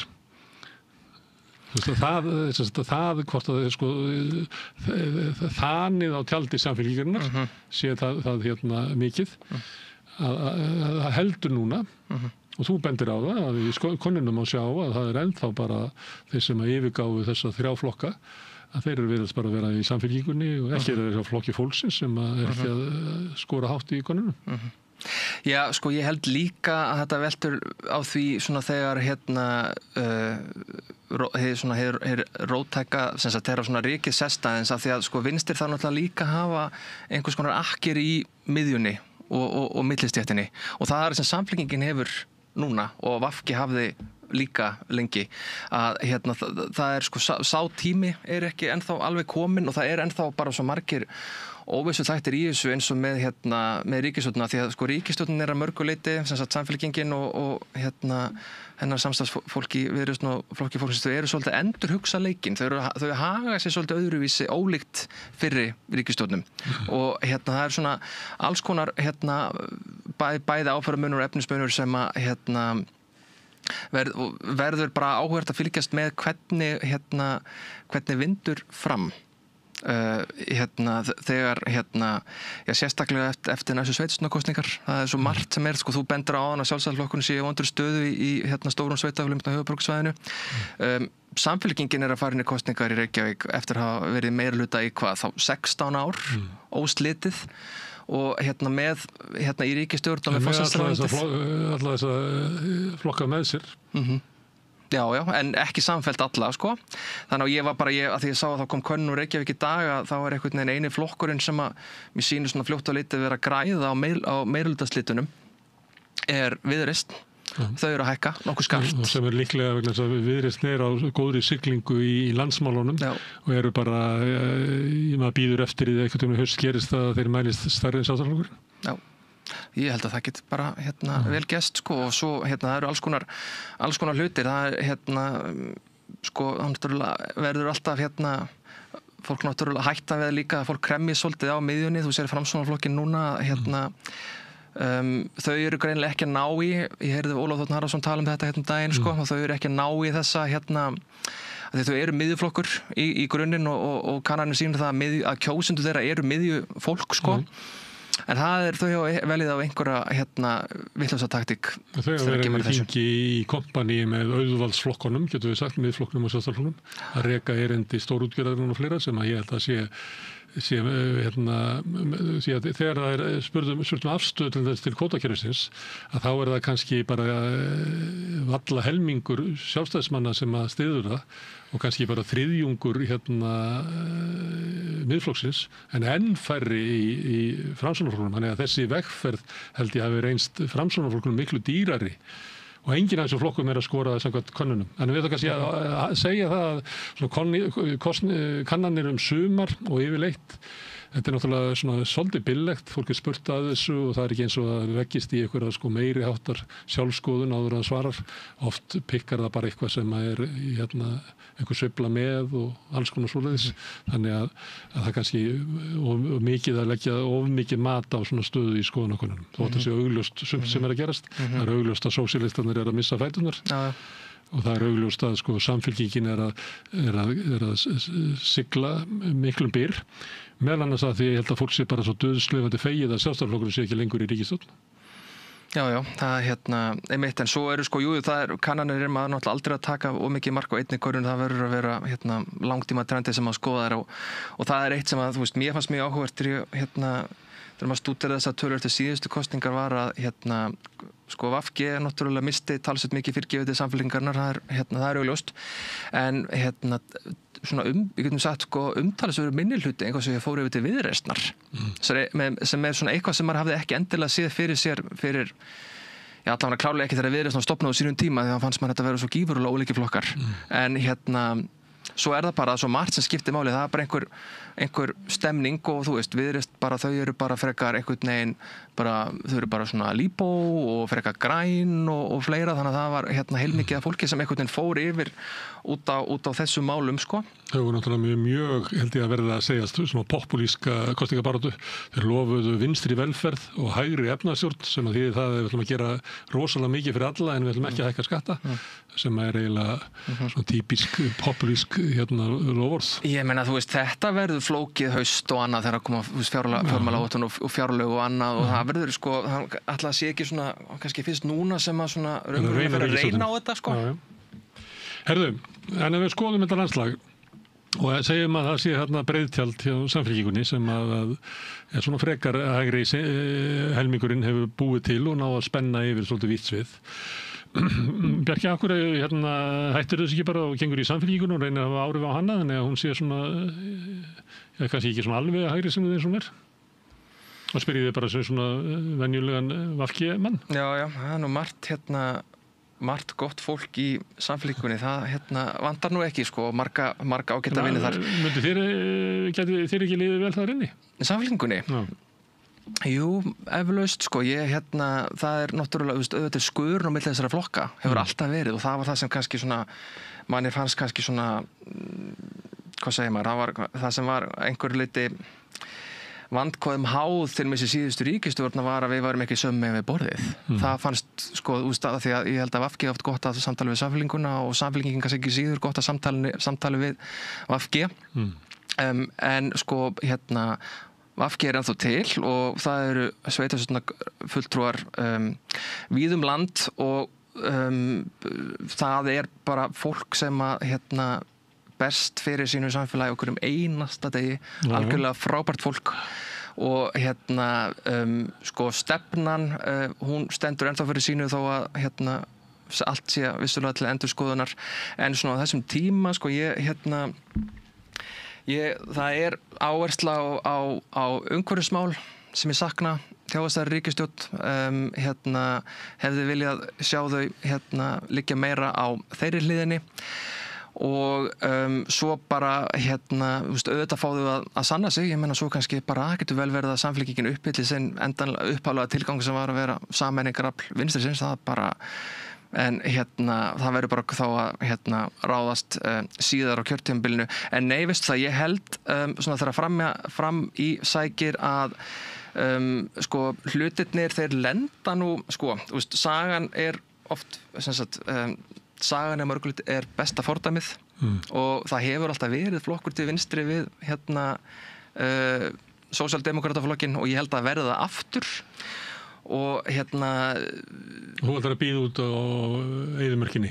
Þetta engin eyðimörk, ég meina, þú veist, ég held að það sé að mörguleiti frjór akkur, það bara, þú veist, það bara ekki verið að plæja hann, sko, og þar bera VG ábyrgð, sósíalistar bera ábyrgð og Píratar ef þeir vilja vera með þeir þá, bera þeir líka ábyrgð þar og sko, varandi Samfylkinguna og það var náttúrulega mjög mikið af fólki sem að ég þekki sem hefur alltaf kosið okkur, alltaf kosið VG sem kaus Samfylkinguna í þetta skipti og ég nú alltaf var að taka svona stikkprúfu á þeim, sko, hvort þessu ennþá sátt, sko, sumur eru ennþá sáttir og svona aðrir fannir að ókýrast, sko, en svo bara hefur mér alltaf fundið svo gaman í VG að ég bara ekki neitt að leiða þaðan, sko. Já, það er náttúrulega hluti af pólitísku starfi að fólk tengist bara í starfinu og fleira og það er kostur, en það er líka galli að það verður svona erfiðar að láta hugmyndinar og hugsuninnar á það svona kerfin þvælast. Já, við verðum nærsýn. Við verðum svolítið nærsýn. Það er málið. Þannig að það er þar flokk vinstri megin Samfylkinguna og þú nefnir umhverfismálin. En ef ég myndi spyrja þig, hvað er það sem að flokkur til vinstra megin við Samfylkinguna, hvað er það sem að hann hefur, eða ætti að hafa, sem að Samfylkingin hefur ekki? Sko, það þarf alltaf að hafa samfélagið til róttækrar endurskoðunar, finnst mér, og Ég held að til dæmis það sem að þó að ýmislegt hafi verið gert á undanförnum eða semst í síðustu ríkisstjórn sem að ég ætla kannski ekki að fara út í smáatriðum hér en þá til dæmis að vantar finnst mér meiri áherslu á húsnæðismálin. Það ekki okkur tókst ekki að bjarga þeim. Ekki 7 ár. En þeir það sem var gert, það þarf alltaf meira, þannig að það þarf róttækari sín þar, eitthvað sem að og svona efnahagspólitík sem að stendur, sem að svona raunverulega skorar ójöfnuðin skorarinn á hólm og það finnst mér vanta í þessari ríkisstjórn. Allavega, jafnvel bara, þú veist, í einstökum málum jafnvel, þú veist, við getum talað bara til dæmis jarðakaup jarðita sem verða að kaupa upp út land. Það eru þannig slík mál sem að mér finnst þurfa að alltaf sífellt að klukka á hugað. Sem að samfélkingunni ekki treystandi yfir. Já, ekki treystandi. Ég ekki að segja að ég með einhvern áfellistómi, en það bara er kjóstahópur sem bara mun hægri sinnaðri heldur en sá hópur sem hefur staðsett sig vinstra megin við kratana hingað til. Já. Og svo sömuleyti íslensku kratanir hafa líka voru lengst að miklu hægri sinnaðri heldur en kratanir á Norðurlöndum. Og það var náttúrulega að hluta til vegna þess að vinstri armurinn þeirra var í öðru flokki, því að vinstri armurinn hér var sterkari og þess vegna íslenska kratahefð mjög hægrisinnuð. Ég meina Svavar Gestsson, því ég las ævisögu hans nú daginn, hann segir í bókinni sinni hreint út sagt að Alþýðubandalagið hafi rauninni verið í sama hlutverki og sósíaldemókrataflokkarnir á Norðurlöndum og átt mjög margt sameiginlegt með þeim nema í utanríkismálum, það sem kemur inn andstæðan við NATO sem af svona sér íslenskum ástæðum, en að öðru leyti þá hafi þetta verið svona burðarflokkurinn sem hafi tekið inn og fullt af sósíaldemókratum sem væri þá sósíaldemókratar á Norðurlöndunum. Og með líka í gegnum ítök sín í verkefnishreyfingunni, þar sem að voru kannski fórusta sem að tengdist Alþýðubandalaginu og gamla sósíaldemókrataflokknum sem að náði kannski fram miklu meiri breytingum heldur en kratarnir svona þegar leið á öldina, svona upp úr 1950 getur við sagt. Þá Alþýðubandalagið og sá armur mikið fórustuafl í verkefnishreyfingunni. Þannig ég var að vísa til þessa vegna þess að íslenska kratahefð, hún mjög hægrisinnuð. Þannig að þegar hægri kratarnir hafa náð völdum í samfélkingunni, þá má búast við að hún verði að því að þú segir við hliðina á sósíaldemókrataflokknum, mér fannst ég þurfa eiginlega að benda á það að íslenski krataflokkurinn miklu hægri sinnari heldur en sósíaldemókratar og Norðurlöndum. Já, en ég komin, veit ég hvort þið komin nógu mikil reynsla núverandi fórustu til að dæma nákvæmlega hversu hægri sinnum hún Já. En hún náttúrulega inni í ríkisstjórn með Viðreisn og Viðreisn fær öll atvinnuvegaráðuneytin, fær fjármálaráðuneytið og þar mjög ráðandi í efnahagsstjórn.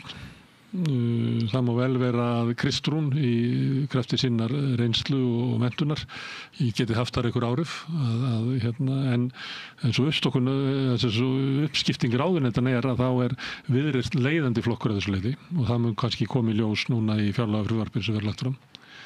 Hversu hægri sinnuð þessi ríkisstjórn Já, ég meina það gífurleg pressa og sérstaklega flokki fólksins að skila árangri fyrir þeirra hóp, Það þú veist, það það sem að manni kannski það svo margt í þessu hlutinni breytast líka svo hratt að einhvern veginn það að Viðreisn og flokkur fólksins færu saman í ríkisstjórn var eitthvað sem maður hefði ekki séð fyrir ekkert svo löngum síðan og ég var að fletta upp einhverjum gömlu könnunum daginn af einhverju elni og það var könnun sem var tekin minnir mig í mars 2016 alveg beint ofan í vindrismálið og þar maldist VG ég man rétt með 8% og Pírata með 42% og svo kosið í lok september sama ár og þá eiginlega rúmlega tvöfaldaði VG fylgi sitt og Píratar held ég fóru niður 2/3 af þessu fylgi þannig að það nú svo svo margt sem að breytist svo hratt í þessu. Já, bæði breytist hluti hratt og svo það líka þetta sem ég var að vísa áðan í að fólk svarar könnunum náttúrulega svona með öðru hugafari að þeirra fyrir að nálgast kosningarnar að þá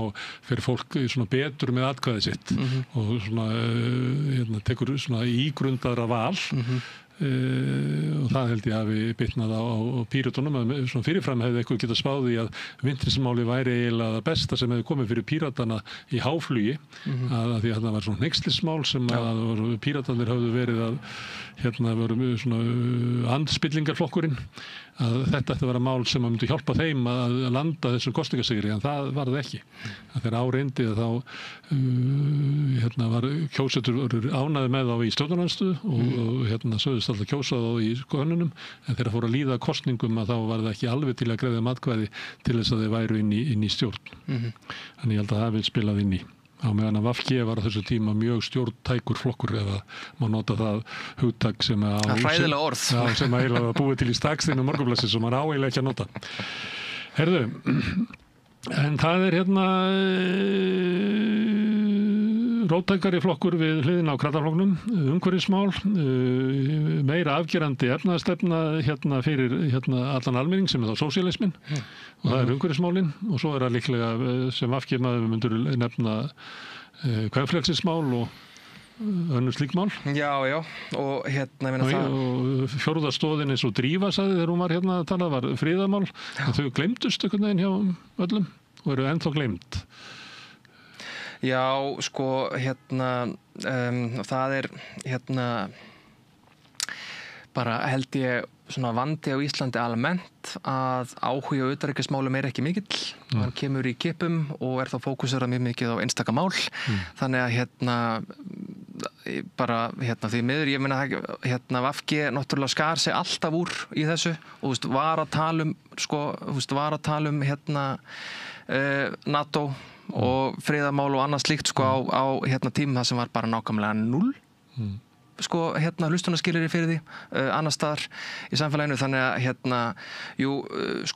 það hefði vissulega það er alltaf til þess að minna á friðarmálin en varandi kvenfrelsið þá er klárlega feminismin og það var nú kannski hluti af svona struktúral vanda vinstrisinns eða miðvinstrisinns að ef þú brýtur kannanir niður eftir kyni þá var VG með bara hreint ágætisfylgi á meðal kvenna nánast ekki neitt á meðal kalla eða mjög lítið og svo hjá sósíalistaflokknum snýst þetta við að vinstri kallar kjósa sósíalistaflokkin í meira mæli heldur en VG. Þetta í könnunum. Ég sé bara þetta núna því ég fylgdist með síðustu könnun að sósíalistaflokkurinn hefur tapað 2/3 af kvenfylgi sínu en bara helmingnum af kallfylgi sínu. Ég er ekki búin að skoða þetta skal við ekki það á nýjustu könnunum en þetta var svona mjög lengi að þarna var svona afgerandi kynjaklopningur Það er náttúrulega miðflokkurinn var er kallaflokkur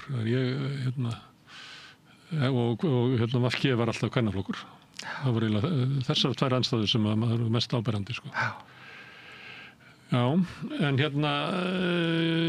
í Bretlandi er verið að stofna nýjan flokk til vinstri megin við verkamannaflokkin. Já, flokkurinn þinn að þú nefndir utanríkismálin að sumuleyti held ég að mómentið í stofnun hans tengist Gaza það er svolítið spilar stóra rullu flokkurinn hefði ekki orðið til bara út af því en það að hann nái svona flugi og það sé þessi mikli vilji á að búa til eitthvað afl til vinstra megin við verkamannaflokkin ég held að Gaza skiptir bara töluvert miklu máli í því.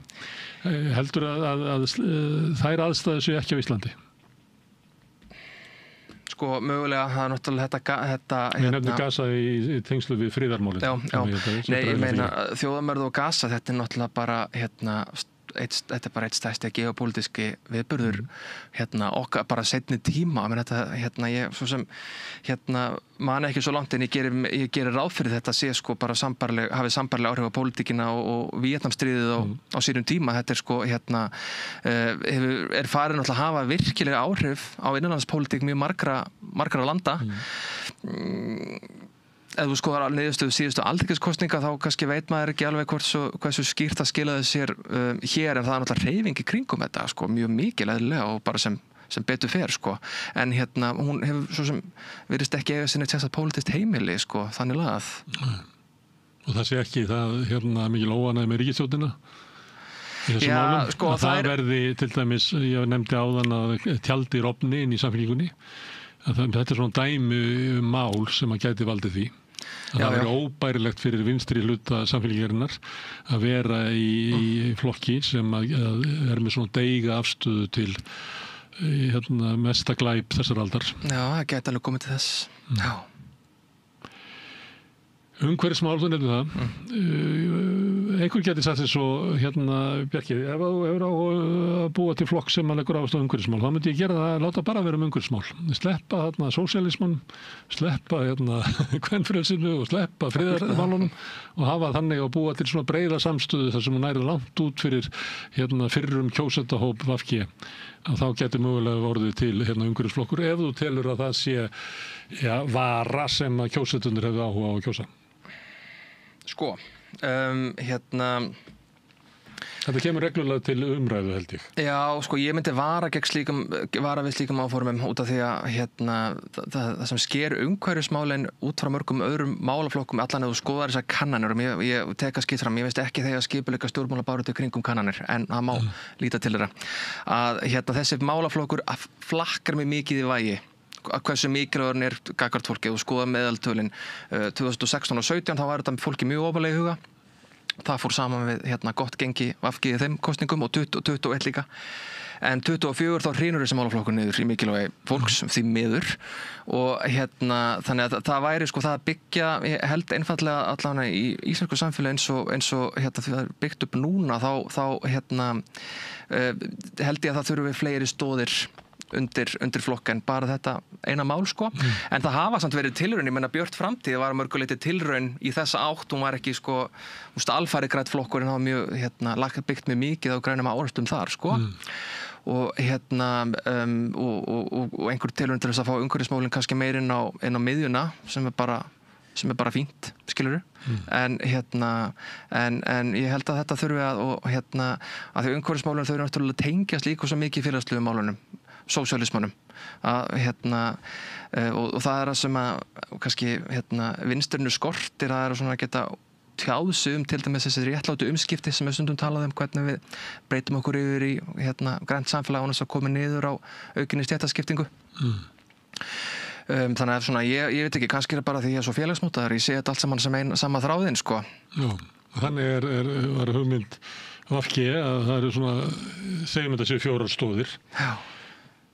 Og gallinn við að hafa 4 stóðir í frambóði er að fólk getur verið fylgjandi einni þeirra og verið með einhver svona róðþolk á eitthvað öðrum, ég segi ekki eitthvað eða ekki fundist að vera eins mikilvægt og út úr þessu verður svona einhver málamiðlun við einhvern borð og það er búið til stefnuskrá sem að ég segi stundum að líti út eins og matseðil á kínverskum veitingastað, þannig svo langur að maður er eiginlega búin að missa matalistina þegar maður er að renna yfir hann og það er einhvern veginn á að það er allt fyrir alla á meðan að flokkar sem að leggja fram matseðil dagsins flokkur fólksins 450.000 krónur skatta og skerðingarlaust það var bara í matinn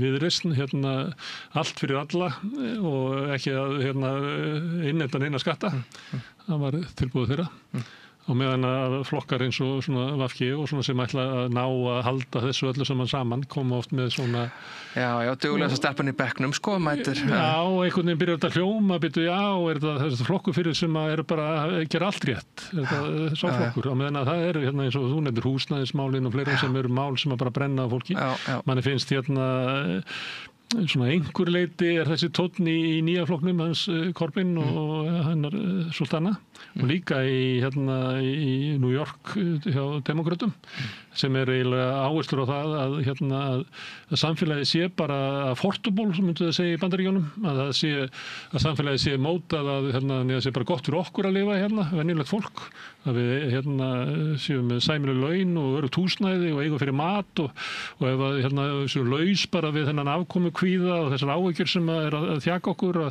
þá mun það bara liftast af herðum okkar og ég get bara sagt það að það verður stórkostlegt samfélag út úr því. Það verður stórkostlegt samfélag ef við losum kannski helmingina fólki sem að upplifir það að lifi bara inn í einhverju verbúð Þorsteins Má það sem að ræður allt og allt á að vera hér til þess að þjóna fyrirtækjunum en þau hafi það sem allra best og þau stjórna öllu viðskiptaráð og SA ef okkur tekst að komast út úr þessu að þá mun rísa upp gott samfélag. Já, mér finnst áherslan að vera þarna. Nei, bara ekki spurning, sko, við viljum ekki að myndist hérna einhvers konar svona tvöfalt samfélag eða stétt, svona virkilega stéttskipt samfélag sem manni finnst vera í uppsiglingu, sko. En já, það sem þú varst þarna í fyrirhlutanum, þá varstu svona vísir hreinleikan, sko, þú veist, þetta er keppnin það, sko. Ég veit ekki, fólk bara, þú veist, kemur sér saman að því þú vísar í þessa 4 stóður og vissulega það, menna við það að auðvitað sko fólk fer inn í stjórnmál út af einhverju, þú veist, og mér finnst að vera að færast sko í aukana, sérstaklega kannski ungu fólki að það svona, þetta svona mitt mál sko, þú veist, ég byrja að taka þátt út af þessu, þú veist, það getur nefnt geðheilbrigðismálin, loftslagsmálin, húsnæðismálin og svo framvegis, en það verður náttúrulega bara að hafa félagsþroska til þess að geta sko einstaklingshyggin samfélagsþáttaka. Já, en það sem ég að vísa til er bara það að fólk náttúrulega bara á að koma sér saman þessi svona helst stefnumál, það númer 1 og 3 sko, og oft hefur það nú tekist líka sko. Það munur á þessu að velja matseðil dagsins að við ætlum að búa til samfylkingu með litlu þessi það sem er brýnast í íslensku samfélagi, sem eru húsnæðismálin, sem er þetta og þetta. Þú mátt ekki segja meira en þrennt. Hinn kosturinn er að við söfnum saman öllum sem við vilja breyta samfélaginu og þessi vill bara auka aðgengi að tónlistarkennslu í dreifðari byggðum og þessi vill auka veg transbarna í skólakerfinu og svo heldum við áfram og allt í náttúrulega komum með 600 punkta lista og það er eiginlega listinn að í það að ég kjósi þennan flokk er það að ég er bara fylgjandi öllum jákvæðum breytingum en það vantar kannski svona, það er ekki kannski alveg skýrt af hverju ætti ég að kjósa þennan flokk nema ég ætla bara að eyrnamerkja mig að vera sá sem að styður bara öll góð mál. Já, það er náttúrulega verkefni stjórnmálamanna að samþætta kröfur almennings og og reyna að búa til sko hvað sem maður kallar að matseðil dagsins eða allavega aðeins styttri matseðil og það er nú það skemmtilega við að taka þátt í stjórnmálum er að kynnast öllu þess að fólki sem kemur með sín mál sko inn í starfið og jú, vissulega stundum eru þau mjög sértæk eða mjög almenn en það er líka sko bjútið við að vera í stjórnmálastarfi er svona að heyra þetta allt saman líka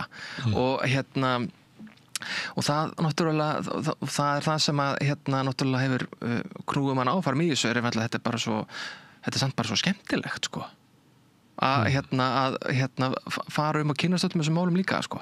Já, kannski segjum að þú værir inn í landsfundi Sjálfstæðisflokksins þegar hann var hvað stæðstur og það eru samþykktar svona aðgerðir þetta er valdaflokkurinn og það er bara mjög líklegt að hann náði því í gegn en ef þú ert í flokk sem er utan þings og ert að fara að lista upp 600 atriði sem þú ætlar að gera það sem er ekki ljóst hvort þú komist í aðstöðu til að gera neitt að því hvort það verði svona annað eðli flokka þegar ég verðum að vitna þarna í svona næstu í ný framboð sem er að vera til út í heimi sem að taka svona ákvörðunum að keyra á tiltölulega fáu en með svona almenna yfirlýsingu það að við erum styðjum alla réttindabaráttu almennings Já. Og einu náttúrulega stað okkar er við hliðin á þeim sem eru kúaðir og fátækir. Já. En ég meina þessi nýju framboð þau náttúrulega samt sem áður byggja á ákveðnum grunni, ég meina það hefur verið vinstrivæðingur í verkamannaflokknum í Bretlandi mjög hann var aldrei, hann var náttúrulega beinlínis við völd tíma þegar Corbyn var formaður og þá bjó ég út í Bretlandi og það var alveg og varla það, hann náði nú aldrei hann náði aldrei flokksskrifstofun undir sig. Nei, en hann náði stórkostlegum árangri í 2017 í kosningunum þá, það var og í sjálfu sér 2019, ég er nú ekki meira tölundar og taktir með þá fekk hann samt gott fylgi þótt hann hafi ekki þótt hann hafi náttúrulega aldrei unnið meirhluta út á þetta kerfi já, ég veit ekki, ég reyna aðeins að fylgjast með berskum stjórnmálum og það er svona ýmislegt sem velta því upp núna hvort að það sé að verða fjölflokka kerfi þar þráttur það búið við kerfi sem er hanna til þess að séu bara 2 það er bara mjög líklegt að veri. Herðu, en staðan með stóra krattaflokkin sem að náttúrulega siglir seglum þöndum. Jú. En allir vita að muni eitthvað að bresta og það er mjög erfitt fyrir þau að halda þessu fylgi sérstaklega þegar að við erum með gríðarleg vandamál í samfélaginu eins og húsnæðiskerfið. Við erum með grunnkerfi eða allar stjórnarstefnan eigur á ójöfnuð. Við erum með námslánakerfi sem ónýtt og ýtir undir ójöfnuð. Við erum með húsnæðiskerfi sem ónýtt sem ýtir undir ójöfnuð og þar fram til götunum. Við erum með meira að segja eftirlaunakerfi og annað slíkt sem framlengir stéttaskiptingu vinnumarkaðarins út í óendanlega. Þannig að við erum með mörg svona kerfi sem stjórnvöld eru að keyra áfram sem eru ekki að færa okkur nær jöfnuði og réttlæti í samfélaginu heldur þvert á móti og þá er spurningu hvort það sé vilji og geta hjá samfélkingunni að sveigja braut, við getum efast það en það þarf líka að vera vilji meðal samstarfsflokkana og óvíst hvort það verði. Hinum megin þá við getum verið gáðir báðir tveir og sagt sem svo að innan 10 ára verður komin flokkur vinstra megin við samfélkinguna, það er bara óhjákvæmilegt, bara sagan segir okkur það verði. Þú segir að menn verði að velja sér svona verkefni, framundan er sveitarstjórnarkosningarnar.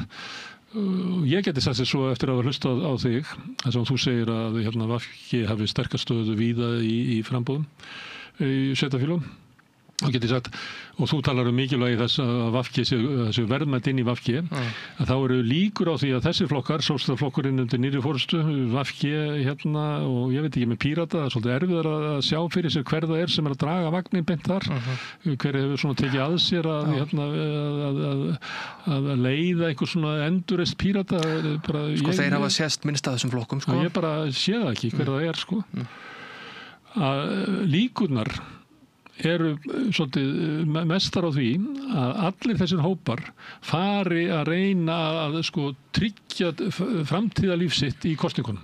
Þannig að VG fer fram til þess að tryggja það að VG haldi áfram, sósíalistarnir að bjarga sér einhvern veginn og sinni kennintölu, kannski Píratarnir, þannig að skilyrðin fram að sveitarstjórnarkosningum sem einhver geti sagt að væri kannski kjörinn til þess að mynda samstöðu tiltölulega fá málefni sem kannski betra að gera í sveitarstjórnum heldur en í þingkosningum, að vegna löngunar flokksbatteríana til þess að þau komi sterkt út, að það vinnir raunverulega gegn því sem kannski vilji stærsta hluta að kjósa þessar flokka, að þarna verði til ykkur bara þokkalegur valkostur fyrir mig. Þannig að þú ert að meina ef að verða bæði sjálfstæðarframbúð og blönduframbúð og VG standað uppi kannski með 10 fulltrúa og sósíalistar 2 og Píratar einhverja. Það togi hef ég endurreist gömlu fyrirstofnununa. Ég held að Svandís hafi sagt að það sé bara ákvörðun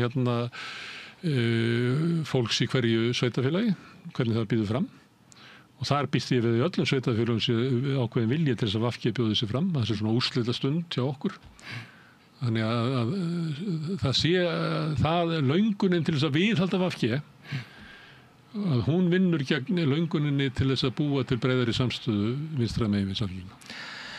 Já, ég meina, þú veist, það er bara VG þarf bara að gera upp þessu eins og hinir flokkarnir bjóðu upp í dansa eða ekki. Það er nú ennþá talsverður tími eftir og bara eins og ég segi ég vil ekki nálgast þetta of mikið út frá sílóunum og mér finnst einhvern veginn þessi sín sem að þú leggur upp með að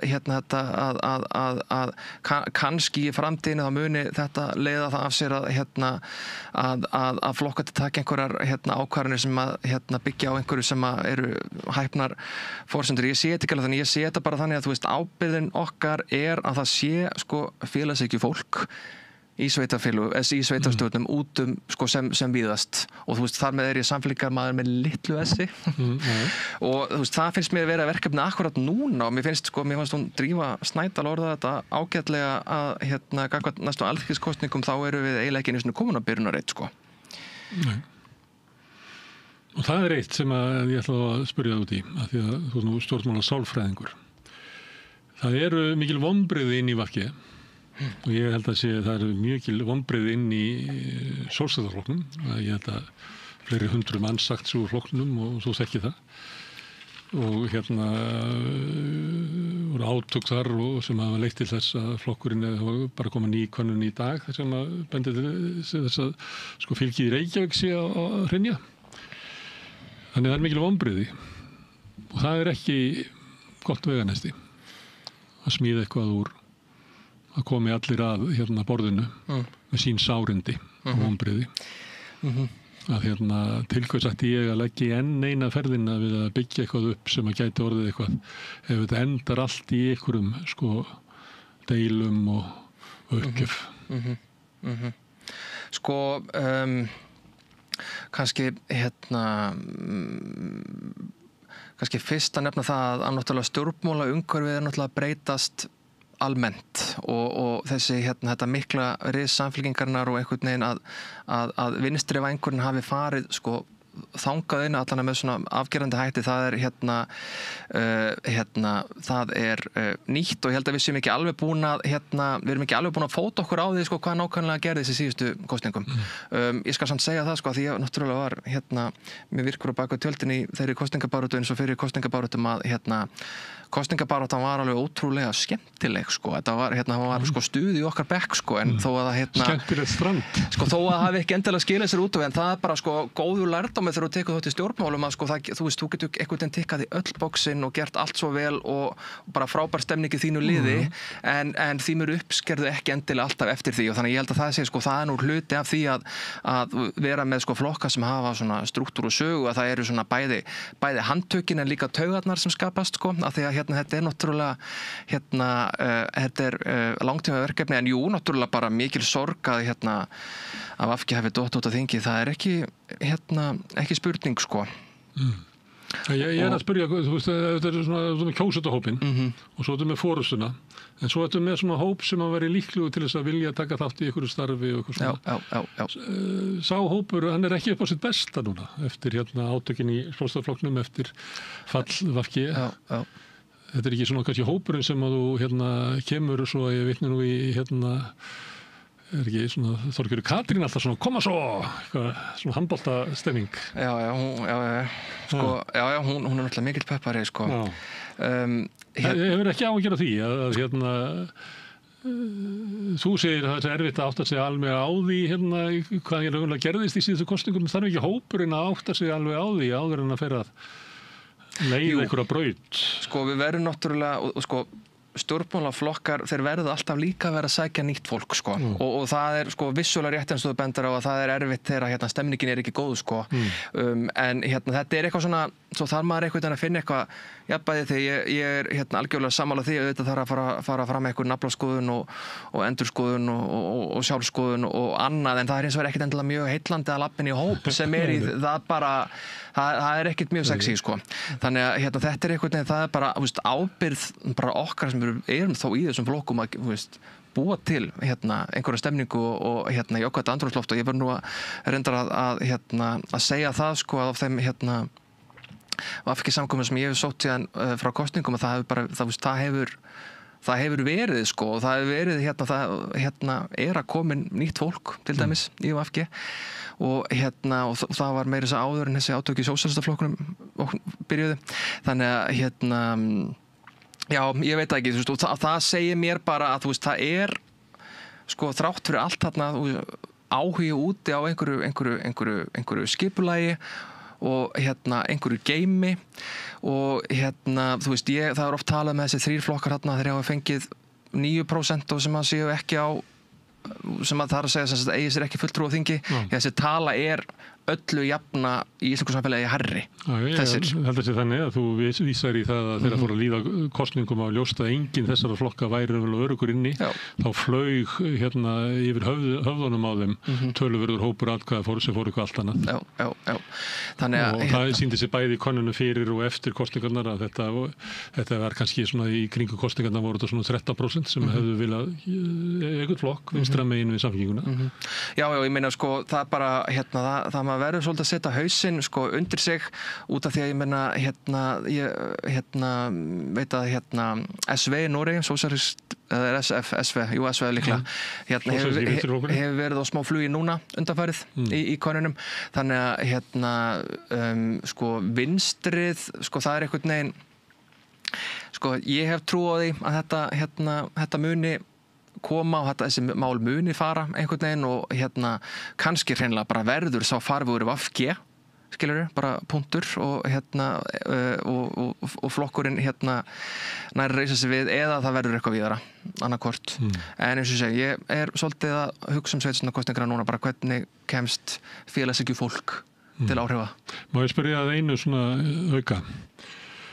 Maður heyrði það kannski mest svona frá hægri að VG hefði tapað og Píratar hefði tapað að þetta væri woke-flokkarnir. Að woke væri bara að fara út tísku og þeir hefðu bara, eins og sagt á ensku, investerað of mikið í woke. Hvað segirðu við þessari gagnrýni?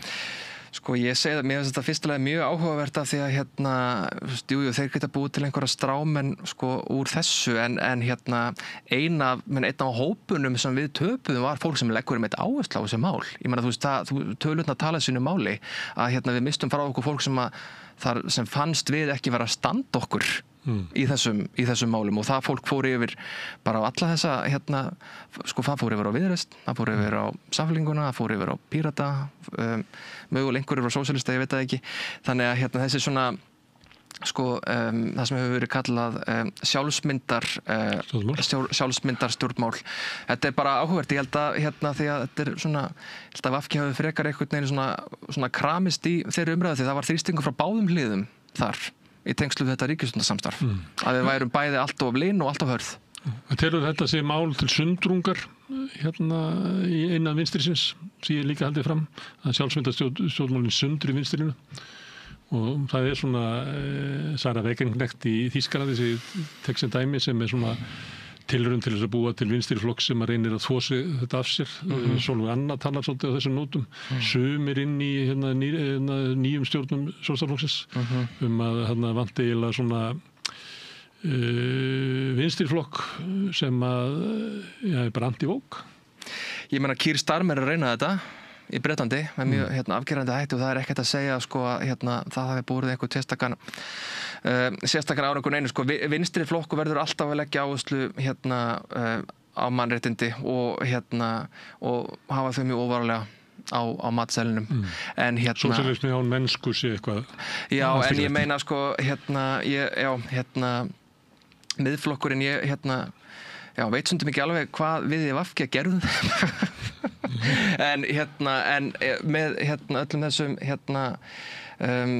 þessum vókstrámurum sem þeir einhvern veginn reyna að reisa í kringum okkur en nei, veistu það, við fjallum eitthvað þessu það held ég ekki.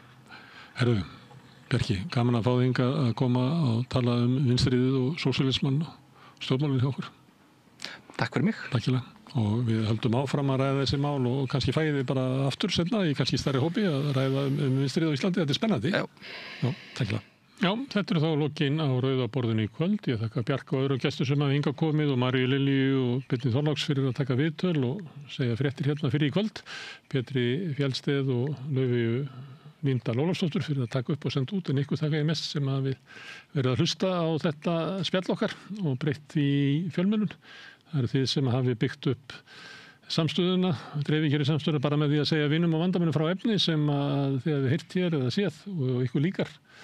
Og þá leitar fólk okkur uppi og finnur okkur á Facebook undir nafni samstöðunar, á YouTube undir nafni samstöðunar, í öllum hlaðarsveitum undir nafni samstöðunar og einstakra þátta líka og í útvarpinu á FM á Stór höfuðborgarsvæðinu 89,1 og þær útvarpsendingar nást alveg upp á sunnavert Snæfellsnes, langt upp í Borgarfjörð, upp á Litlu kaffistofu út á Reykjanestá. Þar fyrir utan má sækja þær útvarpsendingar á spilarann. Spilarinn er á netinu, spilari.is og spilar líka app sem má hlaða niður í síman og hlusta á samstöðun og allar íslenskar útvarpsstöðvar hvað sem er í heiminum, það sem er net á annar borð. Svo erum við komin í sjónvarpið til þeirra sem er svo heppin að skipta við fjarskiptafyrirtæki Síman, þar erum við númer 5 á fjarstýringunni. Við erum á leiðinni inn í kabalkerfin á Suðurnesjum og kannski, ef þú vill, ég veit ekki, munu önnur dreififyrirtæki einnig bjóða sínum viðskiptunum upp á efni frá samstöðinni sem er 24 tíma sólarhring, 7 daga vikunnar, allan ásins hring, samfélagsumræðu við þetta rauða borð og í öðru þáttum samstöðunar. Það sem knýr samstöðuna áfram fyrst og fremst er sá hluti áhorfenda og áhærenda sem hafa gert áskrifundur. Það eru 1700 manns og rúmlega það sem hafa gert það, fólk sem að telur að samstöðin sé mikilvæg í íslensku samfélagi og leggur þá samstöðinni lið með því að gerast áskrifendur. Það kostar 2.750 krónur á mánuði grunn áskriftin. Mörgum finnst það að vera lágt verð með við það efni sem við búum til, en fólk má borga meira ef það vill og þeir sem að kjósið getur látið áskriftin að renna sem félagsgjöldin í Alþýðufélagið og það er einmitt Alþýðufélagið sem á og rekur samstöðina. Þetta er tilraunarverkefni allt sem við gerum hér og líka þetta form að hvort það sé hægt að búa til fjölmiðil sem er fyrst og fremst í eigu áhorfenda og áheyrenda. Ef að þú heillast að þeirri hugmynd þá ættir að slást í hópinn og fara inn á samstöðum.is. Það er knappur sem ástendur áskrift, þar getur þú skráð þig á tildulega einfaldan hátt fyrir áskrift. En þetta er komið í bili, ég ætla að segja góða nótt og svo hittust við aftur hérna morgun klukkan 8 en við segjum fréttir hér á slaginu 8 frá mánudagskvöldi til 50dagskvöld hérna á samstöðinni. Hvetið til að fylgjast með því. Takk fyrir. Ég heiti Kristinn Sigmundsson og styð samstöðina. Samstöðin er óháð sjónvarpsstöð sem fjallar þjóðfélagsmál á vandaðan og yfirvegaðan hátt. Ég skora á ykkur að styðja hana með því að gerast áskrifendur. Samstöðin er ómissandi.